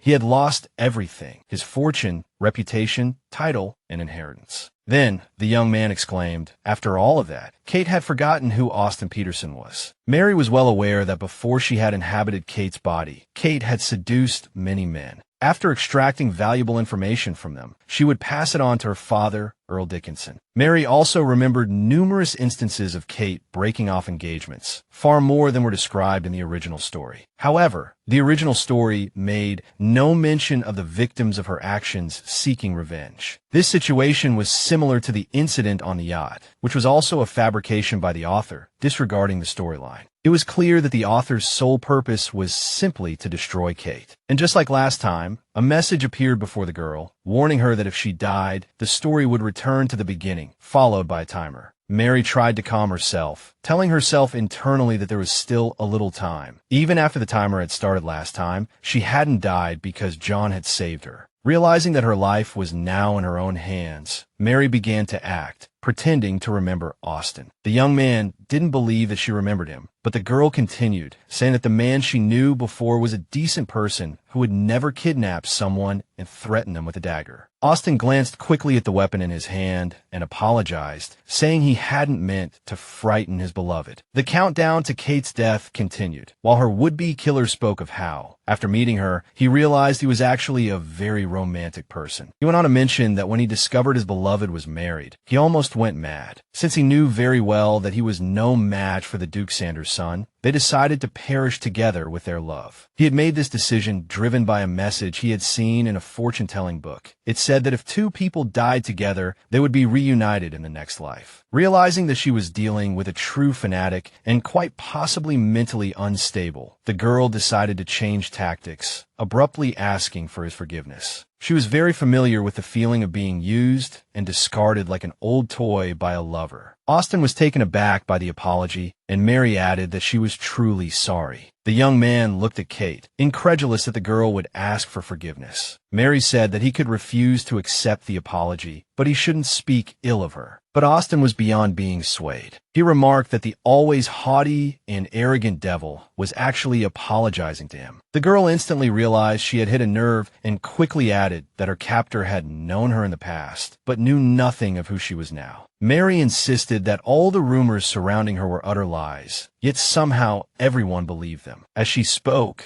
the timer counting down to her death, instead of decreasing, began to climb. Trying to reason with Austin, she claimed a dislike for boisterous parties, recalling their first meeting in the library. While distracting him with conversation, Mary struggled against the ropes, binding her hands behind her back. He begged her not to further tarnish the image of his beloved Kate. Suddenly, Mary, his captive, declared that she wasn't the woman he desired at all, calling herself pathetic. Dying beside her, she pointed out, would be the most foolish act he could commit. But Austin abruptly asked what she had seen behind him, something so important that her gaze kept drifting in that direction. The timer instantly flipped to a countdown, mere seconds remaining until her demise. He added that she was clearly just playing him, hoping for rescue. The crazed fanatic chuckled, remarking on her brilliant performance. He would no longer be fooled by her demure act, not when she'd been carrying very particular reading material when abducted. Austin released a pornographic story titled The Countess's Private Hound from his grip and began to rise. Advancing on his prey, he declared that he would be her private hound forevermore, and now they could spend eternity together. At the last possible moment, Mary wrenched her hands free, scrambling away from the spot where death awaited. She noticed with horror the dagger's blade embedded where her body had just been. The killer expressed surprise at her escape from the ropes, remarking on the impossibility of breaking free from magical bonds. Mary, on her feet, made a dash for the exit, but Austin blocked her path, stating it didn't matter if she died elsewhere in the room. He told Kate not to struggle, lest her death become too painful. In the wake of her near miss, Mary suddenly noticed a shuttered window. Meanwhile, her killer advanced relentlessly, muttering about how this was all Kate's fault. Kicking off her shoes, Mary thought only of the split second she needed to make her dash. As Austen droned on about minimizing her pain, a shoe heel suddenly flew into his face. Her diversion complete, Mary sprinted towards the window, spotting a chair nearby. She used it to smash against the shutters. The wooden slats splintered and life-giving sunlight flooded onto her joyous face. Suddenly, a sharp pain, and she was yanked backwards. The killer had caught his prey, his hand tangled in her hair, poised to carry out his plan. Accepting the inevitable, Mary closed her eyes, unwilling to witness the dagger pierce her flesh. She opened them when a drop of warm blood landed on her face from somewhere above. Then she saw John's face before her, his right hand blocking the deadly trajectory of the blade. She couldn't believe the Duke's youngest son was miraculously here, saving her life. John himself seemed equally stunned, only managing to say he'd almost been too late. A system prompt appeared, informing him that due to his intervention, parts of the original plot had been disrupted. The author couldn't believe what was happening. He couldn't believe Kate had survived such a seemingly hopeless situation. After all, he had orchestrated these events. Her death was supposed to be unavoidable. He thought of all the painstaking effort he had invested to arrange everything, even successfully diverting Kate's loyal servant who might have interfered with his plans. But unlike most other servants, Susan immediately sought out John, reporting her mistress's disappearance and recounting everything that had happened before Kate vanished. The girl was tasked with checking all the places her mistress might have gone. The independence and fearlessness of a most ordinary maid, combined with the swift action and heartfelt concern of the Duke's youngest son as he rushed to find his wife. Finally, along with the cunning of the very person they were trying to outwit, all of this led to Kate once again escaping death, preventing history from repeating itself. It was safe to say that Kate's current presence had overshadowed the protagonist, and so the author concluded that it was best not to interfere with the plot's development for now. He had no choice but to continue observing how events unfolded, hoping the special conditions of the third stage wouldn't be met. After reading the system message, Mary was deeply saddened that the author's influence had merely been weakened, not eliminated. After all, this concerned her own life, which could truly end at any moment. Overwhelmed with emotion, the girl cried out inwardly, railing against the system's foolish rules. But when Mary received no response, she began to ponder the precariousness of her existence within the story, realizing her life was in danger whenever the narrative deviated from the original plot. Yet, at a certain moment, the girl suddenly noticed a strange light appearing at her feet. Through the door that opened behind her, Mary saw several identical doors ahead. Approaching one of the doors, the girl thought it might be an exit from this world. But as soon as she opened it, she immediately saw young Kate, tearfully begging for forgiveness, promising she would never do it again. Earl Louis Dickinson glared at the girl, yelling at his daughter and slapping her across the face to teach her a lesson. Through gritted teeth, he muttered that the man liked little girls, and if she didn't comply next time, she would go without food for a week. Watching this scene, Mary couldn't understand where she was or what this strange place could be. Leaving this doorway into her mistress's past, the girl warily eyed the other portals. Opening another door, the girl saw Kate again, pleading for mercy. This time, Gloria played the role of punisher, telling the girl that the gentleman was very displeased with her. Mary turned and left the room where the maid had already begun the punishment with a whip. The next scene revealed a romantic rendezvous,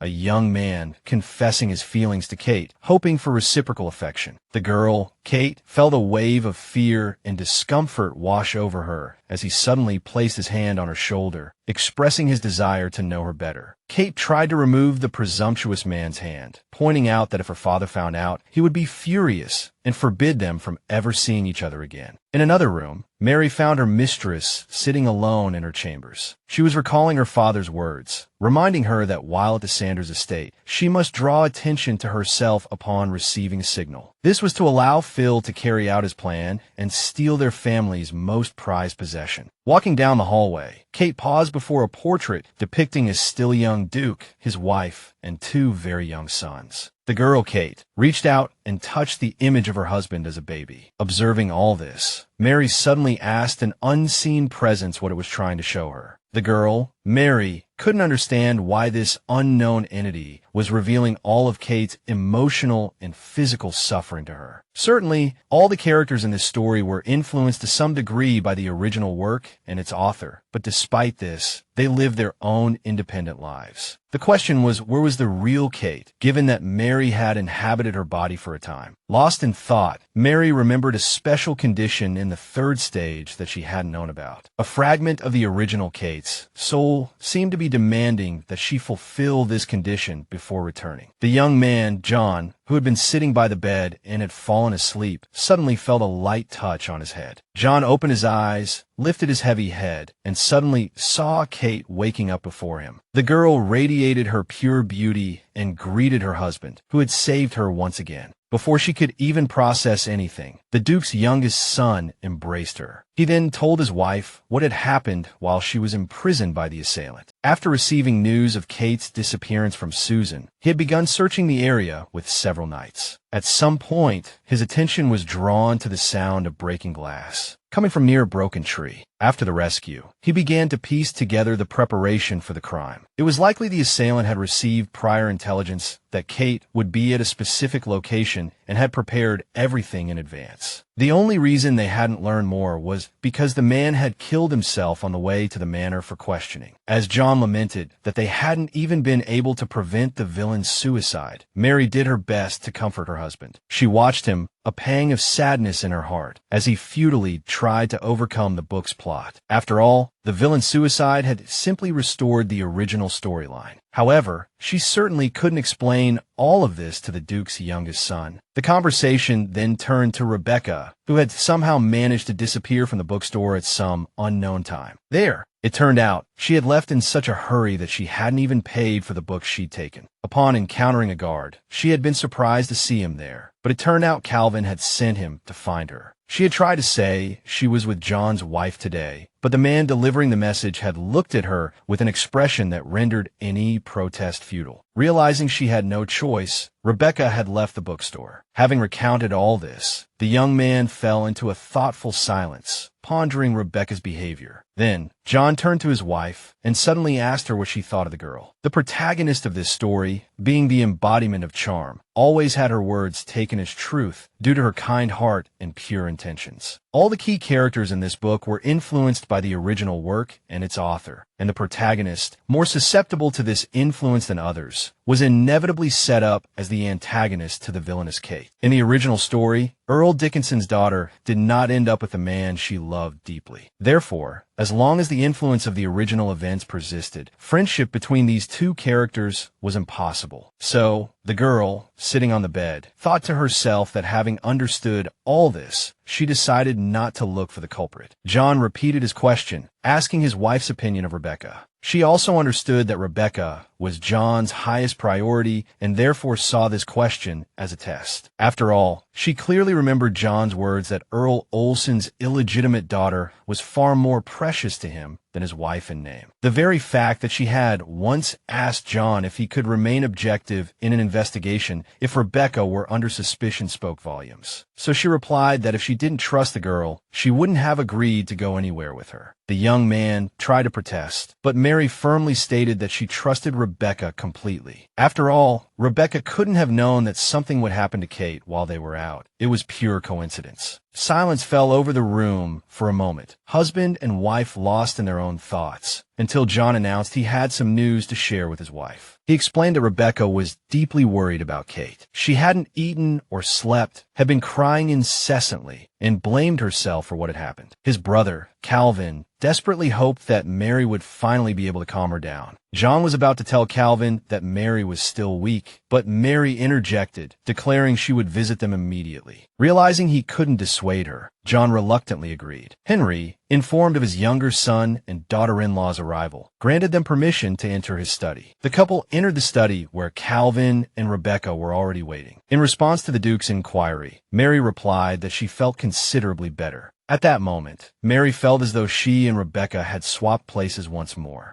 Upon hearing Kate's voice, Rebecca instantly sprang from her chair. Rushing to Kate's side, she remarked on her friend's still pale complexion and insisted she shouldn't be out of bed. Tears welled in her eyes as she begged Kate's forgiveness for everything that had happened because of the bookstore incident. Looking at the weeping Rebecca, Mary tried to convince herself that it was all due to the author's influence and the original plot. Yet, she couldn't shake the unsettling feeling of a deathly chill emanating from Rebecca's hand, now clasped in her own. Pulling her hand away from Rebecca's grasp, Mary insisted that what had happened wasn't Rebecca's fault and there was no need for apologies. She then turned to the Duke, mentioning that she had heard about the investigation. Henry confirmed that he had organized it, adding that the investigation was proving difficult as the only person who could clarify anything, Austen, was dead. Mary then stated that, according to John, the crime had been premeditated, meaning Austen must have somehow learned that she would be at that specific place on that specific day. Turning back to Rebecca, she asked if she had told anyone about their shopping trip. Calvin reacted vehemently to the question, practically leaping to his feet and shouting that no one should accuse Rebecca. Startled by his outburst, Mary tried to explain that she wasn't suspecting anyone, merely asking a question. As Rebecca attempted to calm him, Calvin abruptly snapped that Rebecca had been consumed with guilt, refusing to eat or drink, and certainly hadn't intentionally told anyone anything. John attempted to intervene, but Mary stopped him, declaring she would defend her own position. Before she could begin, however, she asked Calvin if he had anything else to say to her. Calvin didn't immediately understand her meaning. Mary, her voice rising with emotion, pointed out that he could have inquired about her well-being before attacking her. Calvin tried to justify his behavior, claiming that Kate had started interrogating Rebecca, but immediately regretted his words. Mary retorted that if they needed an interrogation, she could show him how it was done, reminding him that Rebecca had rushed out of the shop at his behest. The Duke watched the unfolding drama with interest, refraining from interfering. Calvin, speechless against his sister-in-law's arguments, could think of nothing better than to call what had happened just desserts for Kate's frivolous behavior. At this point, realizing the situation was spiraling out of control, Henry commanded everyone to be silent. The first to express displeasure at the interrupted conversation. He was his eldest son, yet the man abruptly declared Kate to be in the right, without even inquiring after her well-being. Since Calvin couldn't assist with the investigation anyway, the Duke ordered him to leave with Rebecca, instructing him to personally oversee her meals and ensure her well-being. Then, the Duke turned to his daughter-in-law, Mary, requesting she recount everything she could remember in detail. It's worth remembering that the perpetrator of the assassination attempt remained at large, and the Peterson family had been forced to pay Kate a substantial sum in compensation. The matter hadn't been widely publicized, as Mary preferred to avoid the constant discussion that had followed the yacht incident. A week after these events, John invited his wife to the palace. Realizing this would interfere with Mary's writing plans with Jacqueline, he noted that the girl had been advised to avoid stress for another week. But John explained that foregoing the ride wouldn't be a problem. Mary, picturing herself with the princess, thought a picnic would be perfectly suitable. However, from her husband's expression, she realized the palace visit was for more than just a picnic. She had received news that very day. The Olsen family was arriving in the duchy. Mary, unable to recall such a visit in the original story, inquired about the purpose of their arrival. John admitted he didn't know the specifics, though he had some suspicions. He speculated it might concern the rights to spirit, or Mary understood that the distribution rights for this or were the foundation of her marriage, and if the Olsen family succeeded in their negotiations, her position could be severely undermined. John then suggested the visit might also be related to the attention Rebecca had garnered at the celebration. After some thought, Mary finally found a connection to the original storyline.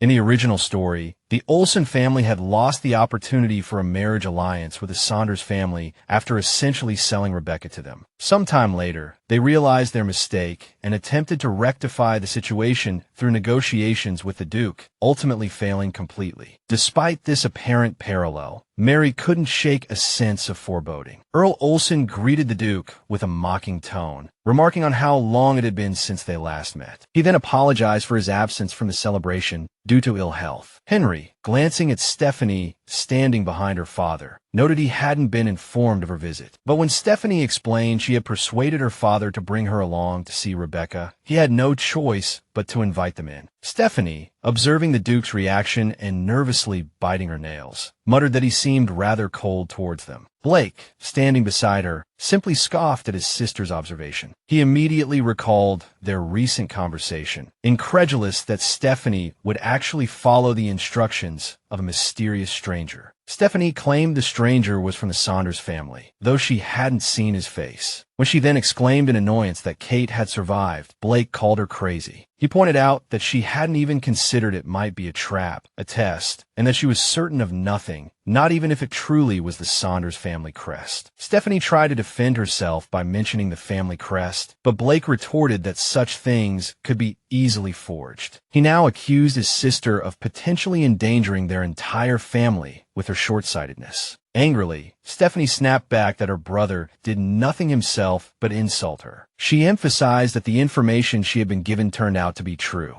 Whoever orchestrated this knew precisely when and where Kate would be. She survived only thanks to John. The following day, a representative of the Peterson family gave an interview, claiming their son had died suddenly by suicide. Stephanie was certain the duchy had decided to suppress the news, but equally sure that the whole affair had nearly cost Kate her life. Listening to her sister's account, Blake gradually came to the conclusion that the Saunders family was indeed involved. Considering the possibilities, the young man immediately ruled out John. He was clearly genuinely in love with Kate, and John's brother, Calvin, whose interest lay solely with Rebecca. The only suspect who sprang to mind was Duke Henry Saunders himself. Perhaps he had realized Kate was useless as a hostage, or perhaps he had never intended the alliance to last. At some point, the young man's face brightened. He turned to his dear sister and told Stephanie she needed to accompany him and their father to see the Duke. After reviewing the proffered documents, the Duke inquired what the Olsen family wanted from him. Blake began by reminding him that his sister, Stephanie, was still unmarried. The Duke bristled, indignant at the very idea of someone like Stephanie being anywhere near the heir. But the young man allayed his concerns, saying they all saw clearly what was happening with Calvin. The family heirloom now adorned Rebecca's finger for all to see. Blake then pointed out that the duchy could no longer trust the Dickinsons. He recounted how Kate had spoken at the banquet about the compensation she would receive even in the event of a divorce, implying she viewed the duchy as nothing more than a source of funds. Finally, the Olsen son asked the Duke if he truly intended to continue tolerating her arrogance. Mary, seated at the table, suddenly felt a strange unease. The Duchess, noticing Mary seemed chilled, remarked on it just as a shiver ran unexpectedly through the girl, a sudden, inexplicable coldness gripping her. Mary thanked the Duchess for her concern, assuring her she was fine, and decided to fetch a shawl. But just then, Stephanie, seated opposite her, announced her need to use the restroom and requested someone accompany her. Once alone, the spiteful girl remarked, "Kate puts on quite a show here. It seems no one outside these walls knows what she says elsewhere." Her jab was met with a swift retort. "Perhaps you should look to yourself before judging others." Mary then, with a dramatic flourish, proceeded to mimic, in an exaggerated and mocking tone, Stephanie's own impeccably proper demeanor at the Duchess's table. No sooner had Mary turned away than her companion unleashed a torrent of venomous words, attempting to shame the impertinent girl. Finally, she shrieked, "Kate could be thrown out of this house tomorrow." Stephanie gleefully reminded her conversational partner why Kate had become John's wife in the first place. The mining rights for the spirit were now in the hands of the Olsen family. Her family was currently negotiating with the Duke on this very subject, a discussion that, among other things, touched upon the matter of John taking a new wife. Mary knew John himself was not currently at the estate, but her adversary, as if reading her thoughts, added that John's presence wouldn't change anything. He wouldn't go against his father's wishes. There was some truth to this, as he hadn't married Kate of his own volition. His own father had forced him into this situation against his will and desires. Deciding to discontinue the conversation for the time being, Mary gestured towards the restroom, hoping Stephanie would be wise enough to return on her own. Stephanie, incensed by Kate's utter indifference to her words, found herself countered by Mary, who declared a complete lack of interest. However, When Stephanie suggested that John would gladly accept a divorce, Mary retorted that he wouldn't necessarily welcome a marriage to Stephanie, further infuriating her rival. The final blow landed with the words, "A girl like the Earl of Olsen's daughter could never win John's heart." Seated at her desk, Mary busied herself sorting documents, as was her custom. The script before her blurred, the meaning of the sentences dissolving into incomprehensibility. Mary realized she couldn't focus. Her thoughts drifted back to the original story, a narrative in which she now found herself an unwitting participant. In that story, the Olsen family played the antagonists, oppressing and humiliating Rebecca to achieve their ends. Yet, the book never hinted at any interest they might have in Kate. These young Olsens hadn't come all this way to antagonize Rebecca. Their target, it was becoming increasingly clear, was Kate. The decision was logical. Antagonizing the universally beloved Rebecca was a risky proposition. Targeting the universally disliked Kate, however, was a gamble the Olsens could afford to take. This could only mean that the original narrative and its author no longer held sway. Events could unfold according to the characters' own wills. Realizing this, Mary understood her mistake. She had believed that escaping the predetermined plotline would be her salvation. Her attention was drawn to Brandon, who approached her desk, inquiring after her well-being. Citing her pale complexion, he suggested she rest after the tiring meeting and the departure of their guests. Looking at the young man, Mary thought that if there was a character here, free from the author's influence, who genuinely cared for her, there must also be one who harbored a deep-seated hatred. Picking up a stack of documents, she assured him she was fine and still had plenty of energy to fulfill her duties. She directed his attention to a particular report, pointing out a discrepancy in the figures, the very issue that had been occupying her thoughts. Duke Henry Saunders, engrossed in a document, heard a knock and immediately granted entry. It was his younger son, who greeted his recently returned father. Henry, answering his son's inquiries, confirmed the Olsen family's departure and remarked on how long it had been since he'd seen his older brother. The young man then reported that he had compiled a complete list of families willing to join the rebellion, led by the Grand Duke Shelton. As he listened to his son's report, the Duke recalled a recent conversation with his own elder brother. He had asked Calvin why he had delegated the trip to the royal palace to his younger brother. Calvin's response had been that it was due to the arrival of the Olsens. To this, Henry had pointed out that this was precisely why he had sent Calvin and Rebecca to the palace, so she wouldn't have to face those who tormented her. His elder son had replied that he had intended to do so, but Rebecca herself had refused to go, and so they had gone to the gardens outside the capital instead. John concluded his report. His father was about to commend him on his work when a loud crash from outside silenced them both. A second later, one of Brandon's aides burst in, announcing that the county of Dixon had declared war. The Duchess couldn't understand why. The cause of the war, the price of ore, had been clearly stipulated and signed by both parties. Standing by the window, Mary overheard snippets of conversation, piecing together the realization that Kate's family had declared war on the duchy. In the original story, the Dixon family had brought about their own ruin by foolishly initiating a war. But now the war had begun too soon, likely a consequence of Kate's indifference to Lewis's instructions. Now the question of what to do with the rebellious Earl's daughter loomed large. In the original story, the war had started after Kate had already been punished, so no further action had been taken against her. Things were different now, the girl thought, just as she heard someone enter the room. Turning, she saw her dear husband cautiously opening the door, nervously fidgeting with the hem of his coat. She stammered that she'd heard the news, unsure what else to add. The young man approached. Mary searched for words to convince John of her ignorance, but to her surprise, he offered no recriminations. He simply asked if she was all right. At first, Mary couldn't believe the Duke's younger son would speak to her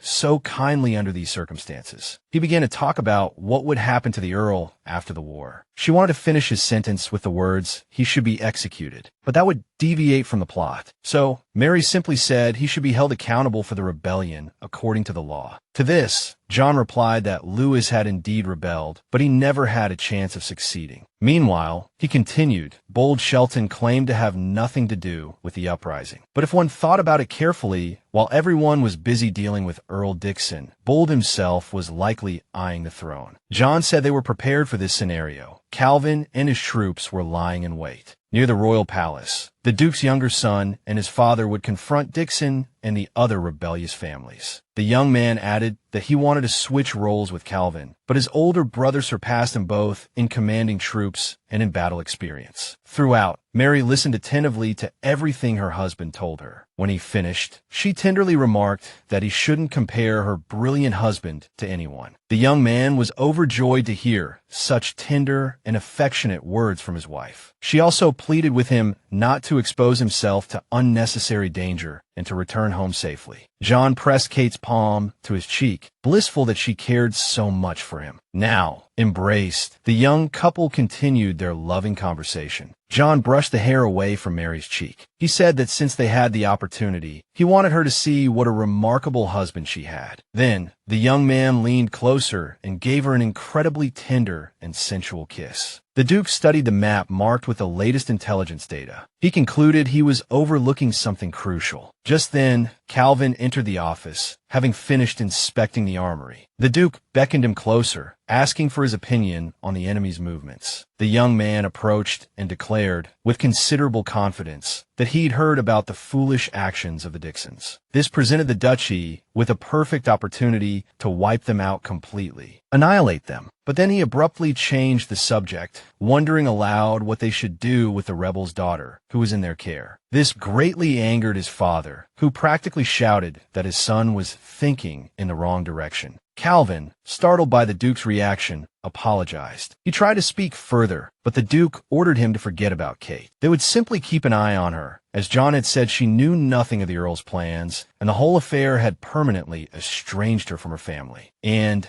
objectively speaking, it could be noted that Kate's family hadn't shown any interest in her for quite some time. However, Calvin persisted, insisting it was all a ruse to lull them into a false sense of security. His father, upon hearing this, scolded his son for his foolishness, implying he hadn't already considered such a possibility. The Duke stated that he would personally see to the care of the Earl of Dixon's daughter and instructed Calvin to focus on matters within his own office. Meanwhile, John busied himself with double-checking all the data. His wife's approach to systematizing and presenting information within their home never failed to pleasantly surprise him. The young man also recalled Kate's expression during their last conversation, after her father had declared war. The Earl of Dixon's actions were a blatant declaration of his daughter's insignificance to him. Sooner or later, her father and brother would clash with her husband and his kin, and regardless of the victor, the girl would be left to grieve. Despite all this, the girl remained kind and gentle. After careful consideration, John decided that he and Kate must return to their estate as soon as the war ended, to a place free from family strife and social obligations, where they could truly be together. The Duke's younger son sincerely hoped Kate would find happiness there. Just then, a soft knock echoed at the door. John assumed it was Kate, his wife, grown impatient with waiting. However, when he opened the door, it wasn't Kate who stood there, but Rebecca stepping into his office. Taken aback, John asked what brought her there so late at night. His nocturnal visitor replied that she had seen the light in his window and decided to come in. She added that she wanted to see him because she had only recently learned of the outbreak of war. Then, Rebecca languidly raised her eyes to the young man and asked if things could have been different between them. John was speechless, unsure how to respond to her words. After all, he had long harbored suspicions about Rebecca and even his brother. Both had been present during the recent incident, shrouded in mystery and unanswered questions. The truth was, despite Rebecca's near lack of influence, John's suspicion of her far outweighed that of his brother. Perhaps that was why Calvin had begun to fight back, defending the woman he loved. John suddenly recalled the voice that often whispered in his mind, insisting that Kate was a venomous viper waiting to strike. Yet, that same voice assured him that among those around him, only Rebecca possessed a truly pure and untainted soul. His thoughts drifted to the distant past as John struggled to remember when he had first begun to hear this voice. When had it started telling him that he loved this captivating woman? Where had this all-consuming affection for the girl who had been by his side for so long truly come from? But now, the most crucial question was, were these feelings truly his own? Looking at Rebecca, who claimed to be afraid of losing him, John couldn't help but wonder, who was she, really? The Duke's younger son forced himself to compose himself, suggesting that she, like his wife, was undoubtedly unsettled by the sudden outbreak of war. But the girl seemed entirely unwilling to listen.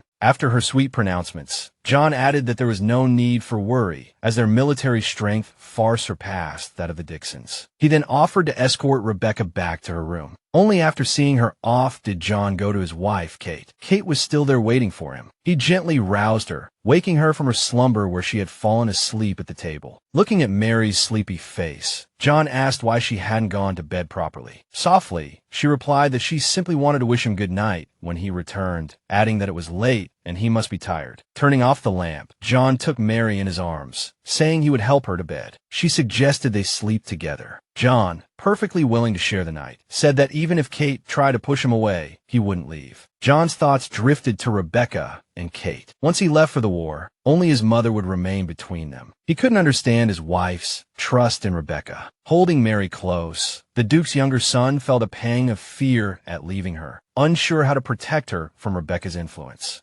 Calvin paced his room, trying to comprehend how things had reached this point. How had his father suddenly shifted his allegiance? He now sided with Kate, a bewildering change. The Duke had once been the first to advocate for the swift removal of the Earl of Dixon's daughter from their lives. Calvin stopped abruptly, turning on his heel. Reaching his destination, he realized that, in essence, nothing had truly changed. He still had Rebecca, his beloved. He had just come from visiting her. Approaching her now, he asked why she was still awake. Rebecca explained her anxiety about the escalating situation. Calvin soothed her, saying she needn't worry. Only his father and John were going to war. He would remain close to the royal palace. Caressing her face, Calvin reminded her of his unwavering devotion. The first rays of dawn began to kiss the rooftops of the estate, rousing its inhabitants from their slumber. But not all within the estate had slept. Mary noticed the growing light outside. Looking at her husband, bare beside her, she thought of their sleepless night. John apologized for keeping her awake, but Mary waved it away, only expressing concern about his readiness for the day in his current state. He assured her he was fine, thanking her for her concern. Mary reiterated her plea for him to be careful, a sentiment he echoed back to her. He pointed out the capital wasn't entirely safe. He had, of course, given Susan and Brandon instructions, but they lacked the authority to interfere with Rebecca. The only person with any real influence was his mother, the Duchess. She had long blamed herself for not considering Kate when she offered the Blue Lagoon necklace, even allowing John to gift Kate other jewels. It was Rosemary who had brought Rebecca into their home, purchased from the Olsen family. However, forced to choose between Kate and Rebecca, his mother would undoubtedly side with the latter. Considering this, John murmured a warning to Mary, trust no one. Mary wondered if his warning included her. Stroking his body, she recalled a post-war passage from a book. John misinterpreted her touch as a desire to rekindle their earlier intimacy. As she apologized and sat up, he reassured her there would be time for that later. Then, Mary mentioned she had a gift for him. John, surprised, sat up in bed, asking if he'd heard correctly. A moment later, Mary presented her gift, mentioning that rumor had it where he was going would be considerably colder. John looked at what the girl held in her hands, curious. Mary, blushing slightly, explained that she had knitted him some arm warmers. If they got damaged, the young man could simply discard them.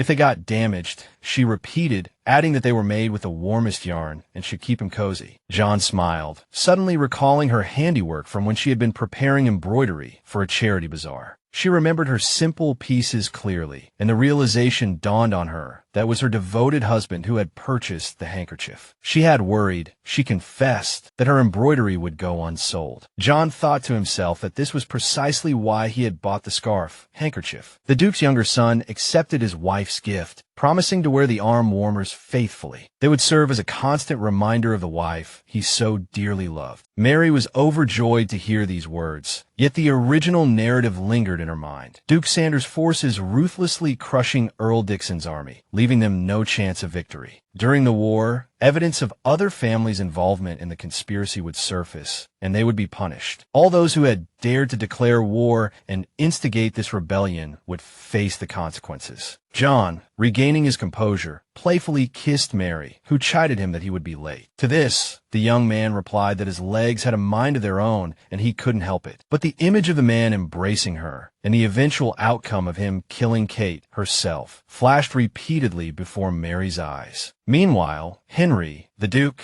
stood before his wife, the Duchess, formally transferring his authority to her for the duration of his absence. The Duke also instructed the head of security and the housekeeper of his estate on their respective duties during his absence. Then, the man, the Duke/Henry, turned towards where Rebecca and Kate stood. He commanded that every effort be made to care for Rosemary during the military campaign. But to Kate, he said nothing, only telling his sons that it was time for them to depart. As Calvin passed Kate, the trader's daughter, he offered only a contemptuous smirk before quickly turning his attention to Rebecca. The Duchess wanted to stop her husband, but Mary, Kate, wouldn't allow it. She said it was difficult enough for him, the Duke, to go to war and leave a trader's daughter, herself, in his home. Then, Mary, Kate, turned to John as he passed, wanting to remind him again to be careful, but the young man interrupted her, abruptly asking her name. A slightly bewildered Mary replied that her name was Kate Saunders. The Duke's younger son, John, having heard her answer to this question and having confirmed it for himself, added that she must never forget that name. Then he turned and followed his father and brother. Mary concluded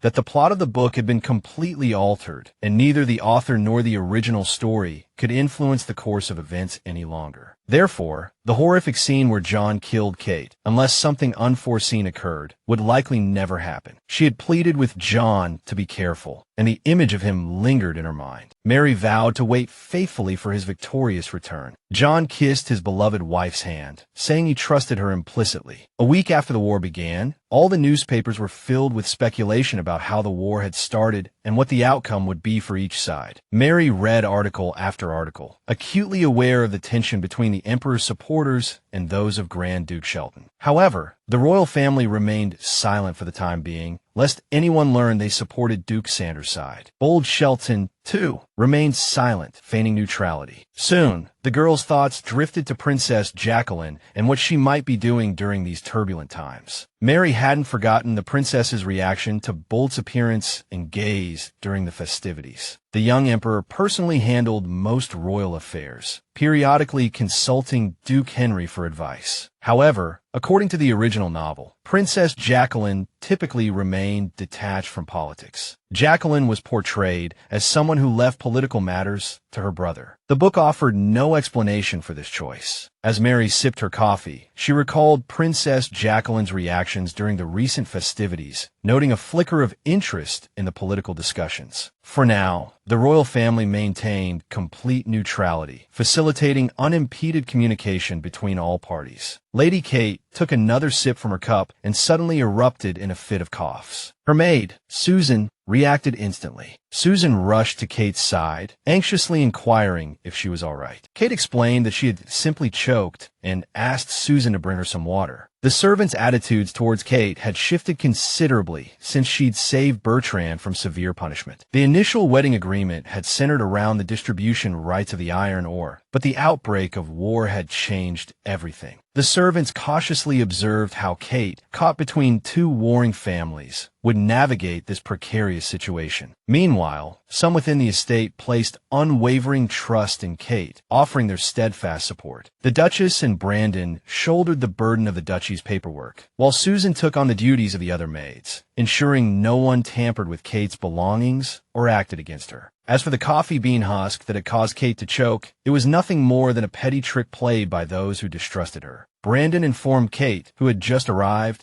that she could continue organizing the documents for her and John's future estate, but she would have to work alone as he needed to assist the Duchess. Noticing a flicker of unease in Kate's expression, Brandon prompted her, as she assured him that everything was fine. He then pointed out that she held the documents in her right hand and the pen in her left, despite being right-handed. Realizing something was amiss, Brandon suggested she take the day off to rest and recuperate. Mary, however, interjected, claiming Kate was simply sleep-deprived and a little distracted, but that it wouldn't affect her work. Brandon then asked Kate for her ideas on improving life on her and John's future lands, mentioning that they would discuss any changes with John. Mary chimed in, expressing her desire to develop tourism and trade in the area, and, as Brandon mentioned the remote location of the settlement, Mary pointed out that a thorough survey of the region had revealed a potential route for a road, requiring only minor landscaping through a lower section of the mountains. The next step would be to build small houses by the water, allowing nobles and their families to escape the bustling city and enjoy the natural scenery. Mary was delighted to hear Brandon predict the area would be transformed within a decade. Mary mused that she longed to visit the land herself and see its potential firsthand. Brandon listened as Mary spoke of discussing these plans with John, but the war had disrupted everything. Despite both Brandon and John claiming the Saunders family's forces greatly outnumbered the Dixons, Mary held on to the hope that it would all end soon. Lewis, realizing his forces couldn't break through the enemy lines, flew into a rage. He saw clearly that Henry Saunders hadn't changed since their last encounter, seemingly untouched by time. He had worried that Calvin, renowned for his military prowess, would be a problem, but Calvin hadn't even participated in the battle. John, Calvin's replacement, had easily routed their army. Phil, standing beside him, pointed out his eagerness to confront Calvin, who had remained out of the fighting, adding that his son lacked the strength for such a task. Lewis pondered what they could do to limit the Saunders family's options. After all, he had to honor the terms of his bargain with the Duke. Just then, a familiar voice cut through the air behind the father and son, giving them pause. As Gloria entered the tent, she observed that they possessed such a fine weapon as herself. Turning to the girl, Earl Dixon, Lewis inquired how she could aid them in the current situation.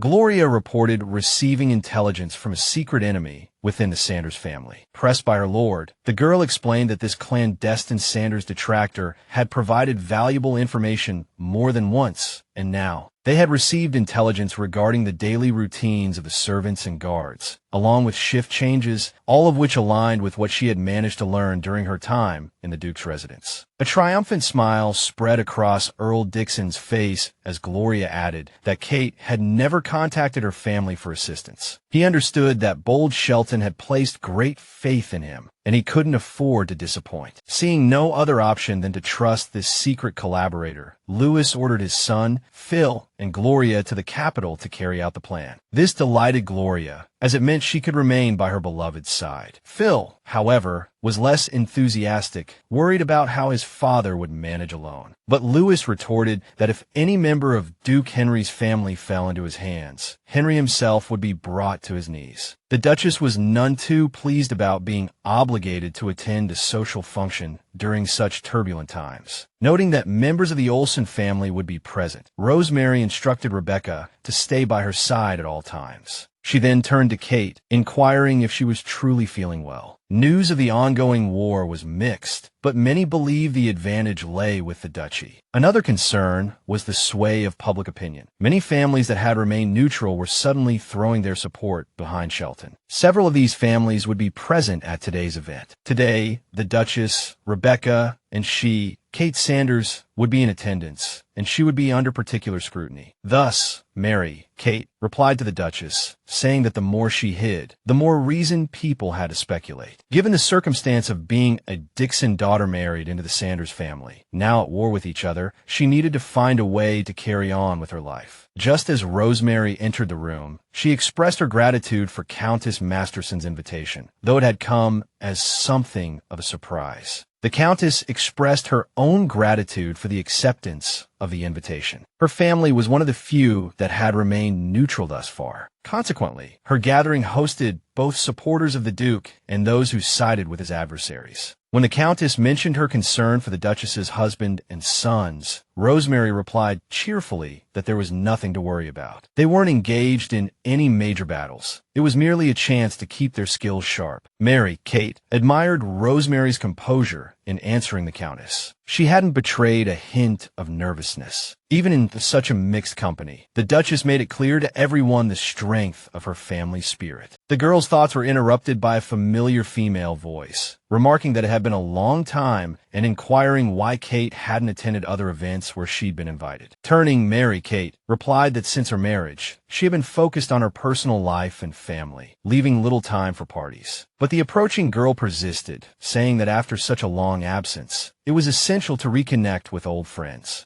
The well-dressed group gestured towards the nearby gentleman, and the girl brightly pointed out that they had been eagerly awaiting Kate's arrival. Mary knew perfectly well that these so-called friends were merely trying to use Kate to their advantage. She thanked the girl for her greeting, but firmly insisted that they were waiting for Kate. Mary, however, decided to take a different tack, diverting the girl's attention towards her mother-in-law, Rosemary Sanders, the Duchess. When the Duchess inquired, Mary explained that she and the approaching girl, Grace Dawson, were old friends. Then, as if just remembering, Mary added that Grace's neighbor, Lady Charlotte Brown, was also expected at the party. At that moment, the elderly Lady Brown, hearing her name, turned towards Mary and Grace, who were speaking of her. Now, Mary was introducing Charlotte to her friend Grace, who, coincidentally, happened to be the neighbor of the lady now scrutinizing her. Expressing her desire to see her unmarried friend well looked after, Mary asked Lady Brown to introduce Grace to the other ladies present. The older woman was delighted, as she finally had something useful to do and could visit with all her friends at once. Despite Grace's attempts to convince Charlotte that introductions weren't necessary, there was no stopping Lady Brown. The girl who had so cleverly extricated herself from the awkward situation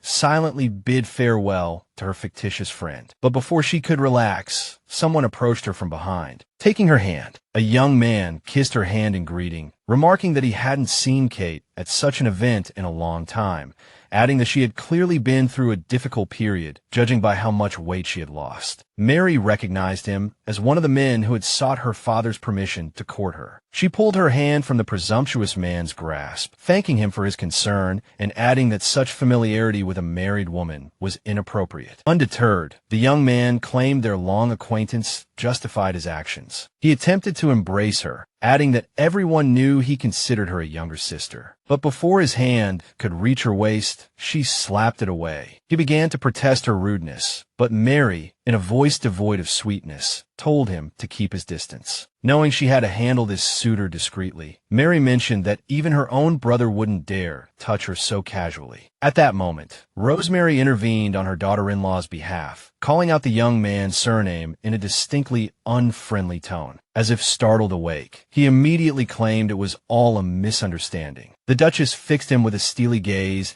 and asked what exactly he found so misunderstanding. He then suggested that Kate had always been a bit unstable, prone to overreacting unnecessarily. Upon hearing this, Rosemary bluntly asked the young man if he truly believed her foolish enough to fall for such drivel. Stung, the unsuccessful suitor angrily questioned the Duchess's right to speak to him in such a manner. To this, the Duchess promptly retorted that his family would be most displeased if the duchy withdrew its investment from their businesses tomorrow as a consequence of his insult to the Sanders family. This hit its mark. The young man's tone shifted instantly, claiming he meant no offense. Moments later, he offered a hasty apology and retreated. Mary breathed a sigh of relief, having dispatched yet another man who threatened to ruin her evening. But then, the Duchess's voice broke through her thoughts. Rosemary apologized to her daughter-in-law for not being more attentive while greeting the guests. Then, she suggested they go and pay their respects to the princess. Mary thanked the woman for her kindness and accepted the offer, but as she moved through the room, the girl couldn't help but feel as though she were being devoured by the glares of malicious onlookers. Just then, Stephanie appeared before the Duchess and the girls, greeting Rosemary cheerfully. Then, turning to Kate, she expressed her delight at seeing her there, as she had been unable to find her during a recent visit to the Sanders estate. Finally, she abruptly announced her desire to offer Kate a sincere apology. As Stephanie spoke of her own misbehavior, Mary thought to herself that there was no way the apology was genuine, knowing that Stephanie had deliberately tried to ruin Kate's life. Continuing her performance, tears welling in her eyes, Stephanie spoke of her youth and naivete, and of course, her fear that Kate would steal her father's affection. She understood, she said, that Kate wouldn't forgive her immediately, but they could at least try to mend their relationship and become true sisters. After such a speech, it seemed no one could refuse such a plea for forgiveness, especially not the kind-hearted Kate. Now, with her stepsisters seemingly appeased by Kate's acceptance of the apology, Stephanie pressed her advantage, mentioning her deep concern upon hearing that Kate had tried to poison Rebecca. The Duchess immediately stepped in to defend her daughter-in-law, demanding to know where Stephanie had heard such nonsense. To this, Stephanie replied, quite calmly, that even if it were nonsense, it had been repeated by more than 2 or 3 people. Then, the venomous girl pointed out that even now, with a war raging between their 2 families, Kate had the audacity to attend social functions instead of remaining quietly in her corner. Her deliberately loud pronouncement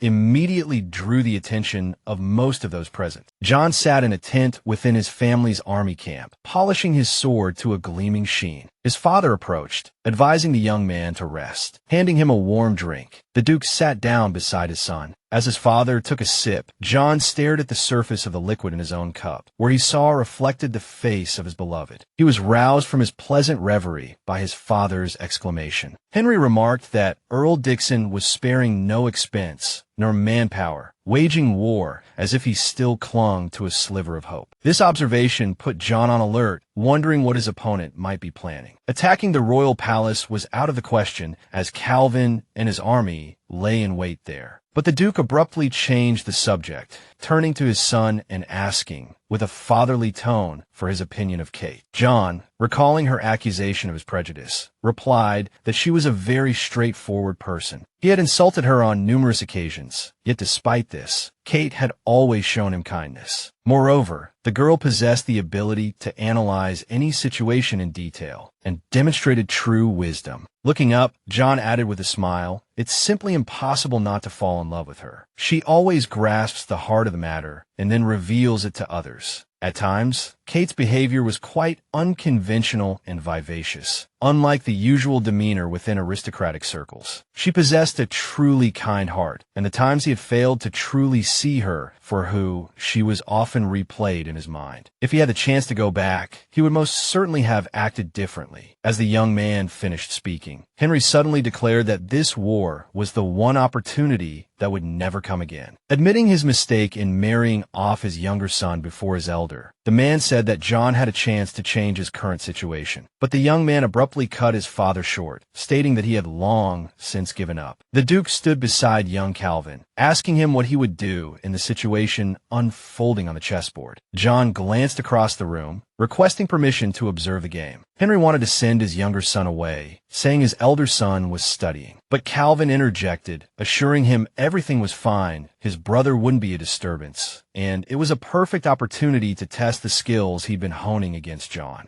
At the game's conclusion, John, noticing that even losing could be enjoyable, expressed his desire to learn to play as well as his brother, Calvin. The Duke responded coolly, remarking that Calvin, at John's age, had been far more proficient. Henry, the Duke, declared that regardless of his brother's prowess, John needed to hone his skills. John replied that there had been a time when he craved his father's attention and approval above all else. But now, he no longer needed it, having found a greater happiness. Therefore, as soon as the war ended, he and Kate would leave the estate and journey to their new lands. Henry wanted to ask what the rush was, but John's thoughts were consumed with Kate and the difficult time she must be having in the capital. After a brief silence, the young man turned abruptly to his father. He declared that if he had any remaining ambition, it was solely for his beloved wife. Returning to his previous position, John picked up the sword he had been polishing before his father's arrival. He then left his father alone, stating he needed to inspect the sentries and the preparations for the following day's battle. Stephanie continued, asserting that the rumors of Kate harming Rebecca were not baseless. She had just begun to elaborate on the Earl Dixon's daughter's behavior when a familiar voice interrupted her from behind. Jacqueline pointed out the impropriety of Stephanie's behavior, her loose tongue spreading unfounded gossip as if it were fact. Turning to face the princess, Stephanie was rendered speechless. Jacqueline continued, observing that Olsen's daughter, Stephanie, was clever enough to recognize a princess, yet somehow lacked the wisdom to avoid insulting the Duke's family. Everyone in the hall watched the unfolding drama with rapt attention, the Emperor's sister herself now involved. Mary was as surprised as anyone to see Jacqueline suddenly come to her, or rather, Kate's and the Duke's family's defense. As Stephanie attempted to justify her words, the Duke's daughter-in-law, Mary, glanced towards Rebecca. Rebecca appeared quite distressed, yet the princess hadn't even inquired about her well-being.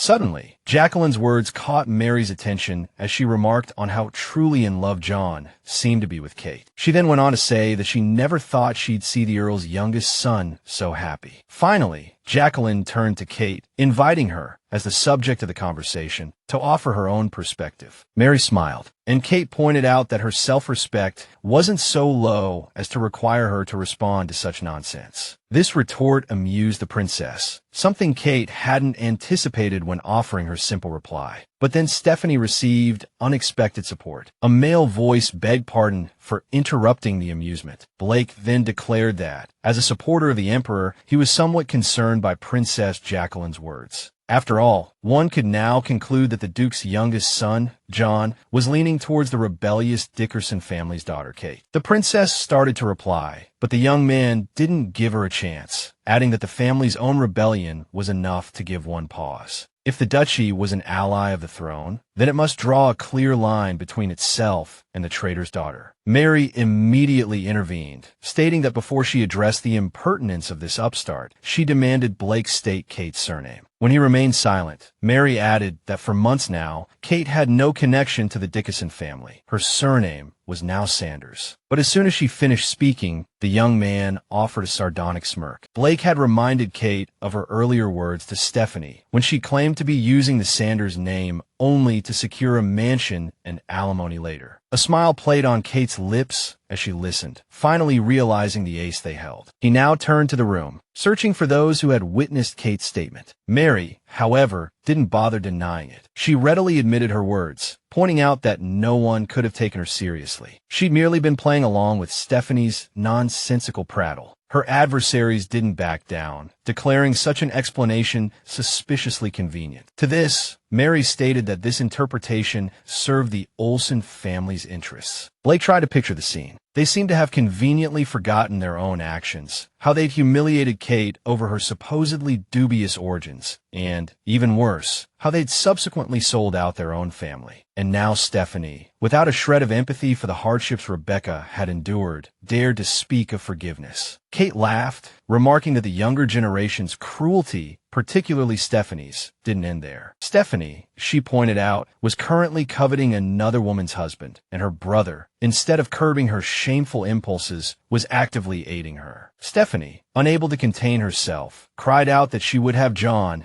and began to mention the results of her negotiations with the Duke. Blake rudely interrupted his sister, telling her she'd had too much to drink. He then turned to Kate, stating he would stand by and watch her ship sink. Mary retorted that he'd be better off keeping an eye on his unhinged sister. Blake chuckled, adding that he would consider it. He then put his arm around Stephanie and led her away. Watching them go, Mary noted wistfully that, despite Stephanie's unpleasantness, she had a devoted brother. As she reflected on how even in a new life, some lacked such protectors, she felt a touch on her arm. It was the Duchess, looking at her daughter-in-law with respect. Surprised, Mary listened as the Duchess confessed to having high expectations for the woman her son would choose. She praised Kate for holding her own in the difficult verbal sparring, bringing a blush to Mary's cheeks. Only then did Mary notice Jacqueline's absence. The Duchess and Rebecca moved towards the drawing room, while Mary went in search of Jacqueline, hoping she hadn't decided to run off on horseback. Soon, she spotted the young princess perched on a tree branch, gazing into the distance. Hearing a rustle below, Jacqueline turned her head. There, comfortably settled in the grass beneath the tree, was Kate. When Jacqueline asked what she was doing,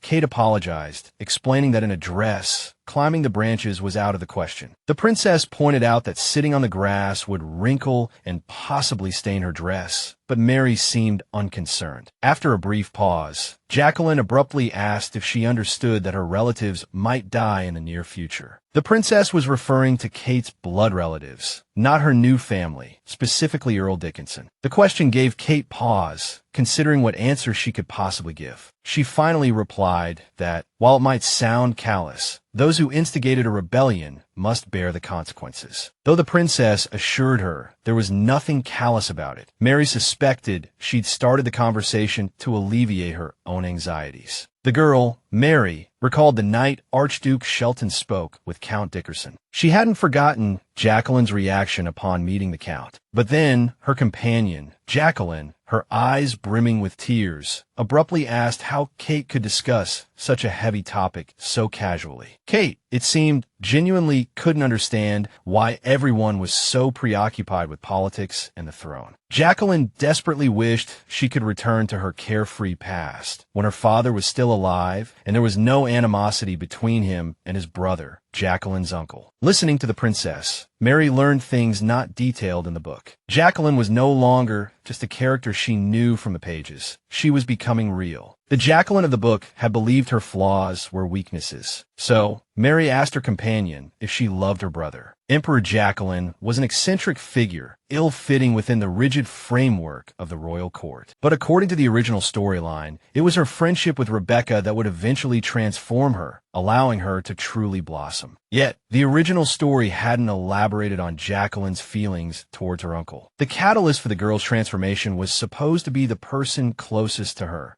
brother, the current emperor. Jacqueline had always been outspoken, expressing her frustration with the constraints and limited choices imposed upon her due to her brother's position. As she elaborated on the difficulties of learning etiquette, a wig suddenly tumbled onto her head. Jacqueline, intrigued, touched her new long, black hair and asked what it was for. Beside her, Rebecca, unable to contain her amusement, explained that etiquette wasn't so complicated and that she would help. While waiting for the princess to answer her question, Mary replayed scenes from the original story in her mind. Initially, her companion had found Mary's question rather odd. Rather odd indeed. But then, Jacqueline declared that the emperor was someone who would stand by her side no matter what, and therefore, of course, she loved him. Then Mary spoke, confessing that whenever she was in doubt or lost in thought, she always thought of John. Sometimes she overheard less than flattering remarks about her politically motivated engagement, a prime example being the current situation involving the Olsen children. They certainly didn't mince words. But at the same time, the girl imagined that if someone she held dear, someone she loved deeply, were to find themselves in trouble, it would be the most difficult trial she had ever faced. In such a situation, there would be no time for prolonged contemplation, for in that hesitation, the person she wanted to protect could be harmed. When the Duchess Rosemary saw Jacqueline, she expressed her delight at the princess's return to the banquet, noting her extended absence. From the girl's expression, the Duchess surmised they might have quarreled, but Mary quickly denied it. Then, somewhat hesitantly, the two girls began to explain how Kate had accidentally fallen and how Jacqueline had helped her up. The princess then called the Duchess aside for a private conversation, while Mary asked Rebecca how her meeting with the Olsens had gone. However, Mary overheard the hushed conversation between Jacqueline and Rosemary, in which Jacqueline confessed her desire to assemble her own nighttime squad. She knew the Sanders estate was practically unguarded, with the Duke and John at war and Kelvin having set a trap at her palace. But the Duchess refused the offer, while still thanking the girl for her generosity. Mary didn't recall such an offer in the original story. The offer had come from Jacqueline. Mary realized that if the security had been increased, the kidnapping might not have happened. The princess had merely suggested disguising the knights as mercenaries, so no one would notice anything unusual. Just then, Rebecca suddenly had a nosebleed. As Mary spoke to the girl, she caught the attention of Jacqueline and Duchess Rosemary, who were standing nearby. The Duchess quickly apologized to the princess for their abrupt departure, necessitated by the recent events. Rebecca had been taken to her room and was already asleep in bed. The Duchess left the ailing girl alone in the room and closed the door. Mary sighed heavily, attempting to calm the Duchess, reminding her that the doctor had found nothing to suggest any danger to Rebecca's health. But Rosemary suddenly declared she felt like she was developing dementia. What truly bothered her, she claimed, was Kelvin's infrequent communication, leaving their estate practically unguarded. Therefore, she shouldn't have dismissed Jacqueline's suggestion to reinforce their security. Listening to Rosemary, Mary knew perfectly well that this wasn't the Duchess's fault, and certainly not dementia. It was undoubtedly the influence of the book itself, trying to pull events back to the original narrative. Rosemary continued to lament everything that was happening to her, even recalling the Blue Lake incident. Mary tried to soothe her, thinking that if it weren't for the restrictions, she could reveal the truth. The truth being that Rosemary was a character in a book, bound to a certain degree by the predetermined storyline. But all Mary could say was that the Duchess was overwrought and needed to rest. Kelvin approached the man lying on the ground, his foot pressing down harder on the man's hand, and demanded to know the Archduke's whereabouts. The young man warned him not to test his patience. As the man who had attempted to breach the palace screamed, one of Kelvin's men escorted the emperor to safety. Kelvin found the palace intrusion strange. The entire plan seemed poorly conceived, and such a direct attack was completely unlike his uncle, the Archduke. But suddenly, the subdued intruder's cries of pain were replaced by a burst of manic laughter. The man then declared that this was precisely what the Archduke had anticipated. These words put Kelvin on high alert, and he demanded an explanation. The captive continued, explaining that the numbers and skills of the Sanders army were now irrelevant, as their opponent had successfully ensured the Duke's estate, where his most precious person resided, was left unguarded. Rebecca, having quietly awakened, softly called for her maid. The maid's name was Courtney. Turning, Courtney was overjoyed to see her mistress conscious. She said the opportune moment had almost arrived, but mentioned Rebecca still had a high fever. But Rebecca immediately dismissed it as unimportant. They had to proceed as planned. Elsewhere, Mary stared at a report, the words blurring before her eyes. Her thoughts were consumed by John. She desperately hoped he was safe. After all, the young man was a pivotal character in this story. But the problem was, the original narrative had been severely warped, making even the fates of these crucial figures uncertain. Suddenly, Mary's attention was drawn to the Duchess, who had appeared in the room. From the Duchess'